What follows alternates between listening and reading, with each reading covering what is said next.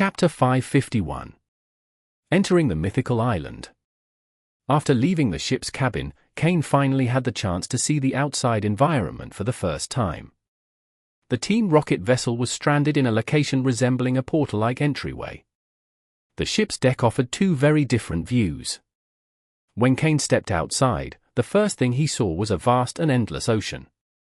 Apart from a cave large enough to hold the ship's bow, the rest of the area was calm and open. However, as he moved toward the bow of the ship, Kane spotted a massive island in the distance. Although the ship was still several dozen kilometers away from the island, it was no longer moving forward.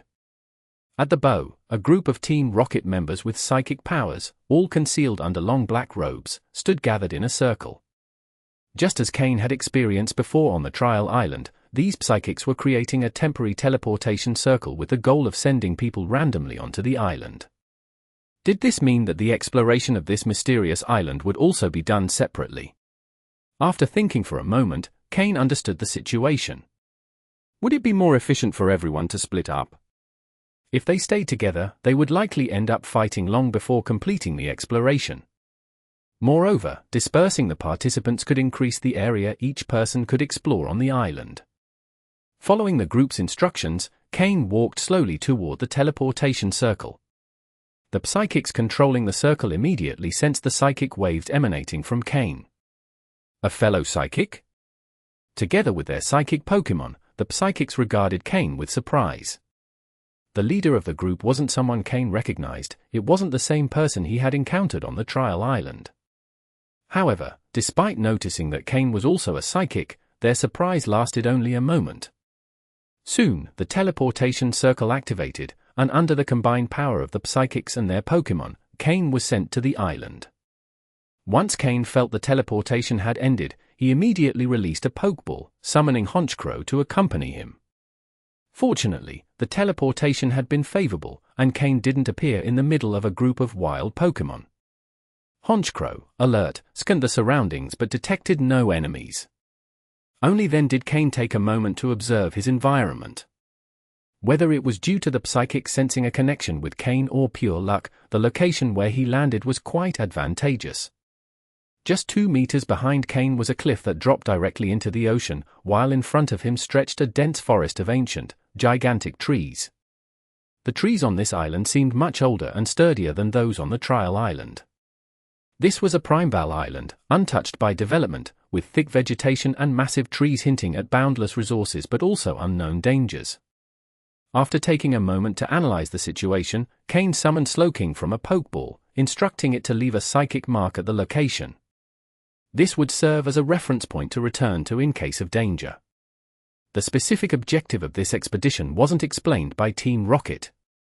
It was only through Regis that Kane had obtained some information, and according to what he knew, there were ancient ruins and a gigantic tree at the center of the island. Although he was still on the island's edge, Kane could see, through gaps in the tree leaves, the silhouette of the immense tree at its center. He decided to call it the Great Tree of Life. With this confirmation, Kane was now 99% sure of where he was. This was the Mythical Island. A place where Mew, the legendary Pokémon, had lived in ancient times. That enormous tree was likely the Tree of Life that had grown alongside Mew, and the ruins at the island center could have been Mew's home. Team Rocket had likely gathered information about Mew here, using its DNA to conduct years of research, spending enormous resources.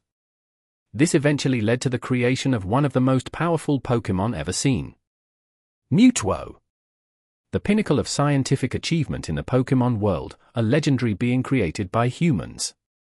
And it was precisely this enormous investment in Mewtwo's development that had caused Team Rocket to fall into a sort of dormancy in recent years, allowing the Pokémon League to expand into other regions. Of course, if Mewtwo were ultimately brought under control, all this effort would have been worth it. But the problem was that as a Pokémon born with divine power, control over it was only possible due to its emotional immaturity in its initial stages. Would it be possible to maintain control over Mewtwo as it matured? Kane didn't know. In the television series Back on Earth, Mewtwo eventually broke free from control. But this was a real world, and having lived an entire life already, Kane knew he couldn't rely entirely on events from animated shows or manga to predict what might happen here. For now, all of this was beyond Kane's reach.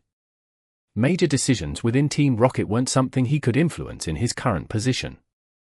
What he could do was familiarize himself with the environment and train his Pokémon.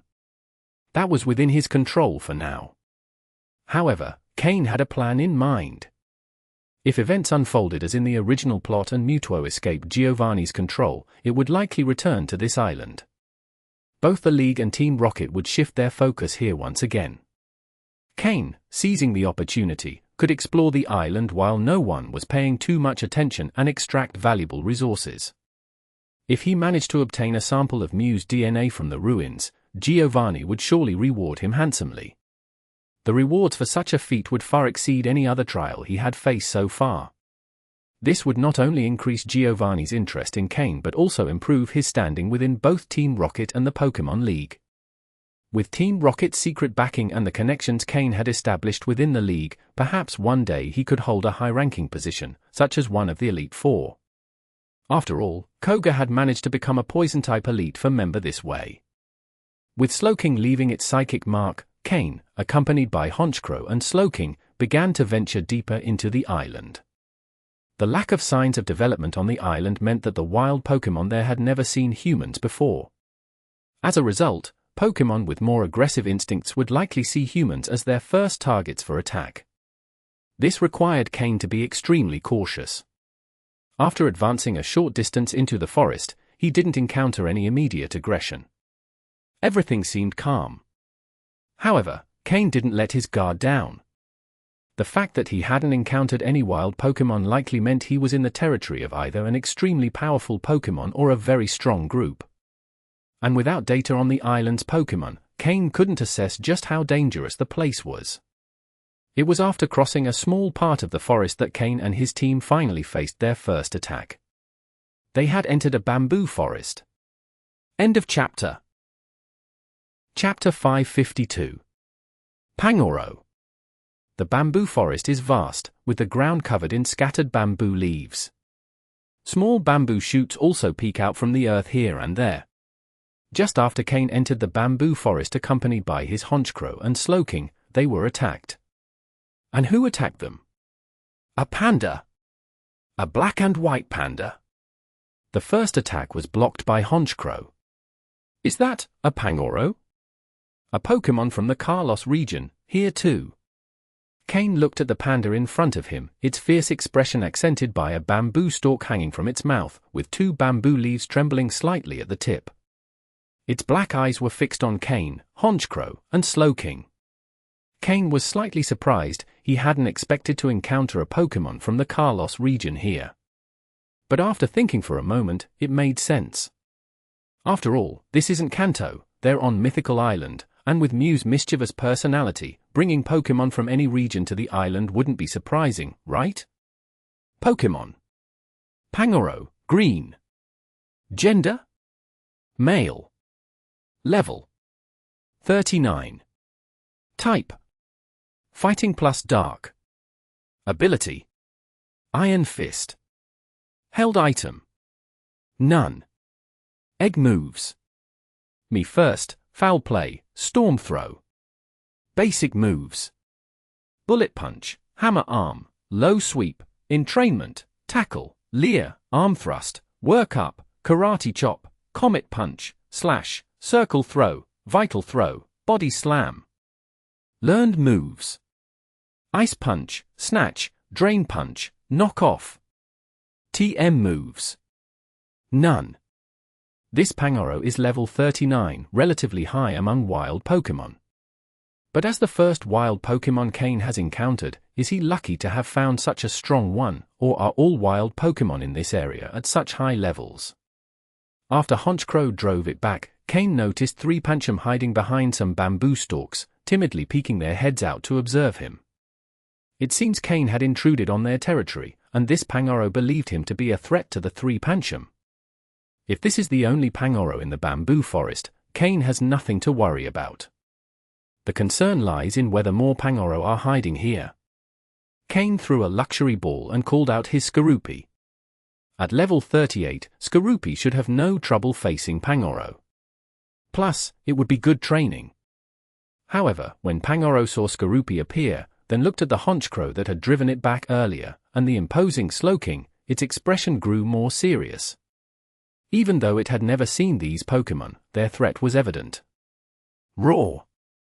Pangoro roared into the sky, causing a flurry of bamboo leaves to fall from the trees and scaring many birds out of the bamboo forest. Kane's face changed slightly. This Pangoro was summoning its allies.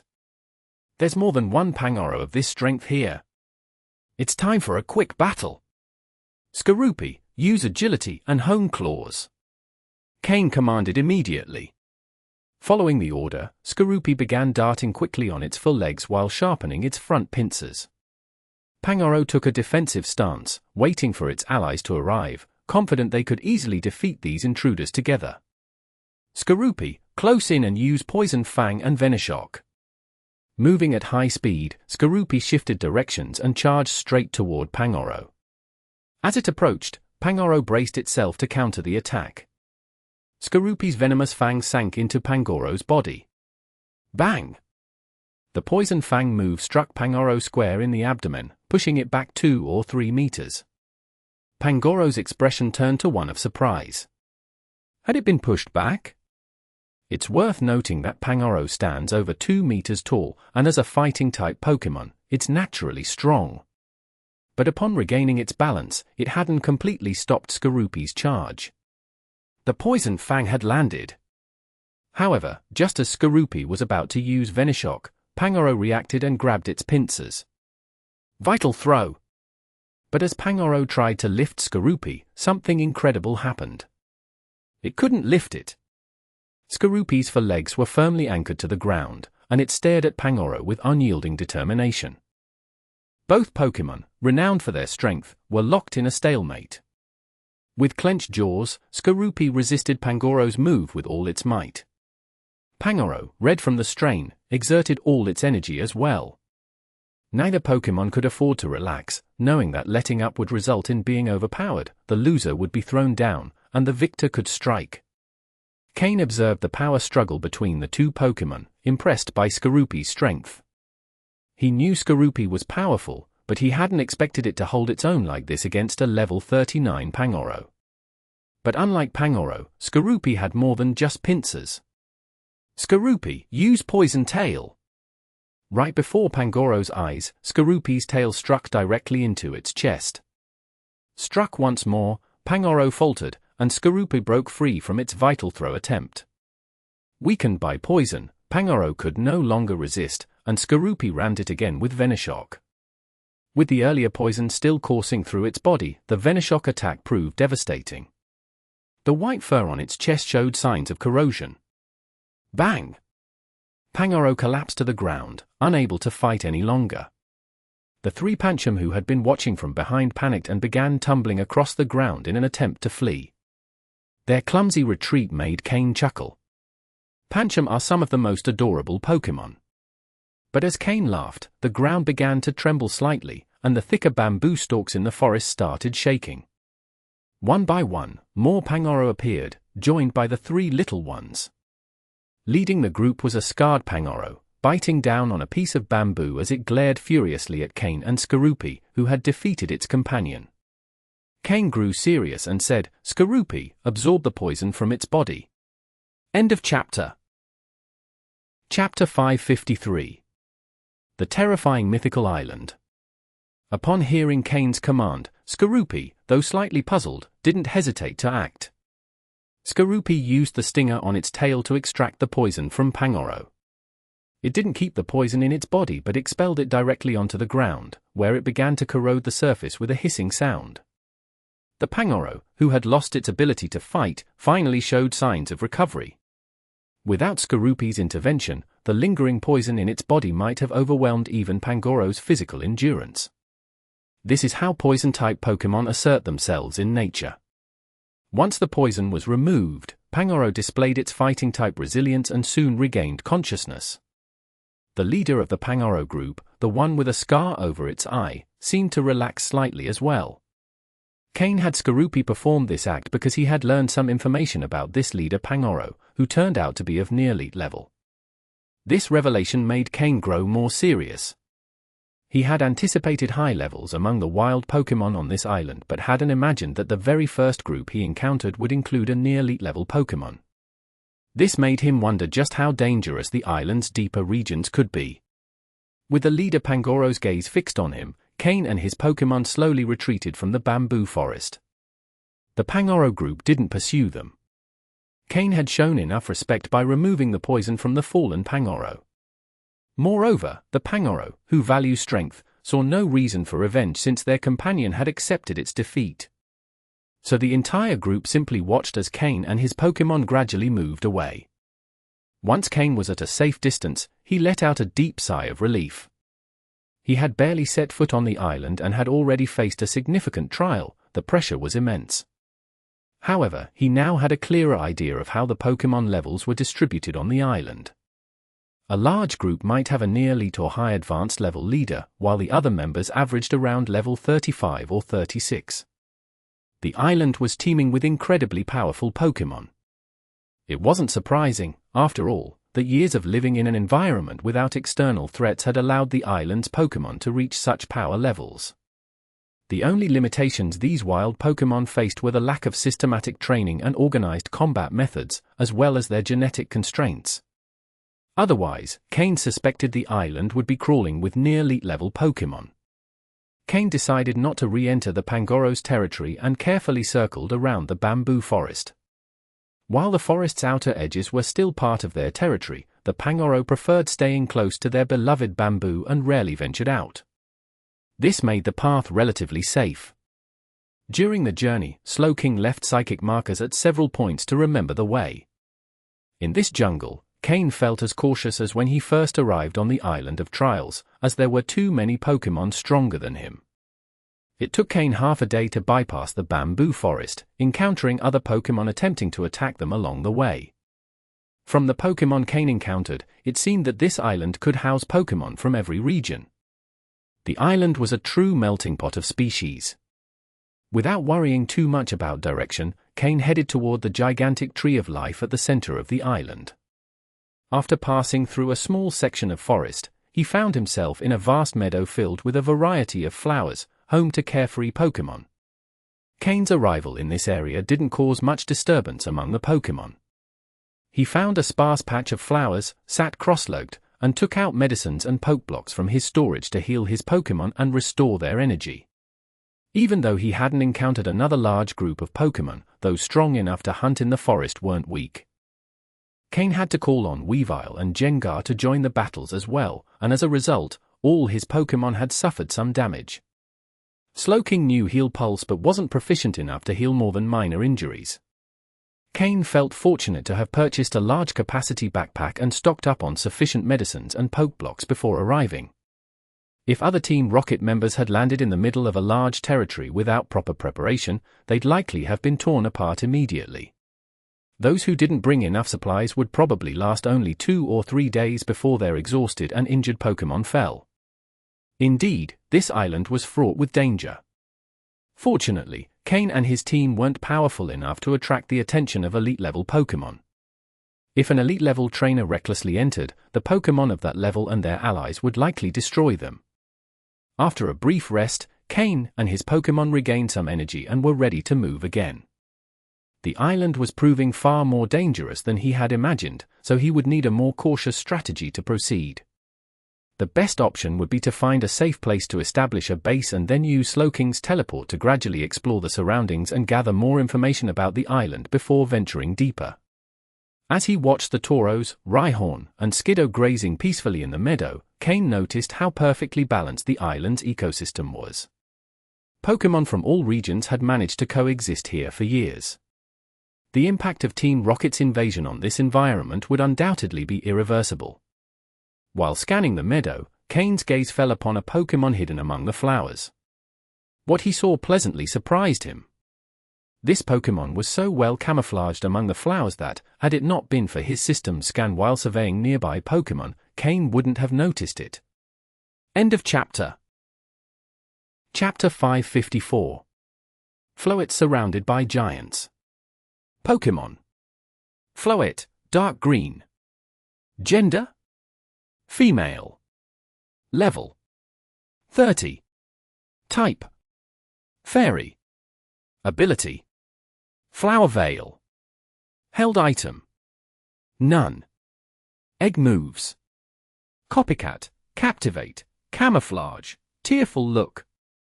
Basic moves: Tackle, Vine Whip, Fairy Wind, Lucky Chant, Razor Leaf, Wish, Magical Leaf, Grassy Terrain. Learned moves: Worry Seed, Synthesis, Heal Bell, After You.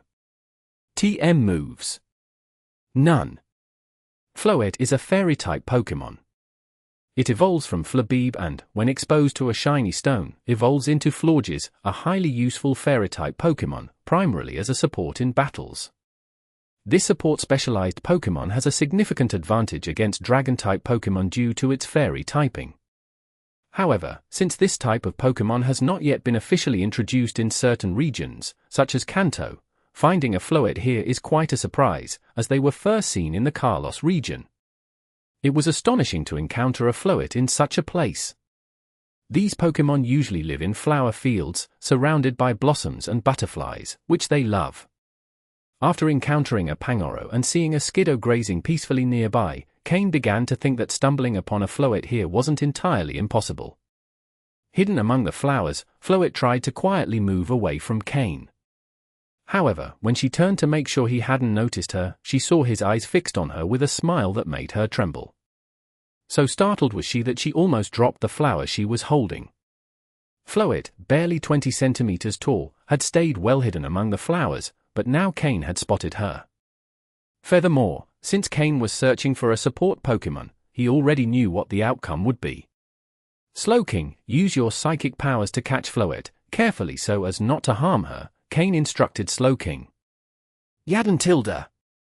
Slowking responded, nodding as his eyes glowed with psychic energy. Floette, though not particularly weak at level 30, was unaccustomed to battling and could barely resist as Slowking enveloped her with his powers, lifting her slowly toward Kane. Suspended before him, with tears in her eyes, her fragile, tiny appearance evoked a hint of tenderness in Kane, though he maintained his composure. "Well, it seems you're quite good at using the move Tearful Look," he said with a smile. Upon hearing this, Floette's tears stopped immediately, and she stared at Kane, surprised that her trick hadn't worked on him. At that moment, Kane's other Pokémon, Honchkrow, Weavile, Skorupi, and Jengar, approached with curiosity, surrounding the tiny Floette. At just 20 centimeters, the petite Pokémon suddenly found herself encircled by a group of giants. Honchkrow and the others had never seen a Fairy-type Pokémon before, and their curious gazes only heightened Floette's fear. This time, her tears were from pure terror, not a move. From Floette's perspective, even Kane seemed like a giant surrounded by these 5 Pokémon, all much larger than her. Kane extended his hand, gently holding Floette as Slowking released her from his psychic grip. Floette trembled as she felt the warmth of Kane's hand. He looked at her with a reassuring smile, though the poor Pokémon remained fearful with so many eyes on her. "Floette, what do you think? Would you help me while I'm on this island? You'd be my support Pokémon, and when I leave, you can decide whether to stay here or come with me," Kane said, connecting his thoughts with Floette's through telepathy. Floette stared at him. Although Kane smiled, she sensed an intense and dangerous energy in him. She knew she had to accept his proposal because if she didn't, things could turn very bad. Though it seemed like he was giving her a choice, Floette understood she couldn't refuse. Floette, though small, wasn't naive. Since her days as a Floette, she had survived among much stronger wild Pokémon, carving out a small place to live peacefully. But just as her tranquil life seemed to begin, Kane appeared, a being who radiated a dangerous sense of menace, even as he smiled. She couldn't imagine saying no. If she did, would she be punished until she said yes? At that thought, Floette trembled once more. She didn't dare to keep thinking. What she didn't know was that Kane, through his telepathy, could effortlessly sense all her thoughts and emotions. Knowing her fears perfectly, Kane could barely suppress a chuckle. Maintaining his smile, though a bit stiff, Kane thought that for a little Pokémon barely 20 centimeters tall, Floette had a lot of worries in her head. But it didn't matter, now that she would be his Pokémon, all decisions would go through him. Floette's thoughts, so varied and complicated, had been captured by Kane with total clarity. She had even come close to cursing Kane in her mind. Kane, unable to hold back any longer, cleared his throat. The sound startled Floette again, and she nodded frantically. She preferred to accept the proposal rather than risk punishment. Kane didn't place too much importance on the process, only the result mattered to him. He pulled out a luxury ball and gently tapped Floette with it, capturing her. The Pokeball shook continuously in his hand, as Floette, though resigned, didn't give in so easily. 2 minutes passed before the luxury ball finally stopped. Kane, still smiling slightly, resisted the urge to scold Floette for her resistance. Immediately after, he released her again and placed her in the front pocket of his jacket. At first glance, Floette looked like a flower adorning Kane's pocket, hidden and protected. From there, Floette adjusted herself slightly, gripping the edge of the pocket with one hand while holding her flower with the other. Looking down from that height, she experienced a different perspective of the world for the first time. In the end, Floette thought that maybe things weren't so bad after all. Perhaps Kane wasn't as terrible as she had imagined. End of chapter. Chapter 555. The Four Great Tribes. Although Kane didn't know why a Pokémon so small and adorable on the outside could have such a complex personality. Even so, he pulled out an advanced Pokeblock from his storage space and handed it abruptly to Floette. Her entire body wasn't very large, and the flower she held took up almost half of her height. When Kane gave her the Pokeblock, Floette couldn't even react. Holding the Pokeblock, which was much larger than her hands, Floette was stunned, but she quickly noticed the peculiar aroma emanating from the Pokeblock. Immediately, her eyes lit up. She raised her head, and from her perspective, she could see Kane's chin. Kane wasn't looking at her, only saying, "Eat it, it's a reward for you. For a while, as long as you behave well, this kind of food will be plentiful for you." After all, she was so small that even if she ate a lot, she couldn't eat too much. Floette opened her small mouth and carefully took a bite of the Pokeblock. She showed a satisfied smile, and her eyes curved like crescents. Noticing Floette's smile, Kane also smiled slightly. "All right, now it's your turn to act. If you don't behave, you won't get any more of this delicious food. Use the move Grassy Terrain," Kane instructed. Hearing this, Floette clutched the Pokeblock tightly in one hand, looked at Kane warily, and, upon realizing he had no intention of taking her food away, relaxed slightly. It was her time to shine. Grassy Terrain was one of her favorite moves. With one hand holding her flower, she waved it slightly. At Kane's feet, a small patch of grass appeared, glowing with a green light. As Floette waved her flower, the grass expanded further and further. Finally, Kane's entire team, including Slowking and Honchkrow, was enveloped in the effects of Grassy Terrain. Honchkrow and the others felt the special energy emanating from the grass and closed their eyes in comfort. Kane was somewhat surprised. Standing in the midst of Grassy Terrain, he could feel his tired body recovering as well. Who would have thought? Was the effect really this good? Floette managed that move far better than Kane had expected. With this, the team was nearly complete. However, the special ability Flower Veil only worked on Grass-type Pokémon, and Kane didn't currently have any Grass types in his team, rendering the ability somewhat less useful. But it didn't matter much since Kane primarily valued Floette's support skills. Besides the Grassy Terrain move, Floette also knew support moves like Copycat, Captivate, Camouflage, Tearful Look, Lucky Chant, Heal Bell, and After You. It could be said that Floette had all the support moves gathered in one Pokémon.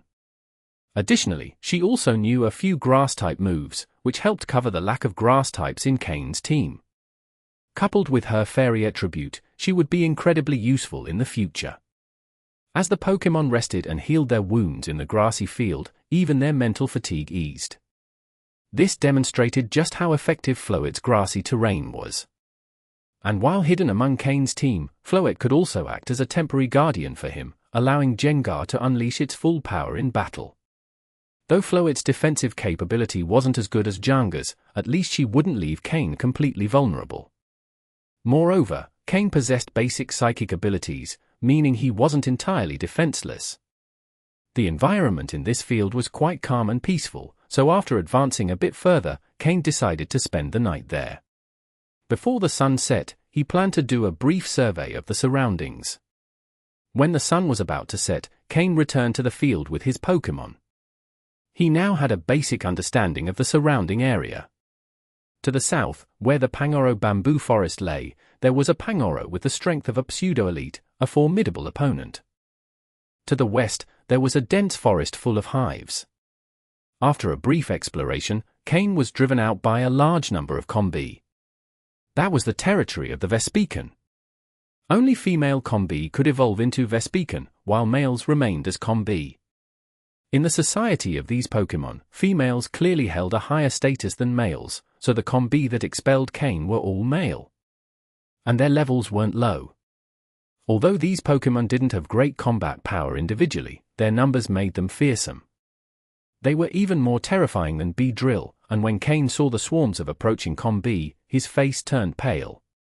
Fortunately, Slowking used teleport, and they escaped in time. Kane marked that area as strictly forbidden. At least until his team reached pseudo-elite level, he wouldn't venture there. Without sufficient power, you would be overwhelmed by their swarm strategy. To the north, in the direction of the Tree of Life, was the territory of Scolipede, Pokémon with which Kane was already familiar. As bug types, their reproductive capacity was incredible, so there was a large number of Scolipede, Whirlipede, and Venipede. Although their numbers weren't as terrifying as the combi, Kane had to fight hard to get out of there. Crossing the Scolipede territory wouldn't be easy. At first, Kane considered flying over the area, but upon exiting the territory, he saw a large number of flying Pokémon in the sky and abandoned the idea. These flying Pokémon hovered over the Scolipede territory, hunting Venipede and Whirlipede as part of the food chain. If Kane tried to fly over with Tropius or Honchkrow, he would be immediately targeted. The eastern side of the field was relatively more peaceful, as a group of Heracross lived there. Compared to the Vespiquen and Scolipede, their numbers were much smaller. However, the combat ability of a single Heracross was far greater than that of the other two. It wasn't called the strongest bug-type Pokémon for nothing. But Heracross were of a calm temperament, so when Kane entered cautiously, they didn't show much hostility or attack. After some exploration, Kane slowly withdrew. However, even though it was a short trip, Kane gained a lot. There were many ancient medicinal herbs, as well as rare materials and items, all scattered on the ground without being guarded by any Pokémon. Kane, following his instinct of not letting anything go to waste, collected them all. Among them, the most valuable item was a partially grown seed, about the size of half a palm. It was one of the most important ingredients for crafting a miracle seed. Its value was incalculable. End of chapter. Chapter 556. Larvitar's Steel Stomach. After a simple investigation of the surroundings, Kane discovered that apart from the high-level and complex variety of Pokémon in the area, there wasn't much difference between this place and the forest where he had trained before. After all, the ecological chain here had already stabilized. Fortunately, he found a relatively safe meadow. Although there was no shelter from the wind or rain and nowhere to hide, at least the area was secure. Kane chose an elevated spot where there weren't too many wild Pokémon and decided to spend the night there. He took out a tent from his backpack along with some basic outdoor survival equipment. Since it was the first day on Mythical Island, he decided not to light a fire, as the environment wasn't completely safe. This time, Kane had purchased a sturdier tent with a special camouflage pattern that allowed it to change colors based on its surroundings. For example, in the meadow, the tent's light green color blended well with the nighttime environment. He then scattered some powders around the tent to repel insects and ward off certain weaker Pokémon. This would help keep bugs and low-level Pokémon away, though the effect was limited to that. After distributing food and Pokeblocks to his Pokémon, he also released his 5 small companions. For this expedition, Kane had brought all his Pokémon along, not because he needed their help in battle, but so he could train them better while they stayed by his side. Sometimes, Kane thought about the possibility of finding a truly reliable Pokémon trainer to serve as his support. They wouldn't need to do much, just help Kane take care of the Pokémon he wasn't actively carrying. After all, he now had over a dozen Pokémon. If he captured some high-level wild ones, he'd have even more Pokeballs to manage. For now, Kane could handle the 5 from the veteran group and the 5 from the rookie group, making a total of 10 Pokémon. But he wouldn't always limit himself to these. For instance, he had recently captured Floette, a support Pokémon that improved his team's survival capabilities in the field. Should he train her as well? If so, to what level? Primary battle Pokémon, like Honchkrow, definitely required his direct attention. But what about secondary ones, like Tropius or Gyarados? How should he handle them? After spending so much time together, he wasn't just going to release them, right? Gyarados, after living comfortably with Kane, probably wouldn't want to leave either. So, while keeping it long-term wasn't a problem, Kane still felt he should train it a bit. Thus, the need to find someone who could take care of these minor tasks was becoming increasingly apparent. After dinner, all the Pokémon ate their usual Pokeblocks. Eating them once or twice didn't make much difference, but long-term consumption significantly boosted their development. However, Kane now had 2 Pokémon with enormous appetites, and Pokeblocks alone wouldn't suffice. Those 2 were Aron and Larvitar. Fortunately, Kane had purchased a large quantity of valuable minerals from Steven, which should be enough to feed both for a while. He watched as Aron and Larvitar sat together, eating rocks larger than themselves, crunching loudly with each bite. Even though the rocks were extremely hard, Kane had tried using his psychic abilities to leave a mark on them but couldn't. Yet Aron and Larvitar devoured them like cookies, savoring every bite. Torchic, curious, watched them eat so happily. Cautiously, it approached and pecked at one of the rocks Larvitar was eating. The result was clear. Torchic immediately began to cry. Meanwhile, Larvitar ate even more contentedly. At first, it was worried someone might steal its food, but seeing that only Aron and it could enjoy these rocks, it felt more at ease. Midway through its meal, Larvitar held its rock with one hand to keep it from falling and used the other to touch the small red backpack on its back, ensuring it still carried the fragment of Gruden's armor. Only after confirming it was still there did it continue eating in peace. After finishing their massive rocks, neither Aron nor Larvitar showed any change in size. It was as if they had steel mouths and diamond stomachs. These stones, which came from Steven's collection and were quite valuable, would run out in 2 months at this rate. And as the Pokémon grew and required more food, the consumption would accelerate even further. This is why raising a pseudo-legendary Pokémon was so challenging. Take Larvitar, for example. It already required massive amounts of energy and nutrients daily, and it wasn't something simple Pokeblocks could solve. It needed high-quality food. However, not everyone could afford to train a pseudo-legendary Pokémon. After dinner, it was time for daily training. Even Floette, who had just been captured, had to participate. During dinner, Floette had also enjoyed some delicious Pokeblocks, though due to its small size, it didn't eat much. While it didn't need as much food as Larvitar and Aron, that didn't mean it had less energy. Floette's training involved continuously using the move Grassy Terrain. Kane had noticed that while Floette was already very skilled at using support moves, surpassing his expectations, she still hadn't reached her full potential. The move Grassy Terrain, in particular, was not yet fully mastered. If it could master this move soon, Kane would have fewer worries about his team's safety. A Pokémon that acts as a walking healer would be even better than a portable Pokémon Center. Of course, this only worked for healing superficial wounds and relieving fatigue, but Floette could handle that without issue. End of chapter. Chapter 557. Only a fool misses an opportunity. The next day. With a trial-based approach, Kane and his Pokémon ventured into the forest north of the meadow. This was the territory of the Scolipede. Although there weren't as many Pokémon as in the Vespiquen swarm, there was still a large number of them. With his Pokémon battle ready, Kane and his team advanced cautiously. He had faced Scolipede before and had been chased for a long time by a large group of them back then. However, this time, the Scolipede were even stronger than the ones he had encountered in the past. Luckily, Kane's Pokémon had also improved significantly. With a simple combat test, they managed to attract a large number of Scolipede and Whirlipede. At a glance, there seemed to be more than 100 Pokémon suddenly emerging from the forest. Without the limitations of the forest's complex terrain, Kane, with his fully energized Pokémon, could attack and retreat without issue. Every time the Scolipede tried to launch a massive attack, Kane ordered his Pokémon to retreat to a safe distance. Then, when the Scolipede were exhausted, they counterattacked. It was evident that among the Scolipede, there was a leader directing them. While their intelligence wasn't very high, having a commanding figure in a Pokémon group always made a big difference in their combat capability. Kane gave precise instructions for his Pokémon to gradually eliminate the weaker Scolipede lagging on the outskirts of the group.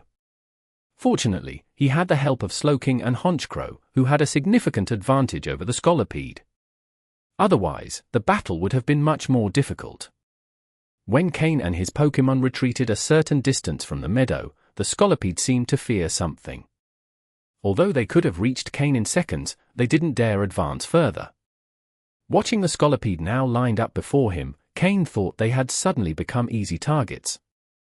Only a fool misses an opportunity, Kane thought. Slowking, use Psychic. Honchkrow, use Sky Attack. Once you hit one, fly off immediately. Jengar, keep spamming Shadow Ball. Hit them with everything. Weavile, unleash a blizzard. Skorupi, wait here. Once Slowking and the others finish their attacks, it'll be your turn to strike.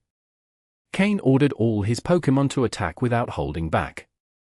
Whatever was preventing the Scolipede from advancing wasn't something Kane had time to investigate at that moment. The first to strike was Slowking, creating black spheres of psychic energy that hovered above the Scolipede. Under Slowking's control, these black spheres dropped onto the Scolipede below. There was no need to worry about missing, there were plenty of targets. Jengar, meanwhile, was hurling shadow balls like lead pellets, aiming for the densest clusters of Scolipede. Honchkrow needed more time to charge its Sky Attack. After several attacks from Slowking and Jengar, Honchkrow finally managed to gather its power. It targeted the strongest and largest Scolipede, the ones likely to be the leaders. In particular, it locked onto the commander directing the other Scolipede. A blue aura of energy enveloped Honchkrow, which quickly launched itself at its target. In the blink of an eye, it struck the Scolipede leader, sending it crashing to the ground. Boom! Without waiting to see the result of its attack, Honchkrow swiftly soared back into the sky.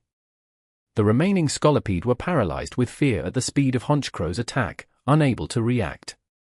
A fatal blow. The leader Scolipede fell to the ground, completely incapacitated. Honchkrow's ability, Moxie, activated, boosting its power. Honchkrow, pleased with its success, wasn't about to stop. It stayed high above, preparing to strike again. As a flying Pokémon, as long as it remained at a safe altitude, the Scolipede couldn't do much to harm it. In this meadow, there weren't many flying Pokémon that could threaten it. The last to attack was Weavile, using Blizzard. Though Weavile wasn't very familiar with the move, it managed to release it with some difficulty. As the snow fell, the entire group of Scolipede was caught in the storm. In terms of group attacks, Weavile's Blizzard was the most powerful move in Kane's team. The Scolipede, now leaderless, became completely disorganized and fell prey to the relentless attacks of Weavile, Jengar, and Slowking. After multiple assaults and a few more strikes from Honchkrow, another leader emerged among the Scolipede and attempted to order a retreat. But it was already too late. Panic had overtaken the Scolipede, who desperately tried to flee. Skorupi, who had been eagerly waiting on the sidelines, was ready for Kane's signal. They've completely fallen apart. Skorupi, it's your turn. Time to attack. Remember, aim for the weak points, Honchkrow and the others will back you up. Char! Skorupi roared with excitement and charged at the Scolipede. It was like a predator amidst a flock of sheep. The Scolipede, focused on escaping, paid no attention to Skorupi, who found the weak spots between their armor plates and attacked mercilessly. With a deadly combination of pincers, jaws, and stinger, Skorupi became a destruction machine, striking the vulnerable points and taking down its foes one by one. When the battle ended, the ground was littered with fallen Scolipede, and only Kane and his Pokémon remained standing. End of chapter. Chapter 558. The Mysterious Pokémon. After taking advantage of the opportunity and defeating over 100 Scolipede and Whirlipede, even Kane's Pokémon were somewhat exhausted. Especially Skorupi, who had thoroughly enjoyed the previous battle. It dove into the crowd of Scolipede, becoming a killing machine. The Scolipede had already been injured by the attacks from Slowking and the others, but once Skorupi found their weak points, it was like striking down small Pokémon. It maximized the effects of its sniper ability. Additionally, its great strength and thick armor allowed it to avoid some unexpected counterattacks. Floette, grassy terrain. Kane ordered Floette, who was comfortably nestled in his front pocket. Speaking of Floette, it had been a funny sight during the previous battle. Despite being scared, it covered its eyes with its hands but peeked through her fingers every now and then out of curiosity, only to cover them again in fear. Kane found its expressions highly entertaining. When the battle finally ended, Floette sighed in relief and waved its tiny flower, causing the grass on the ground to glow with a green radiance. The Pokémon entering this area, like Slowking and the others, immediately felt revitalized in both body and spirit. With some time to rest, Kane began pondering why the Scolipede had stopped so abruptly and refused to advance further. The only reason wild Pokémon would behave that way was if they were in the territory of a very powerful Pokémon. Wild Pokémon have a strong sense of territoriality. What appeared to Kane as a peaceful meadow might actually be so because of the presence of an extremely strong but non-aggressive Pokémon. However, for such violent Pokémon as the Scolipede, the owner of this territory had clearly forbidden their entry. After generations of painful lessons, the Scolipede instinctively felt a deep fear of this area. Even if their enemy was only a few meters away, they didn't dare violate that unspoken rule. Was this powerful Pokémon still around? Or had it vanished? Kane remained on high alert because a Pokémon capable of terrifying the Scolipede must be incredibly strong. However, after spending an entire day in this area, Kane figured that if the Pokémon in question was upset by his presence, it would have already appeared to drive him off or eliminate him. Since it hadn't shown itself, perhaps it wasn't bothered by Kane, or perhaps it hadn't been seen in a long time. Could it be that the Scolipede's fear stemmed from a bloody lesson in the past? Either way, for now, Kane was safe. This gave him more freedom to act. Kane began capturing the Scolipede that met his level or quality requirements using Pokeballs. After all, they were good Pokémon. Those that didn't meet his standards, whether due to level or quality, were eliminated without mercy. Kane planned to lure another horde of Scolipede later. With some luck, he might even completely wipe out the entire Scolipede colony. As expected, after attracting an even larger group of Scolipede, they stopped once again at the same invisible boundary. What followed was straightforward. With Floette's grassy terrain aiding them, Kane's Pokémon became nearly unstoppable, launching relentless attacks on the Scolipede. The most remarkable feat was Honchkro's Moxie ability. Though facing hordes of Scolipede could grant it many Moxie stacks, engaging in close combat was dangerous. It was easy to get overwhelmed by the sheer number of Scolipede. Even so, Honchkro managed to accumulate 10 Moxie stacks for the first time. With that level of power, Honchkro became an unstoppable force. It could move through the Scolipede with no one able to stop it. It was a true destruction machine, dealing more damage than any other team member. Kane noticed that after Honchkro reached 10 Moxie stacks, defeating additional Scolipede no longer granted it more stacks. Could it be that 10 is the maximum limit for stacks? Or maybe these Scolipede aren't strong enough, and after reaching 10 stacks, it now requires stronger opponents to gain more. Kane thought as he observed Honchkro. Even if 10 stacks were the limit, the ability was undeniably incredible. Kane believed that in terms of offensive power, Honchkro was now on par with a high advanced level Pokémon. It was no wonder that the Scolipede, which hadn't even reached early advanced level, couldn't stop it. This time, the number of Scolipede was even greater than the previous wave. After the cleanup, over 200 Scolipede lay defeated on the ground. All of them stopped short of the invisible line, not daring to take a single step forward, even as they were on the brink of losing the ability to fight. This only deepened Kane's curiosity about the mysterious Pokémon.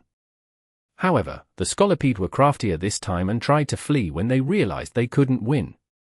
But against a Honchkrow with 10 Moxie stacks, their retreat only hastened their defeat. The intensity of these battles caused both Honchkrow and Skorupi to level up. Honchkrow reached level 41, while Skorupi finally hit level 39, just one level away from evolving and reaching advanced level.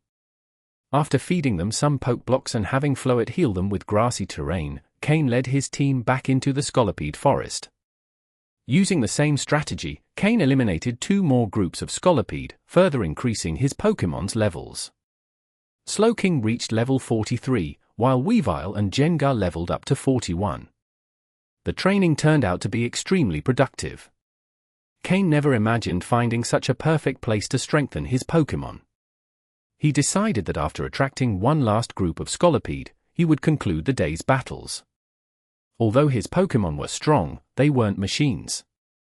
Despite Floette's healing, under such continuous pressure, even the toughest hide would eventually wear down.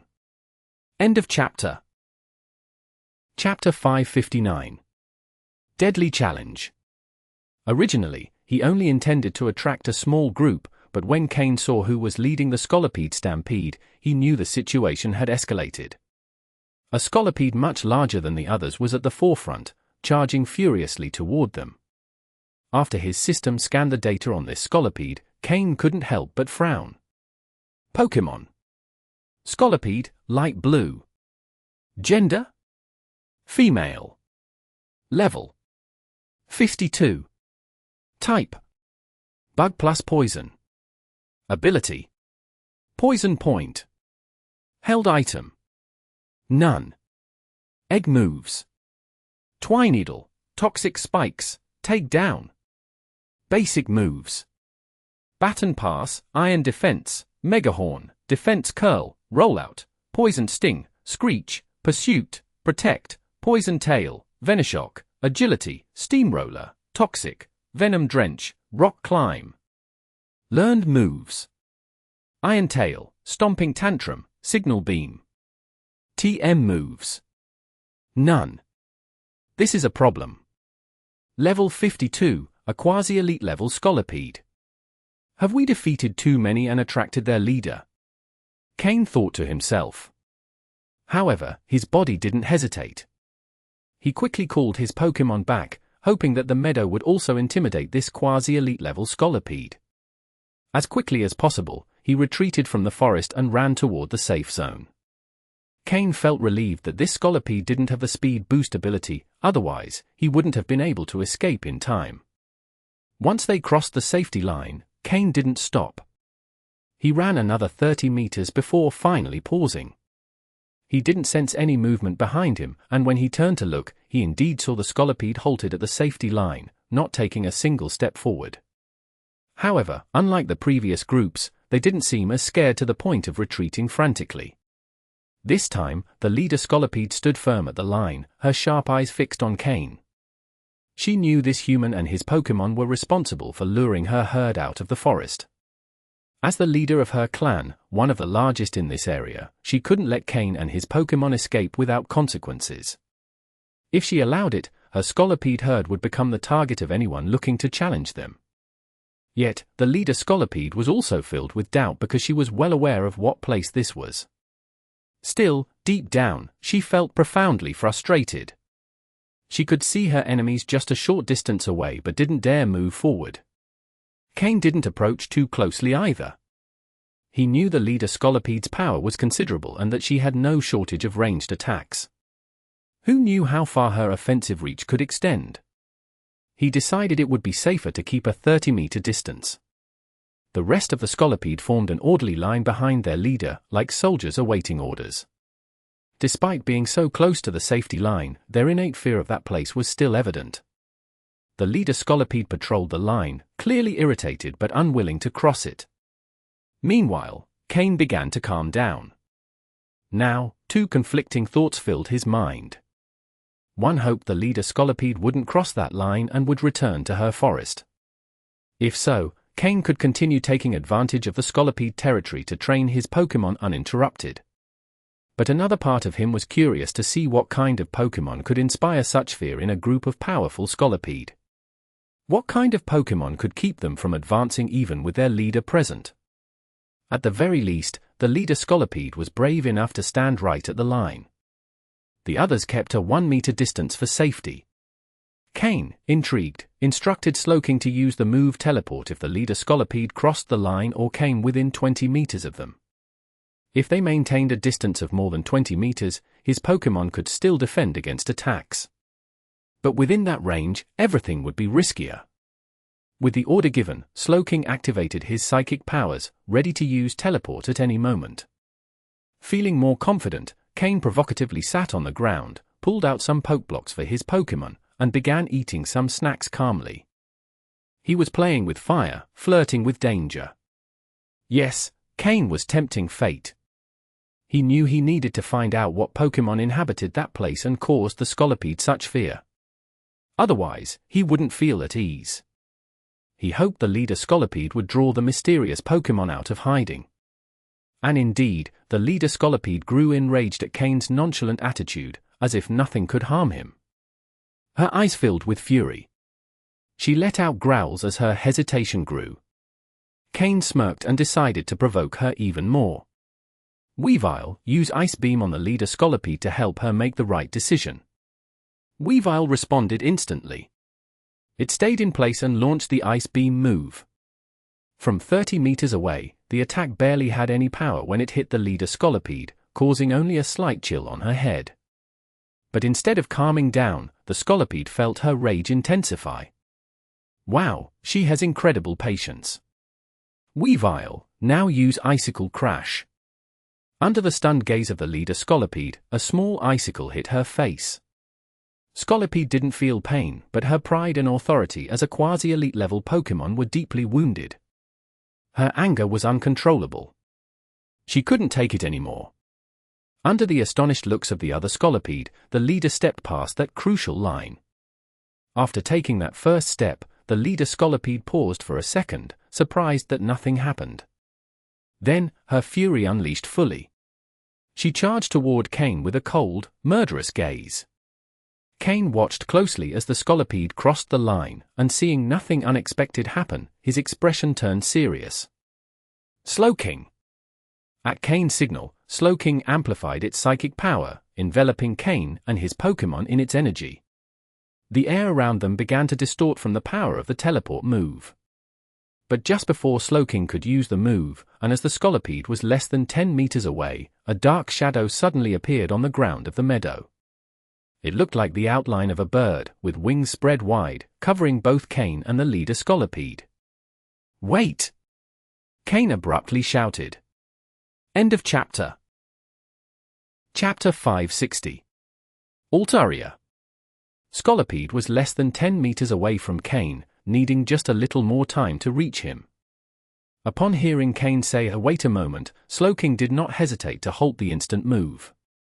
The other Pokémon, including Honchkrow and the rest, positioned themselves in front of Kane, prepared and alert as Scolipede charged toward them. But Scolipede paid them no attention.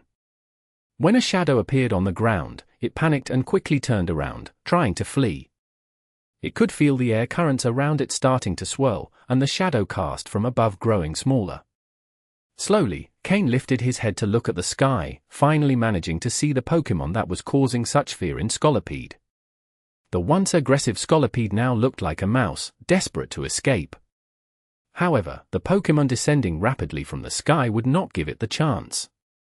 As the Pokémon approached, a thin layer of light blue energy surrounded its body, and in a split second, that layer condensed into the form of a ferocious dragon. Dragon Rush. A dragon-type move.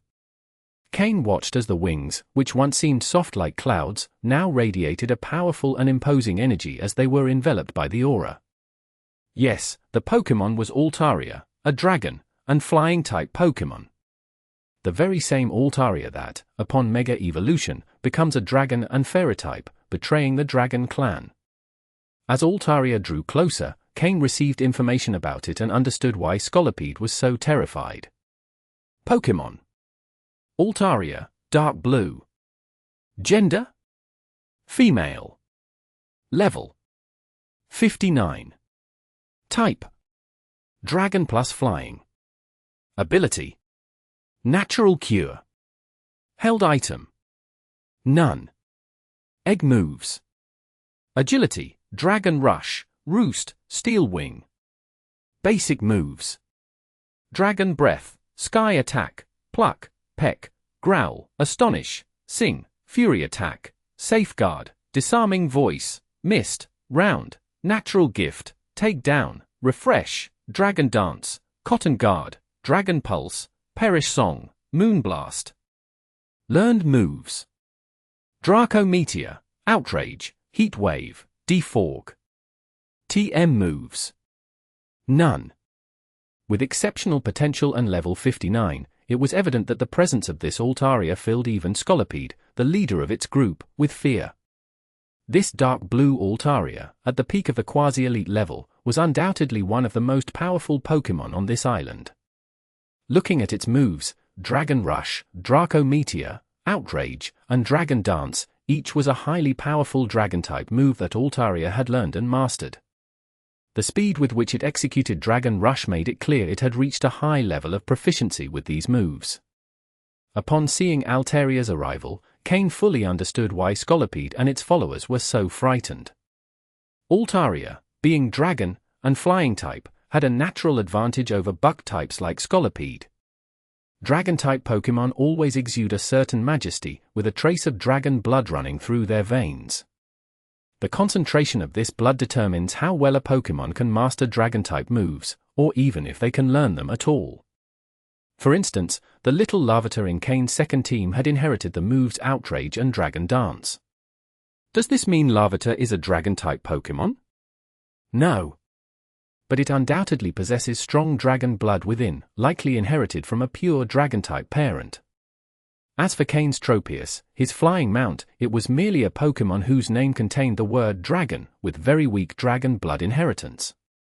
Altaria, however, is different. This Pokémon is truly a dragon type. Though not a pure dragon, the dragon inheritance in its body is significant.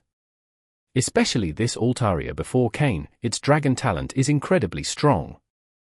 At its current level, even some Pokémon that had recently reached elite status might not stand a chance against it. On Mythical Island, Altaria is undoubtedly one of the dominant Pokémon. Kane wasn't wrong to think so. The area he had been transported to was, in fact, Altaria's territory. The Scolipede Forest was merely a small hunting ground within Altaria's domain. And the meadow where Kane had spent the past few days was the center of Altaria's territory, its resting place. Scolipede could not escape Altaria's attack. Altaria's Dragon Rush struck Scolipede perfectly as it tried to flee. Boom! The once proud Scolipede was smashed into the ground. Though much larger than Altaria, it seemed like a child in front of her. This demonstrated the vast difference in power between Pokémon of the same quasi-elite level. As they grow in level and strength, the gap between Pokémon widens with each additional level. Every level requires a considerable amount of time to master. However, the first Dragon Rush was not enough to defeat Scolipede, which tried to rise again, letting out continuous screeches.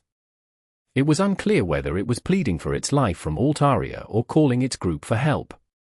But Altaria's overwhelming power had left an indelible impression, sinking deep into their hearts.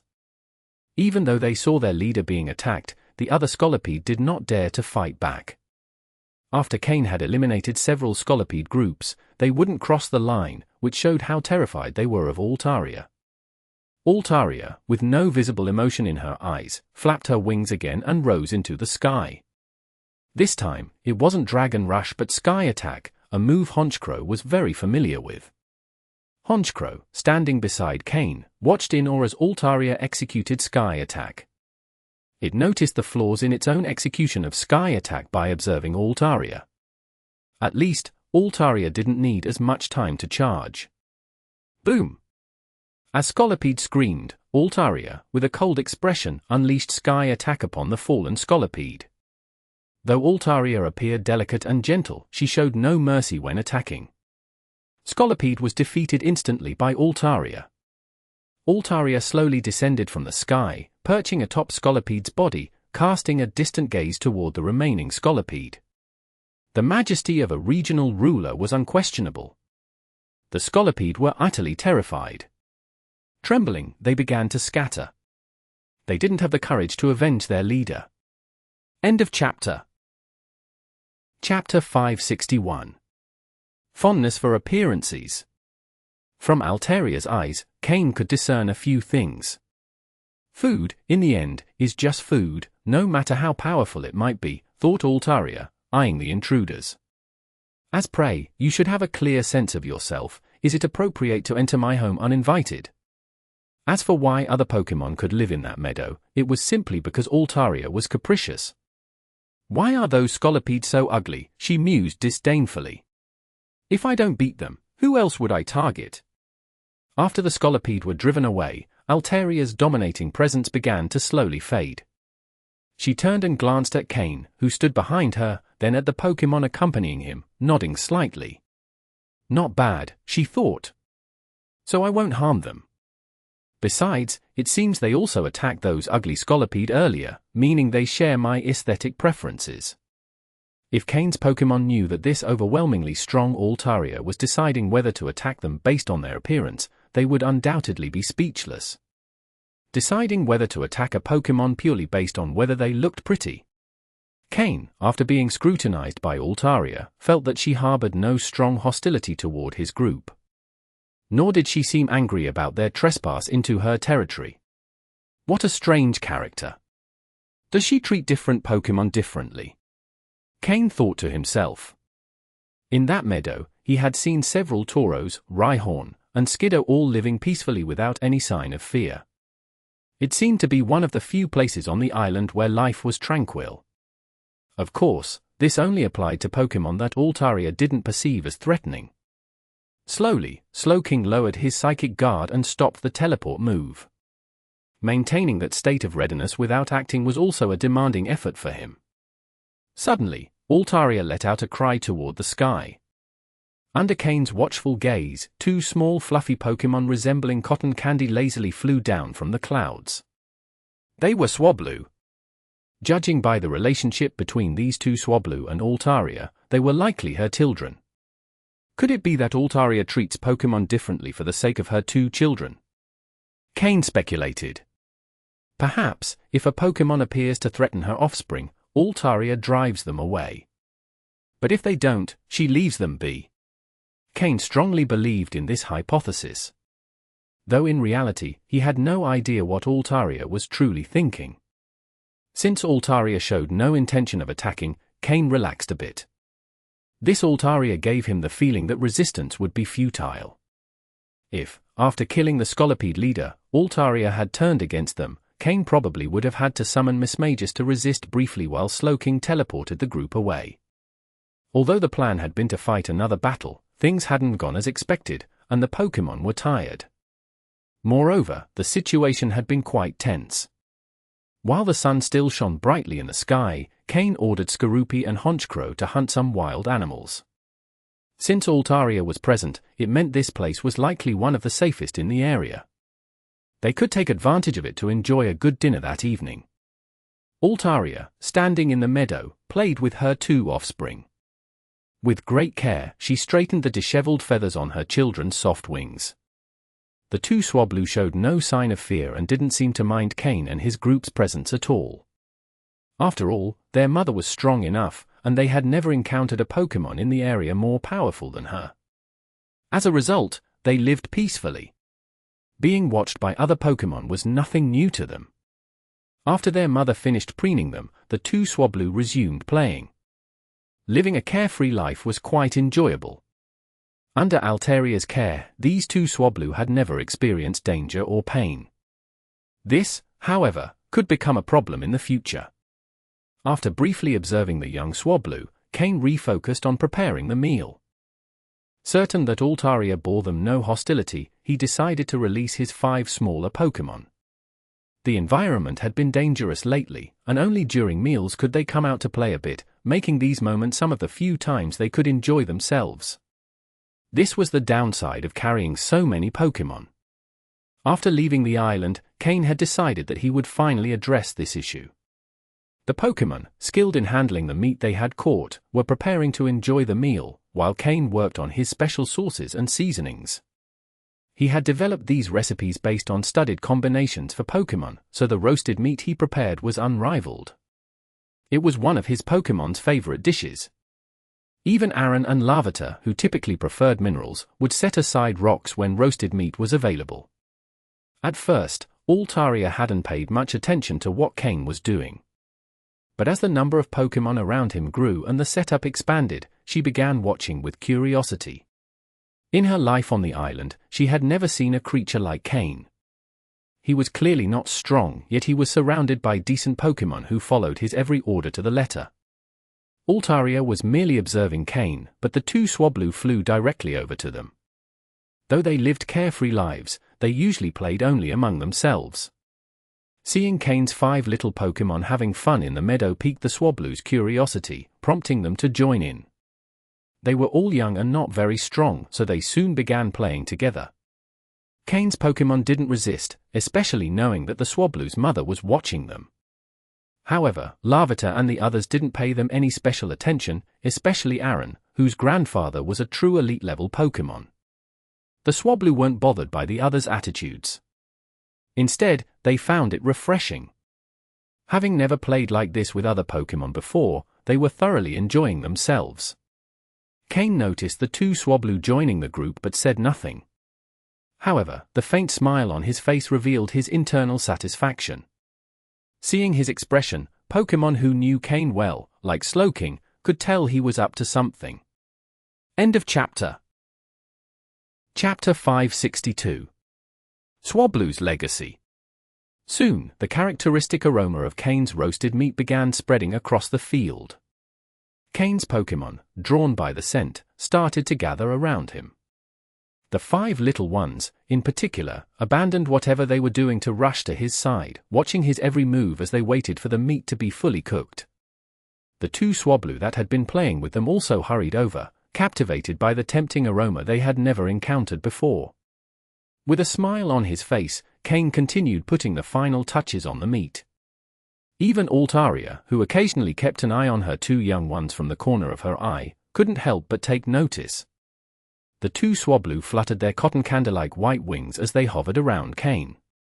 Their curiosity was immense about this mysterious creature they had never seen before, who seemed to be the source of this delightful scent. Kane glanced at the Swablu and used his system to gather their data. Pokémon. Swablu, dark blue. Gender? Male. Level. 16. Type. Normal plus flying. Ability. Natural cure. Held item. None. Egg moves. Agility, feather dance, roost, steel wing. Basic moves. Peck, growl, astonish, sing, fury attack, safeguard, disarming voice, mist. Learned moves. Sky attack, defog. TM moves. None. Pokémon. Swablu, dark blue. Gender? Female. Level. 15. Type. Normal plus flying. Ability. Natural cure. Held item. None. Egg moves. Agility, dragon rush, steel wing, play rough. Basic moves. Peck, growl, astonish, sing, fury attack, safeguard, disarming voice, mist. Learned moves. Dragon pulse, outrage. TM moves. None. A male and a female, this Altaria had truly become an exceptional mother. Moreover, both Swablu had clearly inherited their mother's great potential, showing no significant weaknesses.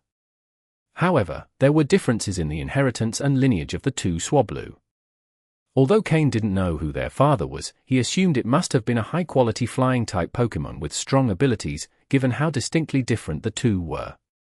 The level 16 male Swablu seemed to have inherited the father's flying-type abilities, with a natural aptitude for learning flying-type moves, whether through egg moves or training. This demonstrated a strong affinity for the flying type. At his young age of level 16, he had already learned Sky Attack from Altaria, indicating a promising future for flying-type moves. On the other hand, the female Swablu appeared to have inherited her mother's talent in Dragon-type energy. She had great potential in Dragon-type energy, having learned moves like Outrage, something only Pokémon with exceptional Dragon lineage could achieve. Her ceiling in the Dragon-type would be much higher. The difference between the two was clear and would define their future development. The Swablu specializing in flying would be better suited for early growth, both in its current form and after evolving into Altaria, as the flying type would remain a core part of its identity. This would allow it to maintain stable performance even in its weaker stages. However, the female Swablu, though starting weaker due to her Dragon-type affinity, would gain more power after evolving. Once evolved, the Dragon type would begin to surpass the flying type, becoming her defining strength. The most significant factor was that Altaria could Mega Evolve, transforming into a Dragon the Fairy Pokémon. This change would ensure that the Dragon type remained central to her identity, allowing her to unleash her full potential. Of course, none of this had anything to do with Kane at that moment. He was simply making a rational analysis of the Swablu's future. If he had to choose one, he would probably go for the Dragon-specialized Swablu. But this was merely a thought, as the powerful Altaria was still watching them from a distance. If Altaria weren't present, Kane wouldn't hesitate to try capturing both Swablu. He'd be foolish to choose just one. As a good trainer, he would obviously want both. He only considered it briefly since he was still under the mother's watchful gaze. If Altaria knew what he was thinking, she would probably tear him apart with outrage. Finally, under Kane's skilled hands, the meat was fully cooked. He distributed the roasted meat to each Pokémon according to their appetite. Today, he had asked Skorupi and Honchkrow to hunt several additional wild animals to have something to offer the Swablu and Altaria in case they were drawn by the food. Each Pokémon received their portion, starting with the 5 little ones. Aaron and Larvitar, with their thick and sturdy hides, didn't care how hot the meat was. They grabbed it immediately, taking huge bites, their faces showing utter satisfaction. The two Swablu, seeing Larvitar and Aaron enjoying the food, couldn't resist taking a small peck at the giant piece of meat. Larvitar, noticing what they were doing, quickly hid his meat behind him along with his bag, eyeing the Swablu cautiously. Playing was fine, but food was personal. That was what Larvitar's expression seemed to say. However, the Swablu didn't back down, probably because they had burned their mouths. Unlike Larvitar, they couldn't handle eating such hot food. But the taste they had gotten made their eyes sparkle. Happy and excited, they looked at Kane, wanting to say something but unable to because their mouths were full of roasted meat. Seeing the excited Swablu with their mouths full, Kane chuckled softly and offered them the portion he had prepared for them. With a small gesture, he made them understand that this was their share. The Swablu closed their eyes in bliss. This time, they didn't rush to eat but carefully fanned the meat with their wings, cooling it before savoring it bit by bit. End of chapter. Chapter 563. The method to enhance Skorupi's quality. Altaria had originally intended to stop the two Swablu from eating what Kane had given them, but after hesitating for a moment, she decided not to. From her perspective, that aroma, yes, it did seem quite good. After Kane distributed the roasted meat to all his Pokémon, they happily enjoyed their meal. For some Pokémon, the quantity might not have been enough, as was the case with Larvitar. Even so, it made for a good appetizer. Later, Larvitar could fill up on minerals since no one else could steal his food now. On the grill, a whole roasted lamb still remained. Kane sliced off a front leg and placed it on his plate, then wrapped the rest in plastic. Under Altaria's watchful gaze, Kane took the roasted lamb and slowly approached her. Altaria, proud and aloof, kept her gaze fixed ahead, completely ignoring Kane's actions. Kane, smiling, paid no mind to Altaria's reaction. He placed the roasted lamb in front of her and said, "Altaria, thank you for your help today. Consider this a small token of my gratitude." With that, Kane smiled again.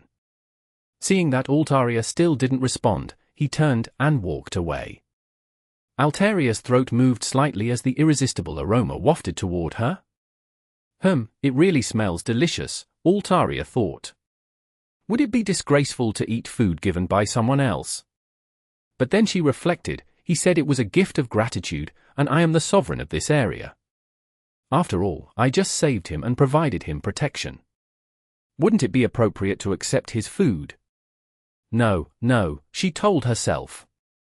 I must maintain my composure. I must resist. However, another thought tempted her, or just one bite. Yes. Just a small taste, to acknowledge the gesture. When she finally tasted the lamb, she couldn't help but enjoy it. Oh! How delicious! Kane had no idea what was going on in Altaria's mind, but he kept an eye on her movements. When he saw her take a bite, he no longer looked her way. Finally, it seems we've improved our relationship a little, Kane thought to himself. After returning to his spot, Kane finished his dinner. When he looked at Altaria again, he saw her with a rib in her beak, nibbling on the meat. When their eyes met, the two white patches on Altaria's cheeks turned a bit red. A little embarrassed to have been caught. Kane pretended not to have noticed and continued cleaning up the leftovers, though he couldn't suppress the smile forming on his face. It was rare for such a powerful Pokémon like Altaria to let anyone approach her. That wasn't something that happened every day. Especially with Altaria, one of the strongest Pokémon on this island. If he managed to establish a good relationship, perhaps he could gain special assistance in the future. After dinner, Kane didn't intentionally approach Altaria again. Instead, he took his Pokémon to train in the field. The 5 little Pokémon also joined in on the training, leaving the 2 Swablu watching from the sidelines. Watching them, the Swablu thought it looked quite fun. Unfortunately, they didn't know how to join in and felt too shy to ask Kane. In the end, they flew back to their mother for comfort. Usually, the 2 Swablu greatly enjoyed playing together under their mother's protection, but for some reason, this time it didn't feel as fun. After finishing the nighttime training, Kane and his Pokémon retired to the tent. This special tent was not only waterproof and insect-resistant but also much more spacious than the previous one. Though it was a bit cramped with everyone sleeping together, the Pokémon liked the warmth of being close. Only Larvitar and Aaron were placed in a specially prepared corner. It wasn't that they were excluded, but their weight was simply too much for the others to bear in such a tight space. Larvitar and Aaron felt a little resentful but understood the situation and didn't complain. Kane closed his eyes but didn't fall asleep immediately. Instead, he activated his system to review the data he had obtained from Team Rocket on improving Pokémon quality. The system had already analyzed and categorized the information. Clearly, the data Team Rocket provided had been carefully filtered, omitting anything that could improve Pokémon quality universally. It was possible that these methods weren't fully developed or that they didn't want Kane to uncover them. However, Kane suspected that these so-called universal methods for quality improvement were probably not entirely effective. He then focused on methods specific to improving certain Pokémon species. There were many things mentioned in the report that Kane had never heard of before. Based on the descriptions, Team Rocket likely had access to some of those resources. This indicated that these quality enhancement techniques were exclusive to Team Rocket. For Pokémon like Gengar, Honchkrow, and Slowking, improving their quality was more complicated due to their advanced evolution stages. The report stated that the most opportune times to enhance a Pokémon's quality were before its birth or during its evolution. For Torchic, there was a high probability of success in improving its quality. The only drawback was that Kane currently lacked the necessary materials to attempt it. However, one Pokémon in particular caught Kane's attention, and he couldn't look away. Skorupi. Upon reviewing the system's data, Kane noticed a method to enhance Skorupi's quality. The best time to implement it would be just before its evolution or during the evolution process. Kane carefully read through the information from start to finish. Skorupi was already at level 39, just one level away from evolving, which would also take it to the advanced level. A competition-style enhancement method. Kane thought as he reflected on what he had read. The next day, Kane led his Pokémon back to the Scolipede leader's territory. After witnessing their leader's defeat by Altaria, none of the Pokémon in the area dared leave the forest, no matter how much Kane provoked them. Additionally, with the leader's death, there was no clear new leader in the Scolipede territory. Instead, several of the strongest Pokémon began fighting among themselves to determine who would become the new boss. This process wouldn't be resolved in just 1 or 2 days. Normally, such conflict wouldn't be a significant problem, as they could wait for a new leader to emerge and then rebuild their population. As bug types, they were confident in their ability to reproduce quickly. However, now they had to face a cunning and formidable enemy. End of chapter. Chapter 564. What they call Toxin nutrition. The internal conflict within the Scolipede group presented Kane with a perfect opportunity, the chance to defeat the entire group one by one. Moreover, with the method Kane reviewed last night for improving Skorupi's quality, and given that Skorupi was on the verge of evolution, Kane thought there was still room for strategic maneuvers. This time, upon entering Scolipede territory, Kane designated Skorupi as the main attacker, while the other Pokémon assisted in ensuring victory in battles. Slowking and the others also noticed changes in Skorupi. Combined with Kane's orders, they guessed it was likely related to Skorupi's impending evolution. As one of the most cherished and cared-for companions in the group, Skorupi was finally about to evolve. Honchkrow, as the older brother figure, took the lead. Every Pokémon was fully motivated. Although Skorupi's pursuit speed put them under pressure, at this critical moment, they wouldn't do anything to jeopardize the situation. If Skorupi was close to catching up, they simply fought harder. Such was the bond among Kane's Pokémon at this moment. Kane also asked Floette to closely monitor the physical condition of the Pokémon, using grassy terrain or healing moves like Heal Bell when necessary. Under Kane's special attention, Floette's ability to use grassy terrain improved noticeably in a short time. Already effective, Floette's grassy terrain now covered a larger area and had a much greater impact. As a support Pokémon in combat, Floette was also growing rapidly. On her first day with Kane's team, she had already leveled up, reaching level 31. Something Floette could never have imagined, simply by using her most familiar moves, without direct fighting, her strength was increasing. She knew how much effort and sacrifice it had taken to reach her current level. She had navigated among powerful Pokémon, barely surviving, and only in Altaria's peaceful territory had she begun to enjoy a more comfortable life. Although small, standing at barely 20 centimeters tall, Floette possessed great power in her tiny body. With Floette's help, Skorupi and the others defeated the Scolipede faster. Without worrying about injuries, Skorupi dove into battle with even greater intensity, sometimes even trading blows to ensure his attacks hit their mark. Kane did not intervene or warn Skorupi about his physical and mental changes. Slowking and the others thought about stopping him, but Kane held them back. He told them that the only way to help Skorupi now was to make it easier for him to defeat his opponents. After Skorupi defeated the first Scolipede, Kane instructed him to consume the organ where the Pokémon stored its poison, whether it was liquid venom, a venom sac, or something similar. Not all Pokémon develop a venom sac, but almost all poison-type and bug-type Pokémon have a specific organ for storing venom, which Kane referred to as the venom sac. With the first Scolipede defeated, Skorupi consumed the venom sac.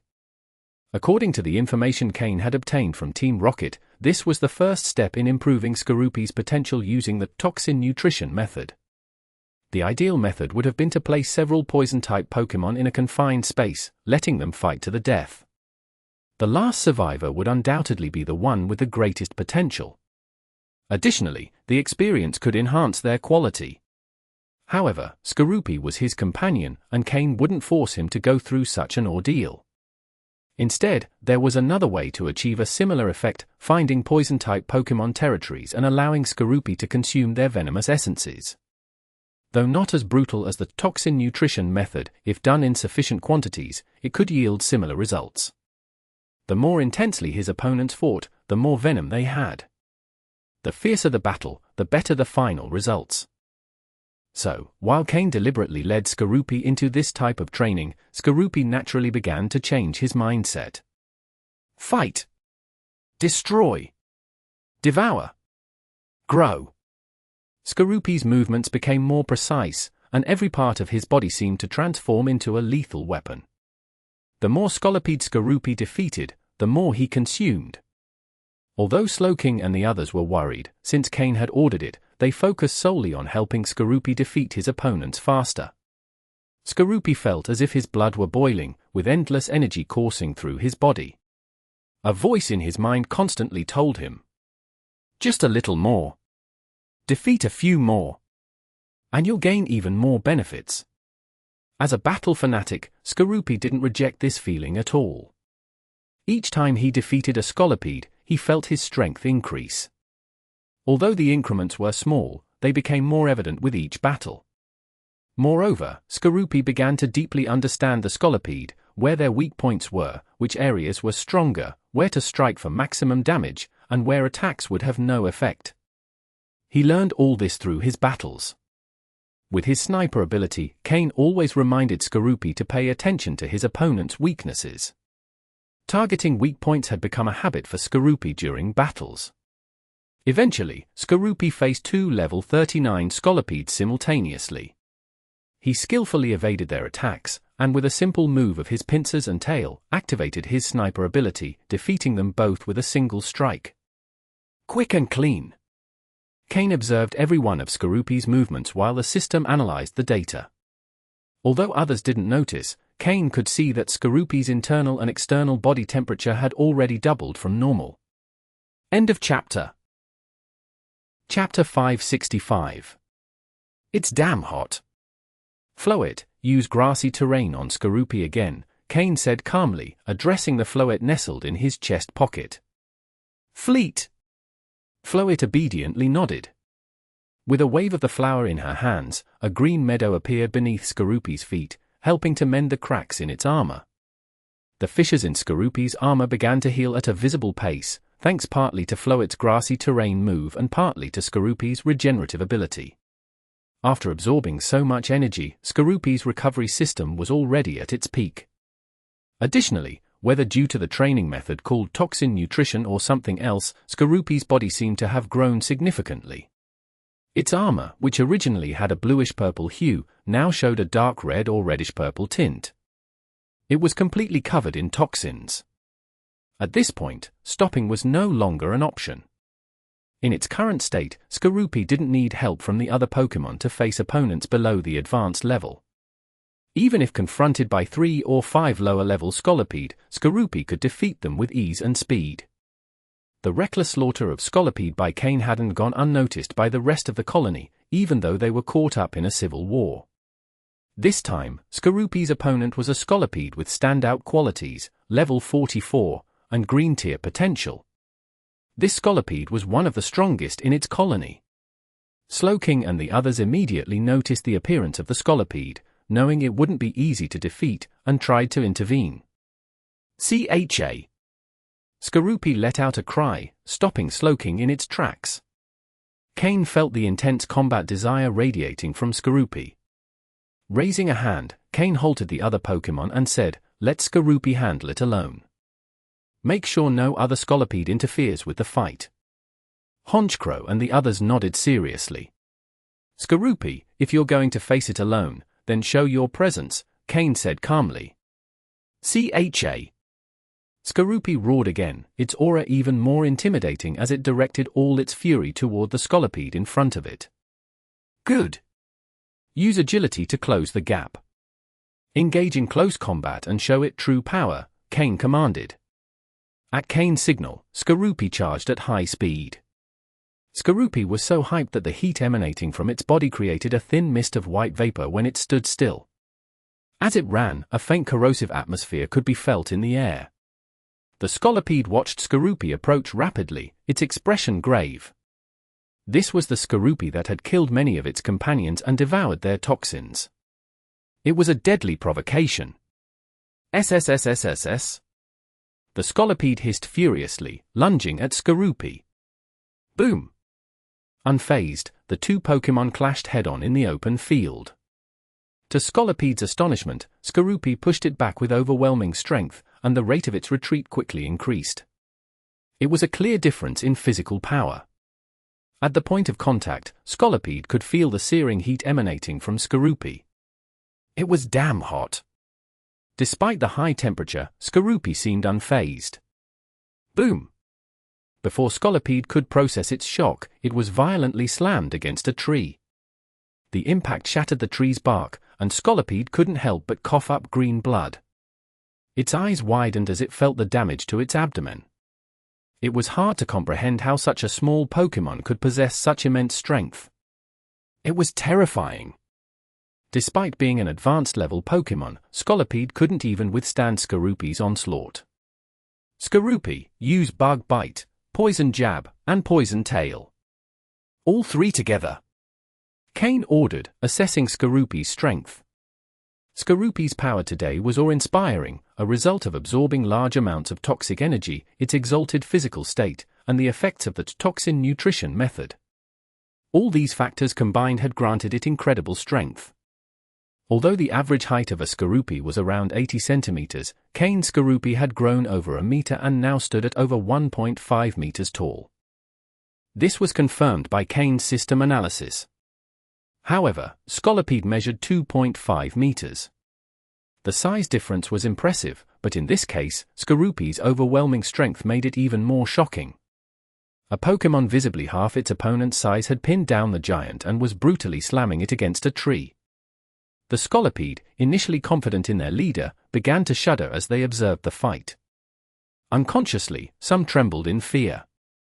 Under Kane's orders, Skorupi used its mouth, pincers, and tail to execute the three attacks in succession. At that moment, Skorupi resembled a close-range combat cannon, executing movements with impeccable precision. Any part of its body could become a weapon. Bang! Bang! Bang! The initial impact against the tree had left Scolipede unable to react. Just as it tried to catch its breath, a series of overwhelming attacks struck it directly. Each blow landed with brutal force. As Skorupi reveled in the satisfaction of its precise strikes, its speed and ferocity only increased. The advanced-level Scolipede, which would typically be a formidable opponent, was unable to mount an effective defense. Despite a desperate counterattack, Skorupi didn't even bother dodging. The armor on its back cracked from Scolipede's attack, but Skorupi showed no signs of pain, only increasing the speed and strength of its assaults. It had gone berserk. Completely unhinged. Using brute force, Skorupi pinned the much larger Scolipede against the tree. Bang! With one final, brutal strike, Skorupi pierced the soft flesh between two segments of Scolipede's body with its tail, pinning it to the tree. The 2.5-meter-tall Scolipede had been skewered to the tree by a 1.5-meter Skorupi. The visual impact of the scene left the observing Pokémon stunned.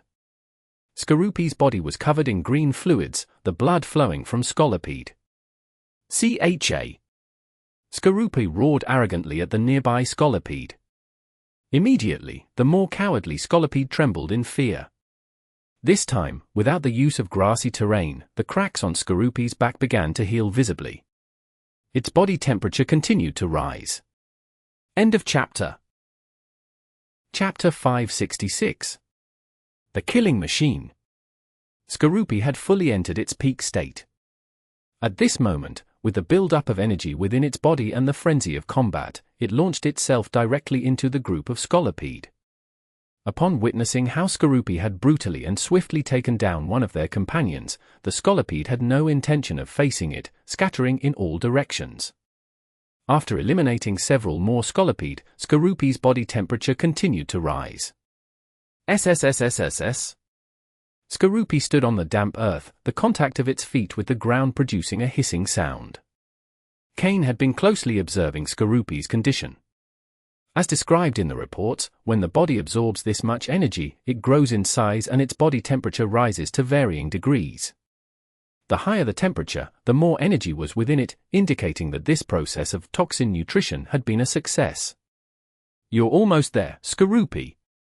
Just hang in there a little longer, you're nearly there.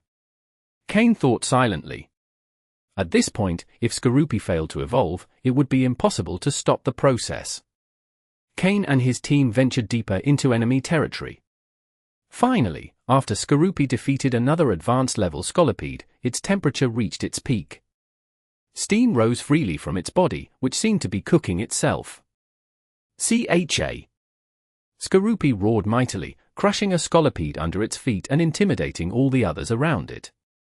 Suddenly, the steam emanating from its body vanished, and a bright white light enveloped it. Kane noticed that Skorupi's stats had reached their maximum limit, and even appeared to be on the verge of surpassing it. From his spatial storage, Kane pulled out a black venom sac the size of a fist. This venom had been obtained from the leader of the Scolipede they had defeated the previous day. When Altaria finished off that leader, Kane had seized the opportunity to extract the venom while Altaria stood guard.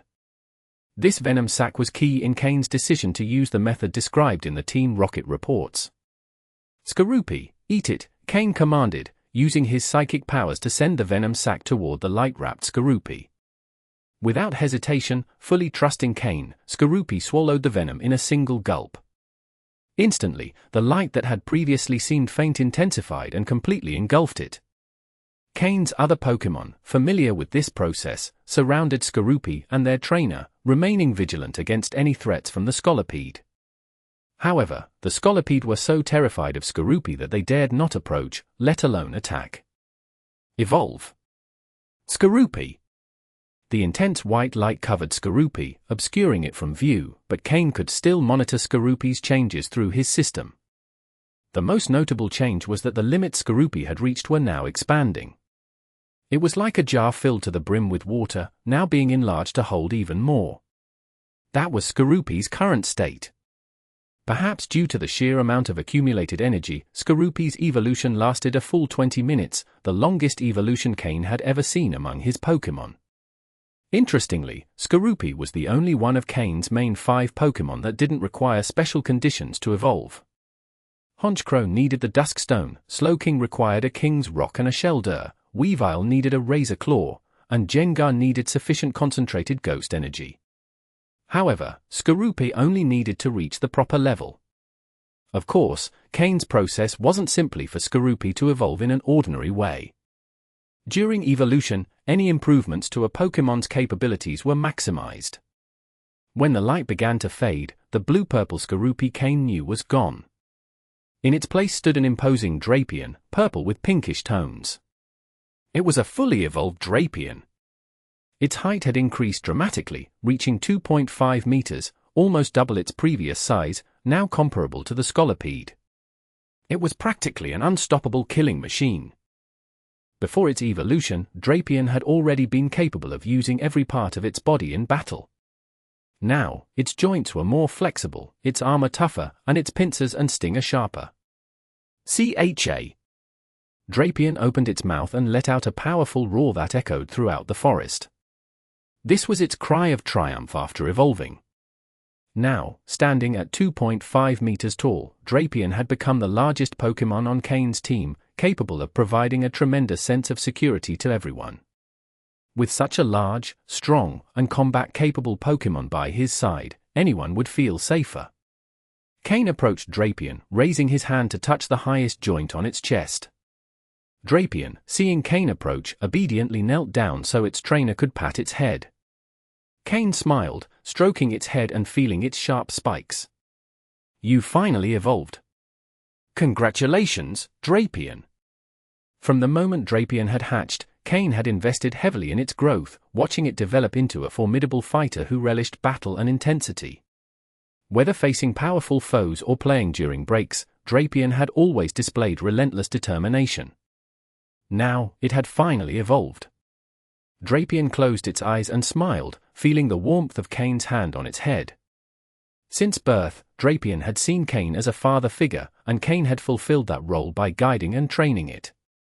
From now on, I'll have even more strength to protect you," Drapion silently vowed.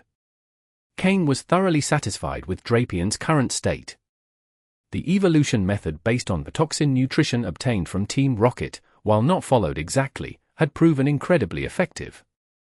After all, one only needed to count how many Skorupi Drapion had defeated today.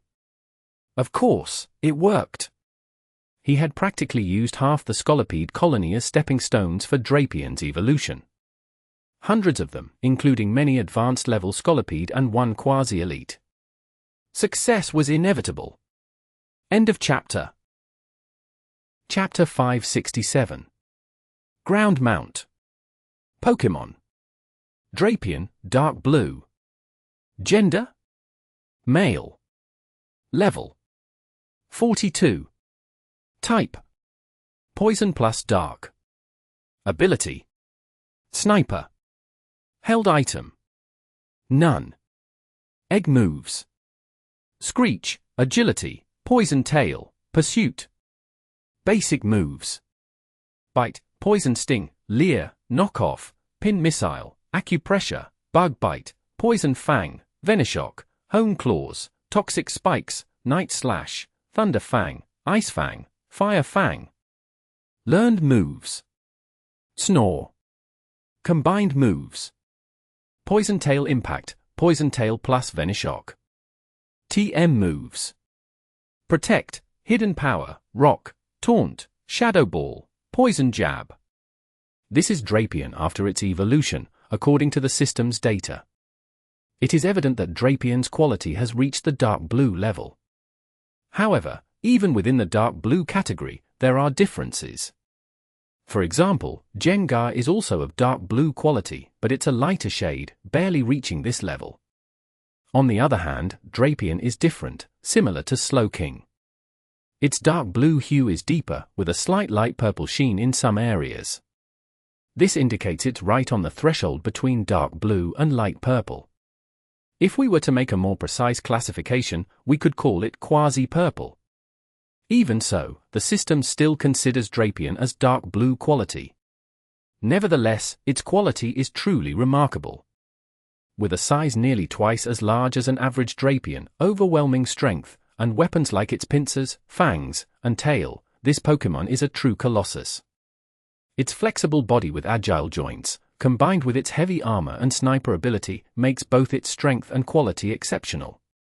In terms of pure strength, following its evolution into the Poison plus Dark type, Drapion is probably the strongest Pokémon in Kain's team.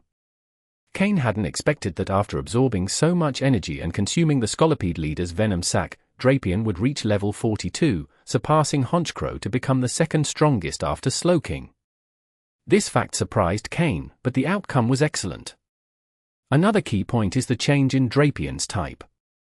The Bug type has disappeared, making way for the Dark type. This means Drapion will no longer have the power boost when using Bug-type moves, but Dark-type moves will become much stronger. Among Kain's Pokémon, Drapion is the only one whose evolution has caused a type change. In the future, when Larvitar evolves into Tyranitar, it will also undergo a type change. However, the loss of the Bug-type doesn't affect Drapion much. Kain already knew it would become a Poison and Dark type upon evolution, so he always focused its training on Poison-type moves, leaving Bug-type as a secondary priority. Now that the evolution is complete and its types are stabilized, Kain will turn his attention to developing Drapion's Dark-type moves.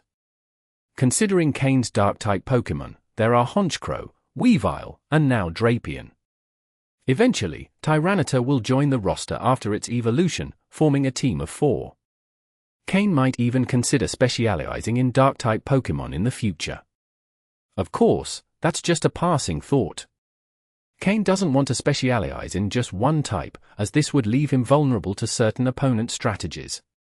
Specialist trainers have vast knowledge and training methods for their specific type, but they are also easy to counter.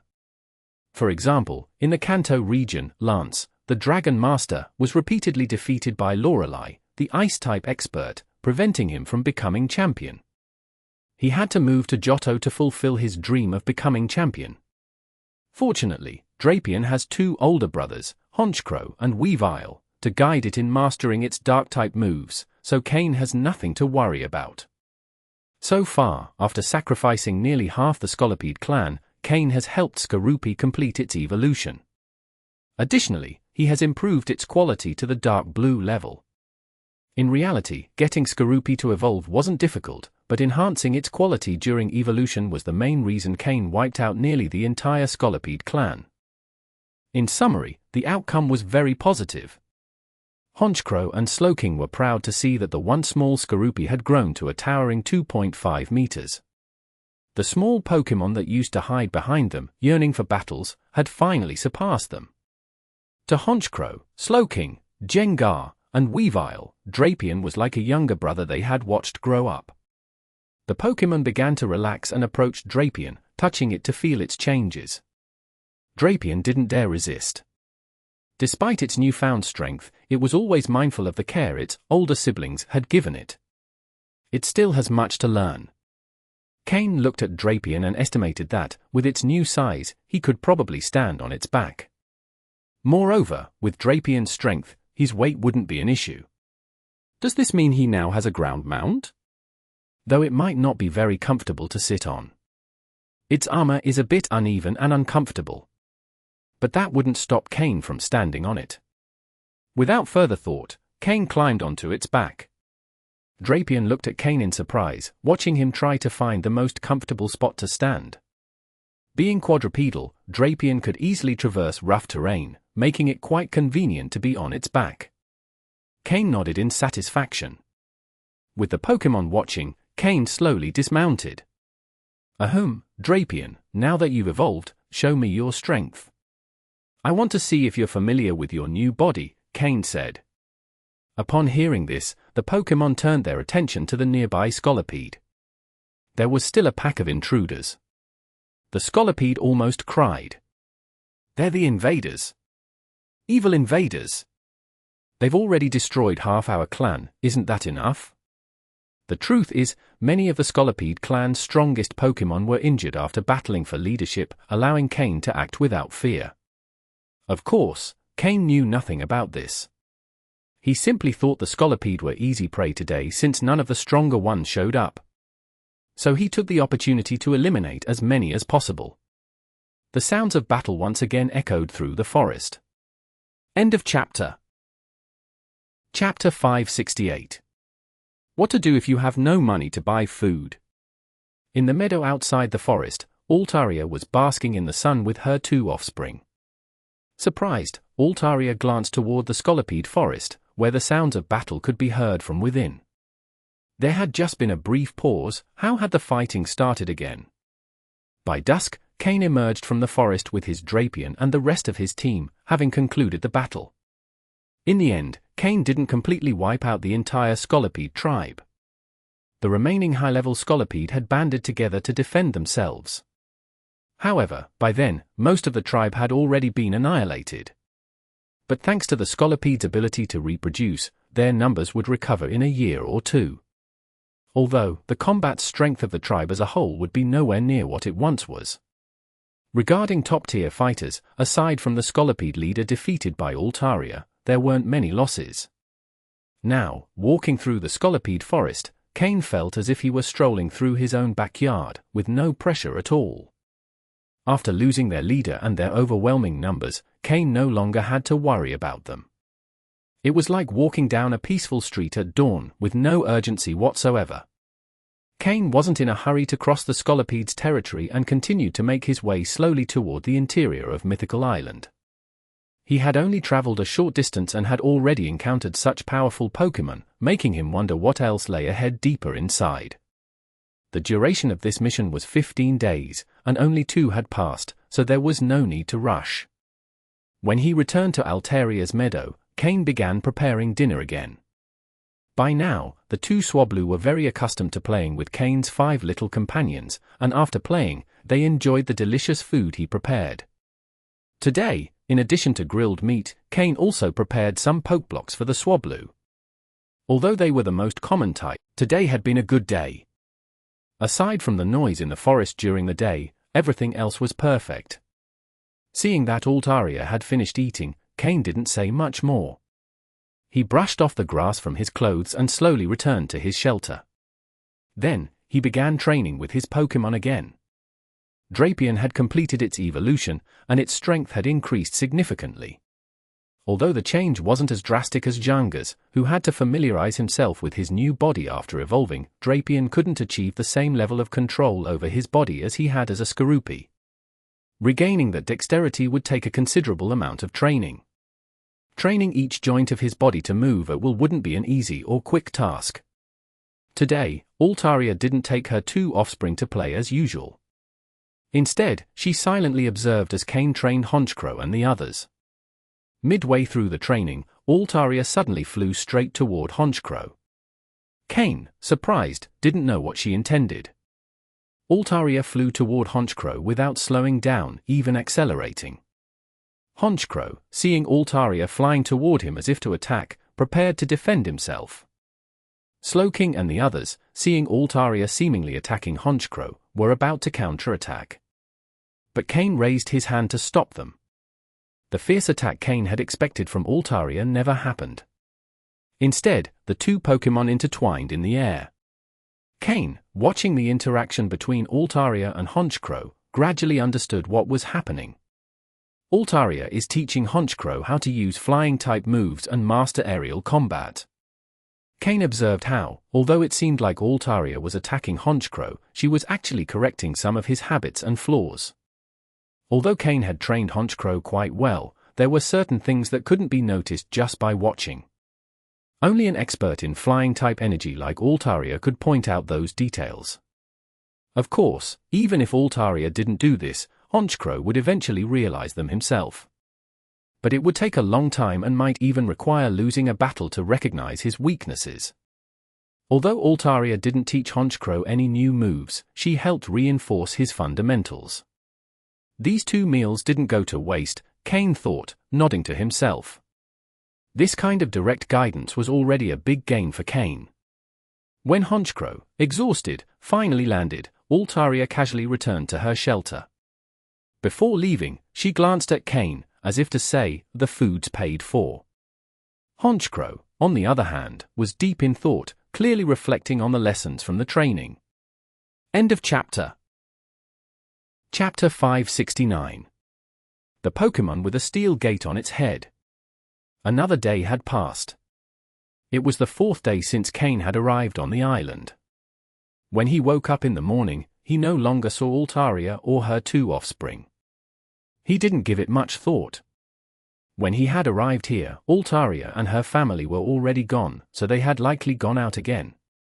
Kane had Slowking mark the area with a psychic coordinate, and then, along with his Pokémon, he ventured back into the Scolipede forest. By now, the number of Scolipede in the forest had decreased drastically. In the presence of Kane, the cause of their downfall, the Scolipede showed no intention of resisting and stepped aside to let him pass. They had no other choice. Although Kane and his Pokémon weren't invincible, if things got difficult, they could escape. The Scolipede had tried to stop him before but had failed. However, after retreating, Kane and his team would return with an even fiercer offensive. After several rounds of encounters, the Scolipede didn't know what else to do. It was simply unfair. In the end, the Scolipede tribe decided to avoid any conflict with Kane and his Pokémon, staying out of their way. Their group was practically depleted, so letting them through wasn't an issue. Kane had also lost interest in the Scolipede. Without a new leader emerging, the tribe was essentially finished. It was time to continue exploring the island. Kane wondered how the other trainers were faring. Could someone have been lucky enough to be teleported directly near the ruins in the center of the island? Direct teleportation to the ruins wasn't possible, as psychic waves interfered with spatial positioning. Kane had learned this from Reggie.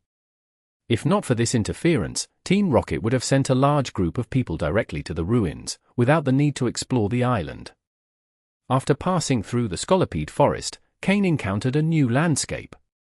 A vast area of rocks and gravel. The area was filled with jagged rocks and small patches of scattered sand. Rock-type Pokémon were abundant here, with Geodude being the most common.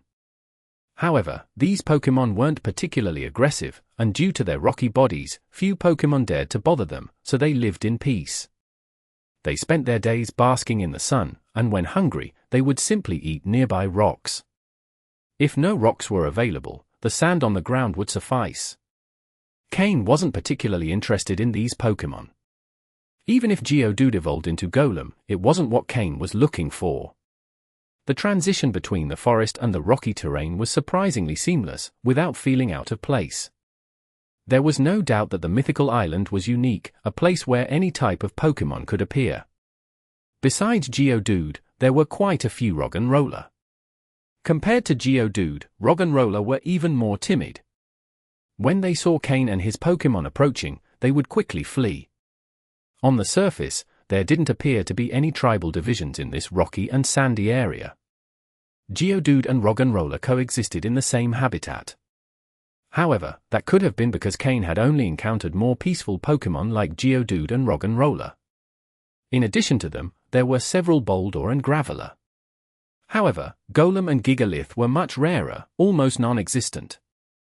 A massive Onix slithered slowly across the rocky terrain not far from Kane, leaving behind a deep trench that was soon covered by Roggenrola. Kane also spotted Pokémon like Dwebble and Crustle, who would lift their rocks to sneak a glance before quickly retreating. Occasionally, small eyes peeked out from piles of sand. Scanning them with his system, Kane discovered they were Hippopotas hiding.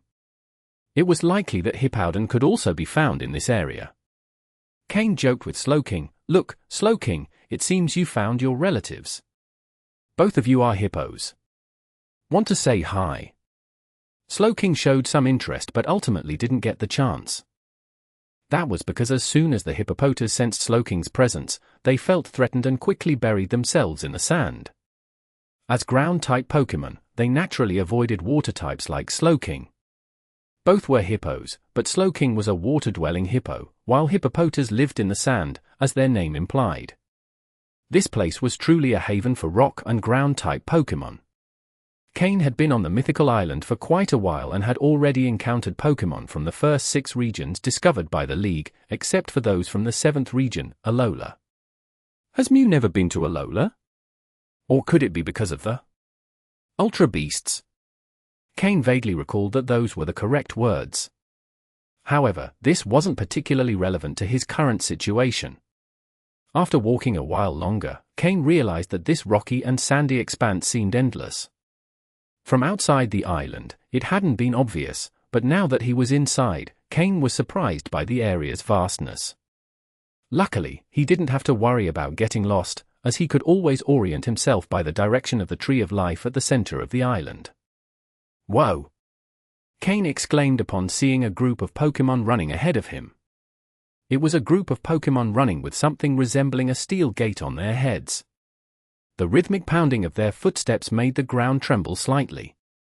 Those are Sheldon and Bastiodon. Kane quickly recognized them. Sheldon and Bastiodon. Sheldon evolves into Bastiodon at level 30. Although their name includes the word dragon, they aren't dragon-type Pokémon. They are a type of pseudo-dragon Pokémon, similar to Tropius, which Kane used as a mount. Although their dragon blood is sparse, it's still present, granting them incredible physical strength.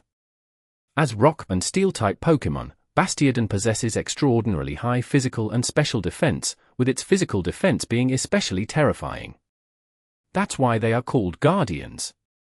I wonder why they're in such a hurry. Kane observed the direction in which they were running, intrigued. Since he had nothing urgent to do, he decided to follow them out of curiosity. With Drapion looking eager, Kane climbed onto its back.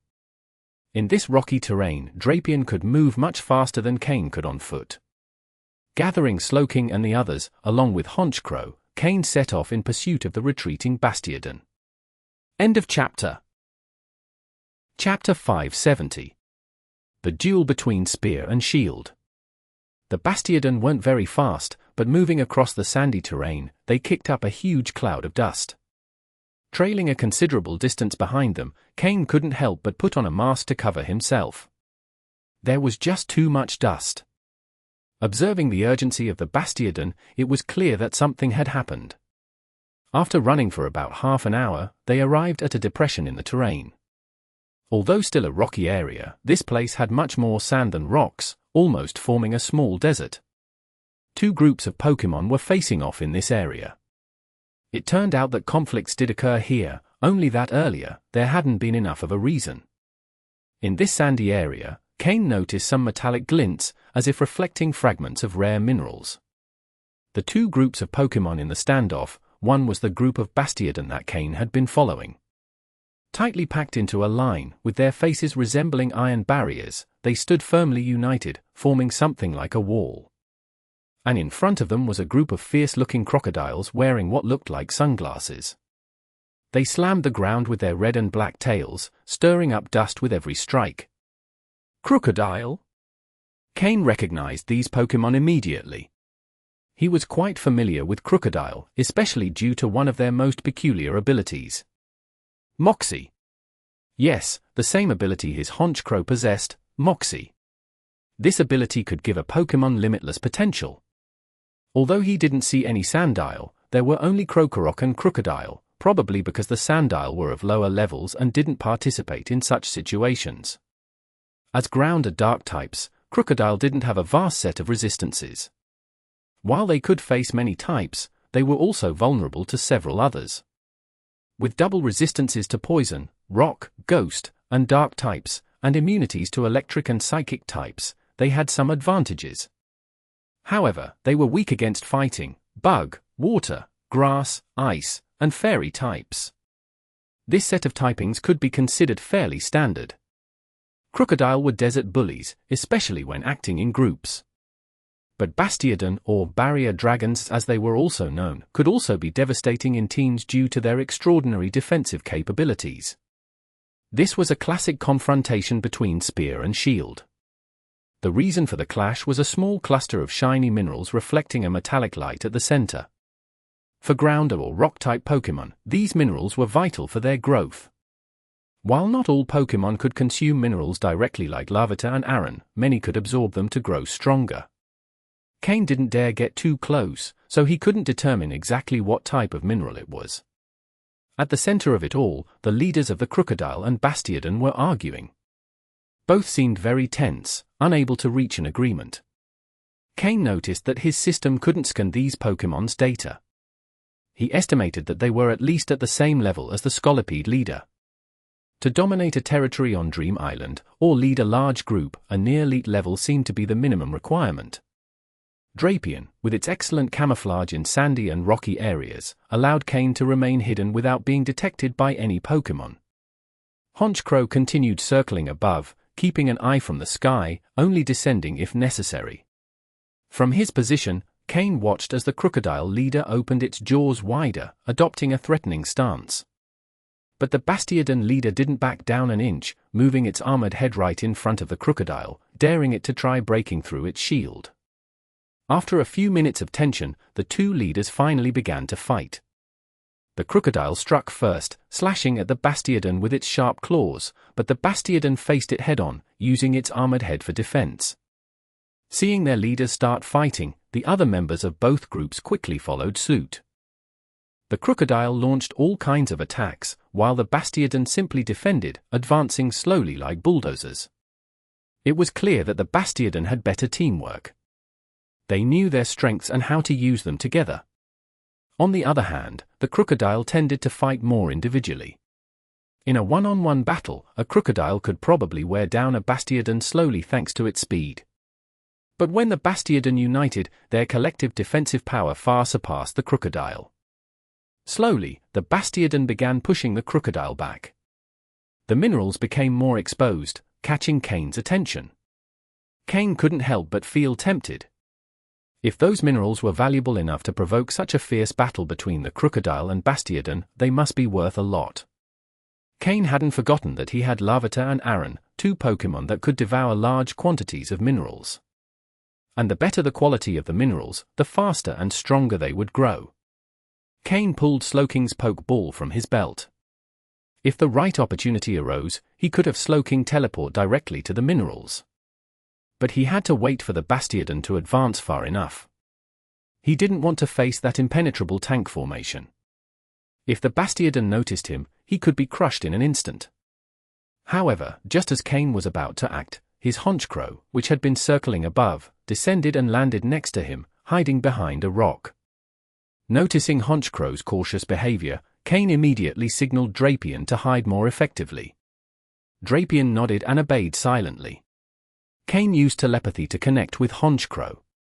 After a brief explanation, Kane understood what Honchkrow had noticed. It turned out that while Kane had been observing the battle between the Crocodile and Bastiodon, someone else, on the opposite side, had also been watching. Although the distance was far enough that they hadn't noticed each other, both were there, witnessing the same scene. Neither Kane nor the other individual had realized the other's presence, but Honchkrow, with its superior vision and vantage point, had detected the person. Finally, on the 4th day since arriving on Dream Island, Kane had encountered another member of Team Rocket. Now, it was just a matter of finding out who it was. End of chapter.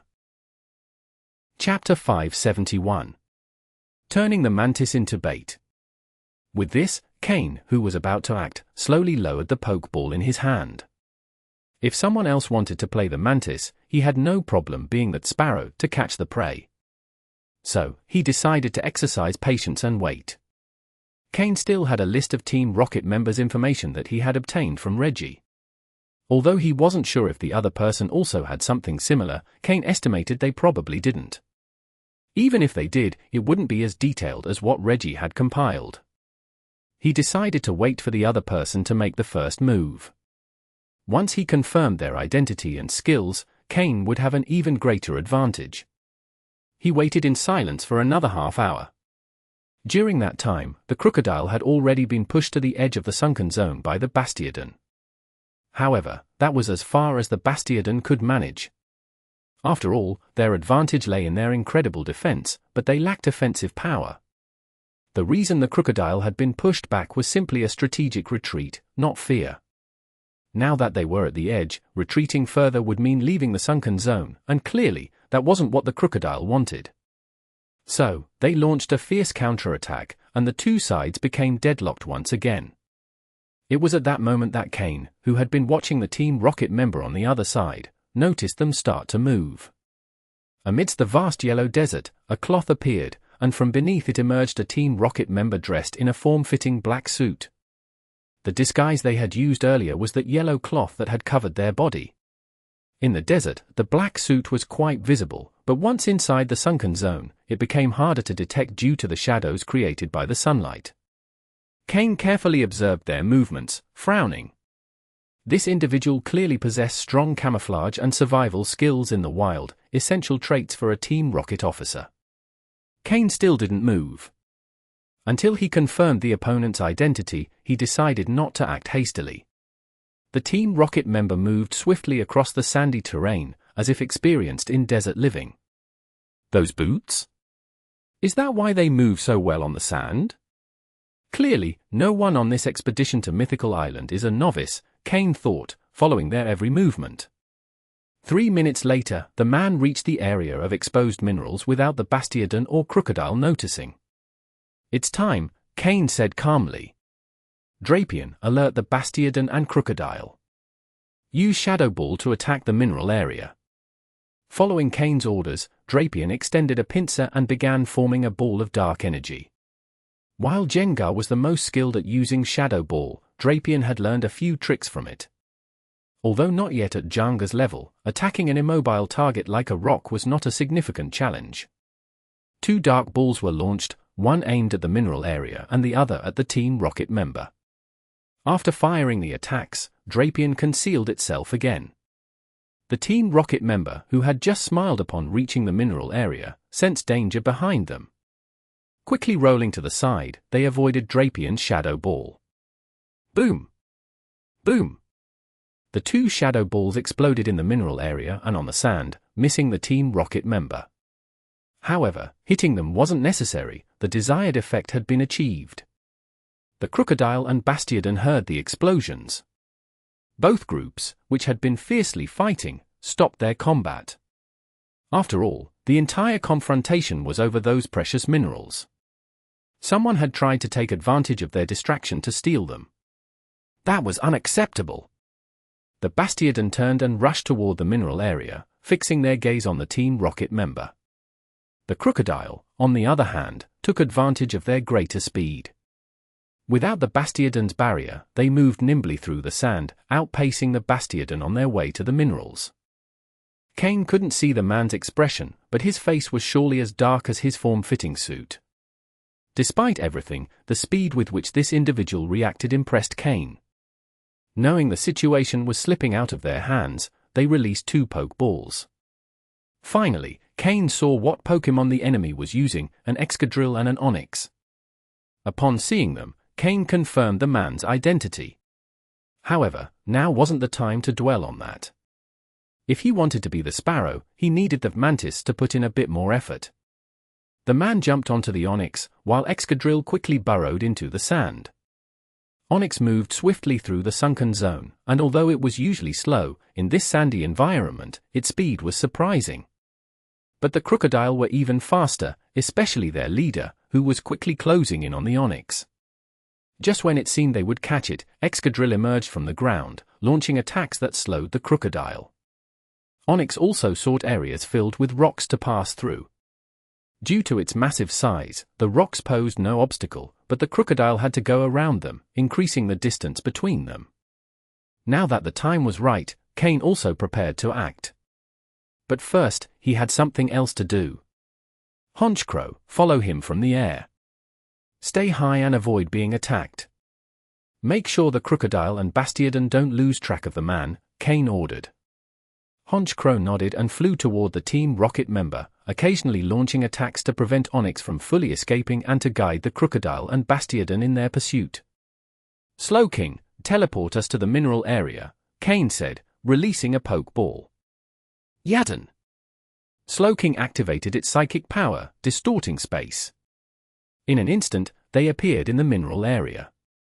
The crocodile and Bastiodon had already gone after the man, leaving them alone. Drapion, Slowking, quickly! Dig up everything you can before they come back. Kane ordered. Drapion began using its pincers to frantically excavate the minerals, while Slowking transported them with its psychic power to Kane. Kane pulled out a massive backpack he had prepared for this occasion. Regardless of the mineral's quality, the important thing was to take as much as possible. End of chapter. Chapter 572. I did a good deed, will they thank me? Drapion had become a full-fledged miner, while Slowking acted as a transport truck. With the perfect collaboration between the trainer and his 2 Pokémon, the gemstones in the area were dwindling at an alarming rate. Although they still didn't know the exact quality of the minerals, the fact that a fist-sized piece weighed dozens of kilograms suggested they were likely of high quality. Otherwise, they wouldn't have caused a dispute between the crocodile and the Bastiodon. However, the more Kane dug, the more surprised he became. These stones seemed inexhaustible. Drapion was practically submerged in the sand, yet there were no signs of the mine running out. Could it be that this isn't a small deposit of stones, but rather a large mine? Kane thought, alarmed. But Kane didn't have much time to ponder, as even with Honchkrow's help, the crocodile and Bastiodon had finally lost the trail of the Team Rocket member and were returning. Honchkrow was the first to bring back that information. Despite efforts to keep the crocodile tracking the Team Rocket member, the opponent was very cunning. After realizing someone was trying to hinder their escape, they finally managed to lose Honchkrow while traversing a rocky area. The crocodile, whose speed was lower in that area, decided to abandon the chase. Seeing Drapion still digging frantically, Kane said, "That's enough, Drapion. Let's leave before the crocodile notice us. Maybe we'll have another chance to return here later. Honchkrow, erase our tracks. Slowking, teleport us." Kane made a quick decision. He had already collected enough stones for today and hoped the quality would be decent. Honchkrow flapped its wings, creating a gust of wind that erased all traces they had left behind. Then, with Slowking's teleport move, Kane and his team vanished from the spot without a trace, leaving behind only the deep crater where the mineral deposit had been. When the crocodile and Bastiodon arrived, they exchanged frustrated glances. They knew they had been completely fooled. But what could they do? The stones had been stolen, though luckily there were so many that Kane hadn't been able to take them all. This time, the two groups didn't resume their fight. The leaders of the Crocodile and Bastiodon negotiated with each other to find a way to share the resources equitably. Kane reappeared on the hill, watching with satisfaction as the Crocodile and Bastiodon sat down to negotiate peacefully. I really did a good deed, he thought with a smile. I suppose they should be grateful. These minerals will be my reward for helping them make peace. With a satisfied smile, Kane turned and left. However, after his departure, a small spiky head emerged from the sand. It carefully watched the direction Kane and his team had disappeared, engraving their image deeply in its memory. Then, the Excadrill belonging to the Team Rocket member turned and burrowed back into the sand, heading in the opposite direction. Only after the Excadrill completely disappeared did Kane halt his advance. His eyes glowed with psychic energy, synchronized with Slowking, who also emitted a faint psychic vibration. Evidently, the trainer and his Pokémon were in telepathic communication. In fact, Slowking had detected the Team Rocket member's Excadrill in the sand right after using the teleport move. However, Kane decided not to act hastily. Once the Excadrill had moved far enough away, Kane began to track it. Slowking, can you sense where it's headed? Kane asked telepathically. Yadon, replied Slowking, nodding with a serious expression. Kane was riding on Drapion's back, which moved swiftly across the terrain, while Slowking floated in the air using its psychic powers. Although its speed in the air was slower, it used telekinesis to latch onto Drapion, allowing it to keep up effortlessly. This, however, quickly drained its psychic energy. Fortunately, Kane had poke blocks to help Slowking recover its strength. Moreover, Slowking's psychic capacity was immense, so vast that Kane had never seen it fully depleted. Kane gazed coldly at the rocky area ahead. He knew his opponent wouldn't give up, especially after Kane had ruined their plans. But luckily, Kane wasn't willing to let things stand either. If anyone tried to mess with him, he would make sure to eliminate them. So far, Kane had managed to deal with everyone who had tried to challenge him, except those whose power surpassed his own. Excadrill and Onix. Of the Team Rocket members who entered, only one uses those Pokémon. Kanto Region, Team Rocket Officer, Shuichi. Specialist in training rock and ground-type Pokémon. When Kane saw the Excadrill and Onix, he quickly recalled the information he had received from Reggie about this person. He had memorized every detail in his system, and now the system had generated a detailed profile of this Shuichi. Since you left your Excadrill to track me, I'll save you the effort. I'll come find you, Kane said coldly. The rapid movement through the rocky zone kicked up small clouds of dust. If the Excadrill emerged to take a look, it would undoubtedly detect that Kane was following it. But it was overconfident, sure that it hadn't been detected and that its speed in the sand was sufficient. Thus, it had no idea Kane was tailing it. Reaching the area where Honchkrow had lost the trail, the Excadrill changed direction, avoiding the rocky zone and taking another path. Excadrill, with its keen sense of smell, was undoubtedly following the marks left by its trainer, Shuichi, along the way. As it skirted the rocky zone, the Excadrill began to slow down. We're close, Kane thought, signaling Drapion to also slow down to avoid alerting their prey.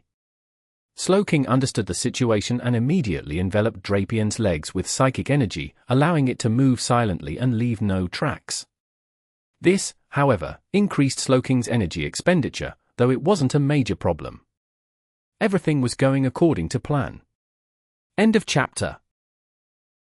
Chapter 573. The perfect piece for a Sandstorm team. After Excadrill moved forward for another 10 minutes, it suddenly stopped. Kane quickly signaled Drapion and Slowking to cease their actions. Fortunately, by this time, Drapion had already been running with the assistance of Slowking's psychic powers, preventing any dust from being stirred up. They hid at a certain distance. The sand on the ground began to shift and Excadrill emerged. Its pink nose sniffed the air, as if searching for something. Like moles, Excadrill has a very sharp sense of smell. It quickly glanced around and, finding nothing suspicious, headed toward a rock. As a ground Steel-type Pokémon, Excadrill has good resistances. Although it is weak against fighting, ground, fire, and water types, it also resists normal, flying, bug, steel, psychic, dragon, and fairy types twice as effectively. It has a quadruple resistance to rock type and is immune to poison and electric type moves. In total, out of the 18 existing types, Excadrill resists or is immune to 10 of them. Additionally, Excadrill's abilities, like Sand Rush and Sand Force, are perfect for Sandstorm weather conditions. If Kane wanted to form a Sandstorm team in the future, Excadrill would be a key piece for such a team. It would be a perfect fit in the puzzle of a Sandstorm team. However, Kane couldn't afford the resource costs needed to form another weather-based team at the moment. The 5 Pokémon he was already raising represented a massive consumption of resources. Just Aron and Larvitar alone required so many resources that they absorbed 2/3 of what Kane needed to raise his other 5 Pokémon. These 5 Pokémon had great potential and exceptional traits, carefully selected by Kane. With proper training, their power level wouldn't be inferior to that of Slowking and the others. Additionally, the resources Kane possessed now were far better than those he had when he first captured Slowking. With better Pokémon and more resources, combined with Kane's skill and the system's assistance, growth wouldn't be a problem, only time was needed. In Kane's training plans, his primary focus now was his Rain team. After all, he was a water-type gym leader. However, the presence of Larvitar and Aron had also laid the foundation for a future Sandstorm team. If he had more time and money in the future, it would undoubtedly be ideal to form a Sandstorm team. After briefly reviewing the information about Excadrill in his mind, a series of plans crossed Kane's mind. However, he quickly set them aside, as he had to face a powerful opponent. Excadrill's walking speed on the surface was clearly not as fast as when it was digging through the sand. Kane followed it silently. Within a rock forest, Excadrill quickly found its trainer. It was obvious this wasn't the first time they had done this. The man named Shuichi, dressed in the tight black uniform of Team Rocket, leaned against a large rock, hidden in the shadows. His Onix had apparently already been returned to its Pokeball, and beside him was a Sandshrew. It was thanks to this Sandshrew that they had left marks along the way, allowing Excadrill to find them easily. When Shuichi saw Excadrill return, his rigid face showed no emotion. He asked in a low voice, "Did you find the person causing us trouble? It's not those others, is it?" Excadrill, somewhat afraid of Shuichi, timidly nodded. Seeing Excadrill's confirmation, Shuichi immediately stood up, his face growing even darker, with a cruel smile forming at the corner of his lips. "Excellent! So someone dares to ruin my plans, passing themselves off as that Mantis. How bold! Looks like my name in Team Rocket isn't feared enough yet." Of the more than 30 people who entered this mission, all were Team Rocket officers. Although most were elite officers among the standard ranks, each of them had certain backing, and their skills were not weak. Normally, they walked with arrogance, and their perfect plan had been deliberately sabotaged. There was no doubt that someone had used them as bait to seize the minerals, which had surely already been taken by that person. Just thinking about it filled Shuichi with rage. Dusting off his clothes, he said coldly, "As long as it's not those I'm worried about, it's fine. Let's go. Let's see who dares to be so bold." Shuichi wasn't a fool. He knew his level well and had investigated the other participants in the mission. He wouldn't dare mess with those who were clearly stronger or had greater backing. Now that Excadrill had confirmed it wasn't one of those formidable opponents, Shuichi didn't hesitate to act. Slowking, Psychic Water Pulse, Psychic plus Water Pulse. Drapion, Shadow Ball. From his hiding spot, Kane had clearly heard Shuichi's words. Since Shuichi was already looking for him, Kane decided to take the initiative. Moreover, Shuichi wasn't a threat Kane feared. In front of Slowking, a sphere of water surrounded by a layer of psychic energy formed. Slowking was already highly skilled at executing this combined Psychic Water Pulse move. He launched the attack directly toward Shuichi's position. Drapion, following Slowking, fired a dark orb of larger size that accompanied the Psychic Water Pulse toward Shuichi. Damn it! Again! Shuichi cursed as he felt that familiar sensation of being targeted. Already furious, and just as he prepared to counterattack with determination, that familiar attack struck again. Without time to think, he grabbed Sandshrew and threw it towards Slowking's Psychic Water Pulse. This bought him a bit more time to dodge the attack. He then rolled on the ground, successfully avoiding the Shadow Ball move that followed. Unconsciously, he wiped the dust off his face, looking like a worm in the sand, dark and covered in dirt. Sandshrew, however, couldn't withstand Slowking's attack. And being a water-type move, the damage to a ground-type Pokémon like Sandshrew was even greater. Although Drapien's Shadow Ball didn't have the speed of Zhanga's, it had learned well from the latter, and the explosion effect was devastating. The Shadow Ball move burst on the ground, causing severe corrosive effects.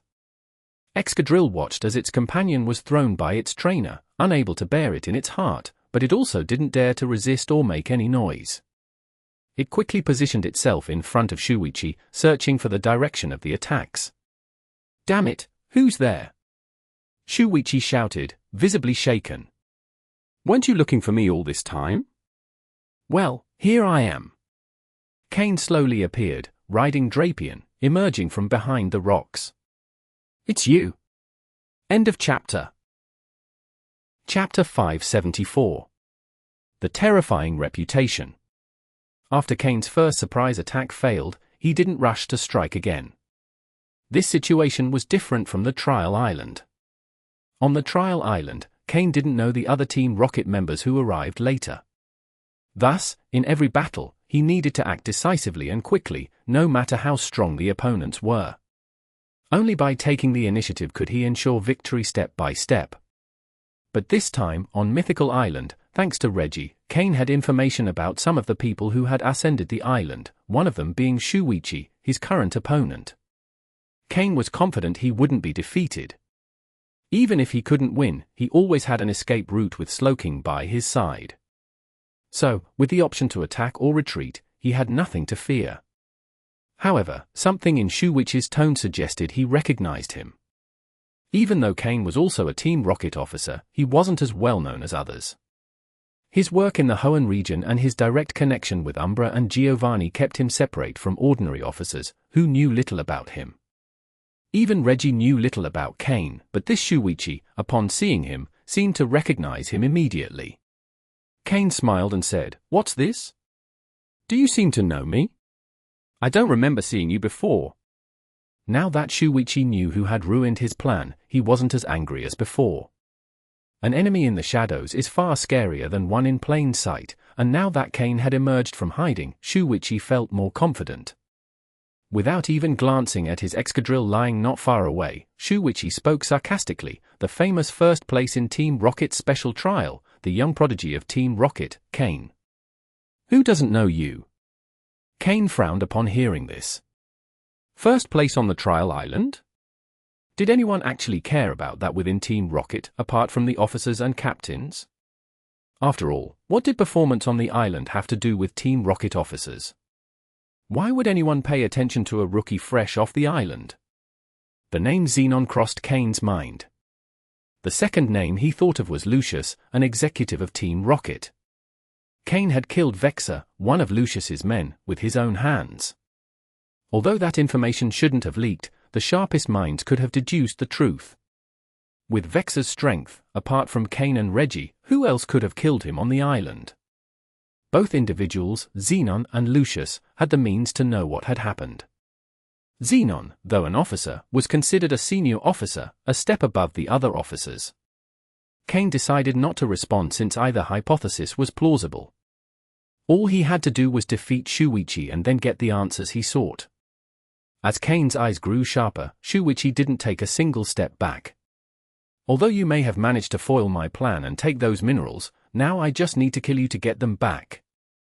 Besides, your head is worth more than those minerals." Before ascending the island, someone had told Shuichi about the bounty on Kane. At the time, Shuichi hadn't paid much attention. After all, the island was vast, and there were only about 30 participants. What were the odds of encountering Kane? But today, his luck had changed. If he could kill Kane, he wouldn't just recover the minerals but also claim the bounty on his head. Even if he achieved nothing else on the island, it would already be a success.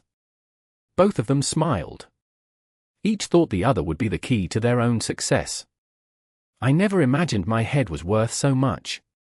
It's surprising, Kane said sarcastically. What's the matter? Tempted?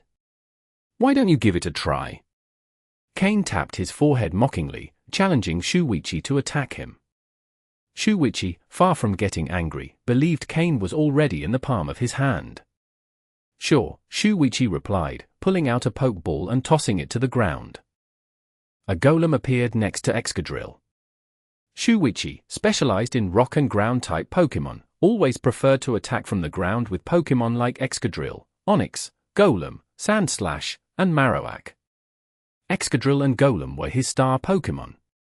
Seeing Golem, Kane recalled the information about Shuichi. Thanks to Kane's system, he also received a detailed analysis of Shuichi's battle style.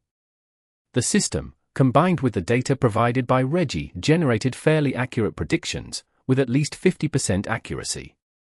Kane also used the system to scan Shuichi's 2 Pokémon. Pokémon. Golem, light blue. Gender? Male. Level. 45. Types. Rock and ground. Ability. Sturdy. Held item. None. Egg moves. Block, rock climb, endure. Basic moves. Heavy slam, tackle, defense curl, mud sport, rock polish, steamroller, magnitude, rock throw, smack down, bulldoze, self-destruct, stealth rock, rock blast, earthquake, explosion. Learned moves. Fire punch, iron head, earth power, snore. TM moves. Protect, hyper beam, brick break, sandstorm. Pokémon. Excadrill, dark green. Gender? Male. Level. 44. Types. Ground steel. Ability. Sand rush. Held item. None. Egg moves. Iron defense, earth power, crush claw. Basic moves. Horn drill, rototiller, scratch, mud sport, rapid spin, mud slap, fury swipes, metal claw, dig, hone claws, slash, rock slide, earthquake, swords dance. Learned moves. Iron head, stomping tantrum, drill run, stealth rock. TM moves. Protect, double team, aerial ace, shadow claw. Seeing this data, Kane was surprised. Although Reggie had described Shuichi, the assumptions about the power and level of his Pokémon were estimates.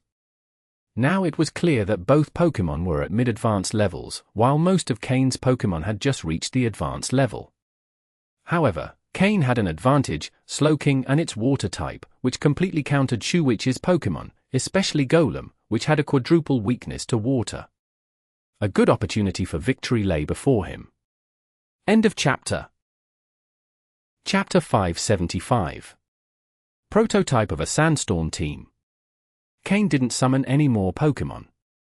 Drapion and Slowking were currently among his strongest Pokémon, and facing Shuichi's Golem and Excadrill, Kane felt confident that his chances of winning remained high. Otherwise, he wouldn't have pursued the fight after identifying his opponent. However, Kane was most concerned about Golem's explosion move and Excadrill's swords dance. Both moves were naturally learned as Pokémon leveled up. If Kane had to choose, he would rather face Excadrill using swords dance than Golem detonating with explosion. With this in mind, Kane quickly formed a combat strategy in his head. Golem, use Sandstorm. Excadrill, swords dance.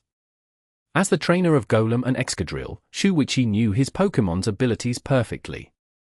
Excadrill's Sand Rush ability would increase its speed during a sandstorm, similar to how Swift Swim worked for a rain team. Shuichi had a clear grasp of his team's strategy and combat rhythm.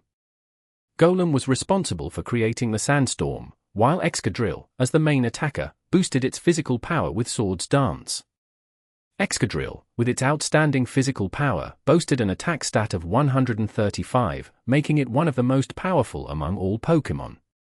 This was essentially the prototype of a Sandstorm team, albeit a weaker version of a true weather strategy. As the battle began, Kane's eyes started glowing faintly blue, a sign that his psychic ability was activating. Facing an opponent with a similar power level and even stronger Pokémon, Kane knew he had to go all out. Telepathy allowed him to direct his Pokémon with greater precision during battle, helping control the flow of the fight. Kane was well aware of his Pokémon's strengths. Slowking had a decisive advantage with its water-type moves, and while Drapion didn't have a type advantage, its strength and abilities made it a secret weapon in this battle. Stopping the Sandstorm was key. If Golem succeeded in creating it, Kane would have no choice but to retreat. As someone familiar with weather teams, both Rain and Sandstorm, Kane knew that letting Golem control the weather would tip the battle in Shuichi's favor. Slowking, use Rain Dance and stop the Sandstorm. Drapion, use Toxic Spikes, then Home Claws. Thanks to telepathy, Kane was able to issue instructions quickly in response to Shuichi's orders. The battle was taking place in a rocky area, giving Golem and Excadrill the terrain advantage. Following Shuichi's command, Golem roared, kicking up clouds of sand around it. As the Sandstorm move took shape, the air began to fill with sand, threatening to evolve into a devastating storm. However, the ideal Pokémon for initiating a Sandstorm would be one with the Sandstream ability, like Tyranitar. The Sandstream ability automatically triggered a Sandstorm upon the Pokémon entering battle, a key advantage in Sandstorm teams. Even so, Shuichi didn't seem to mind this difference.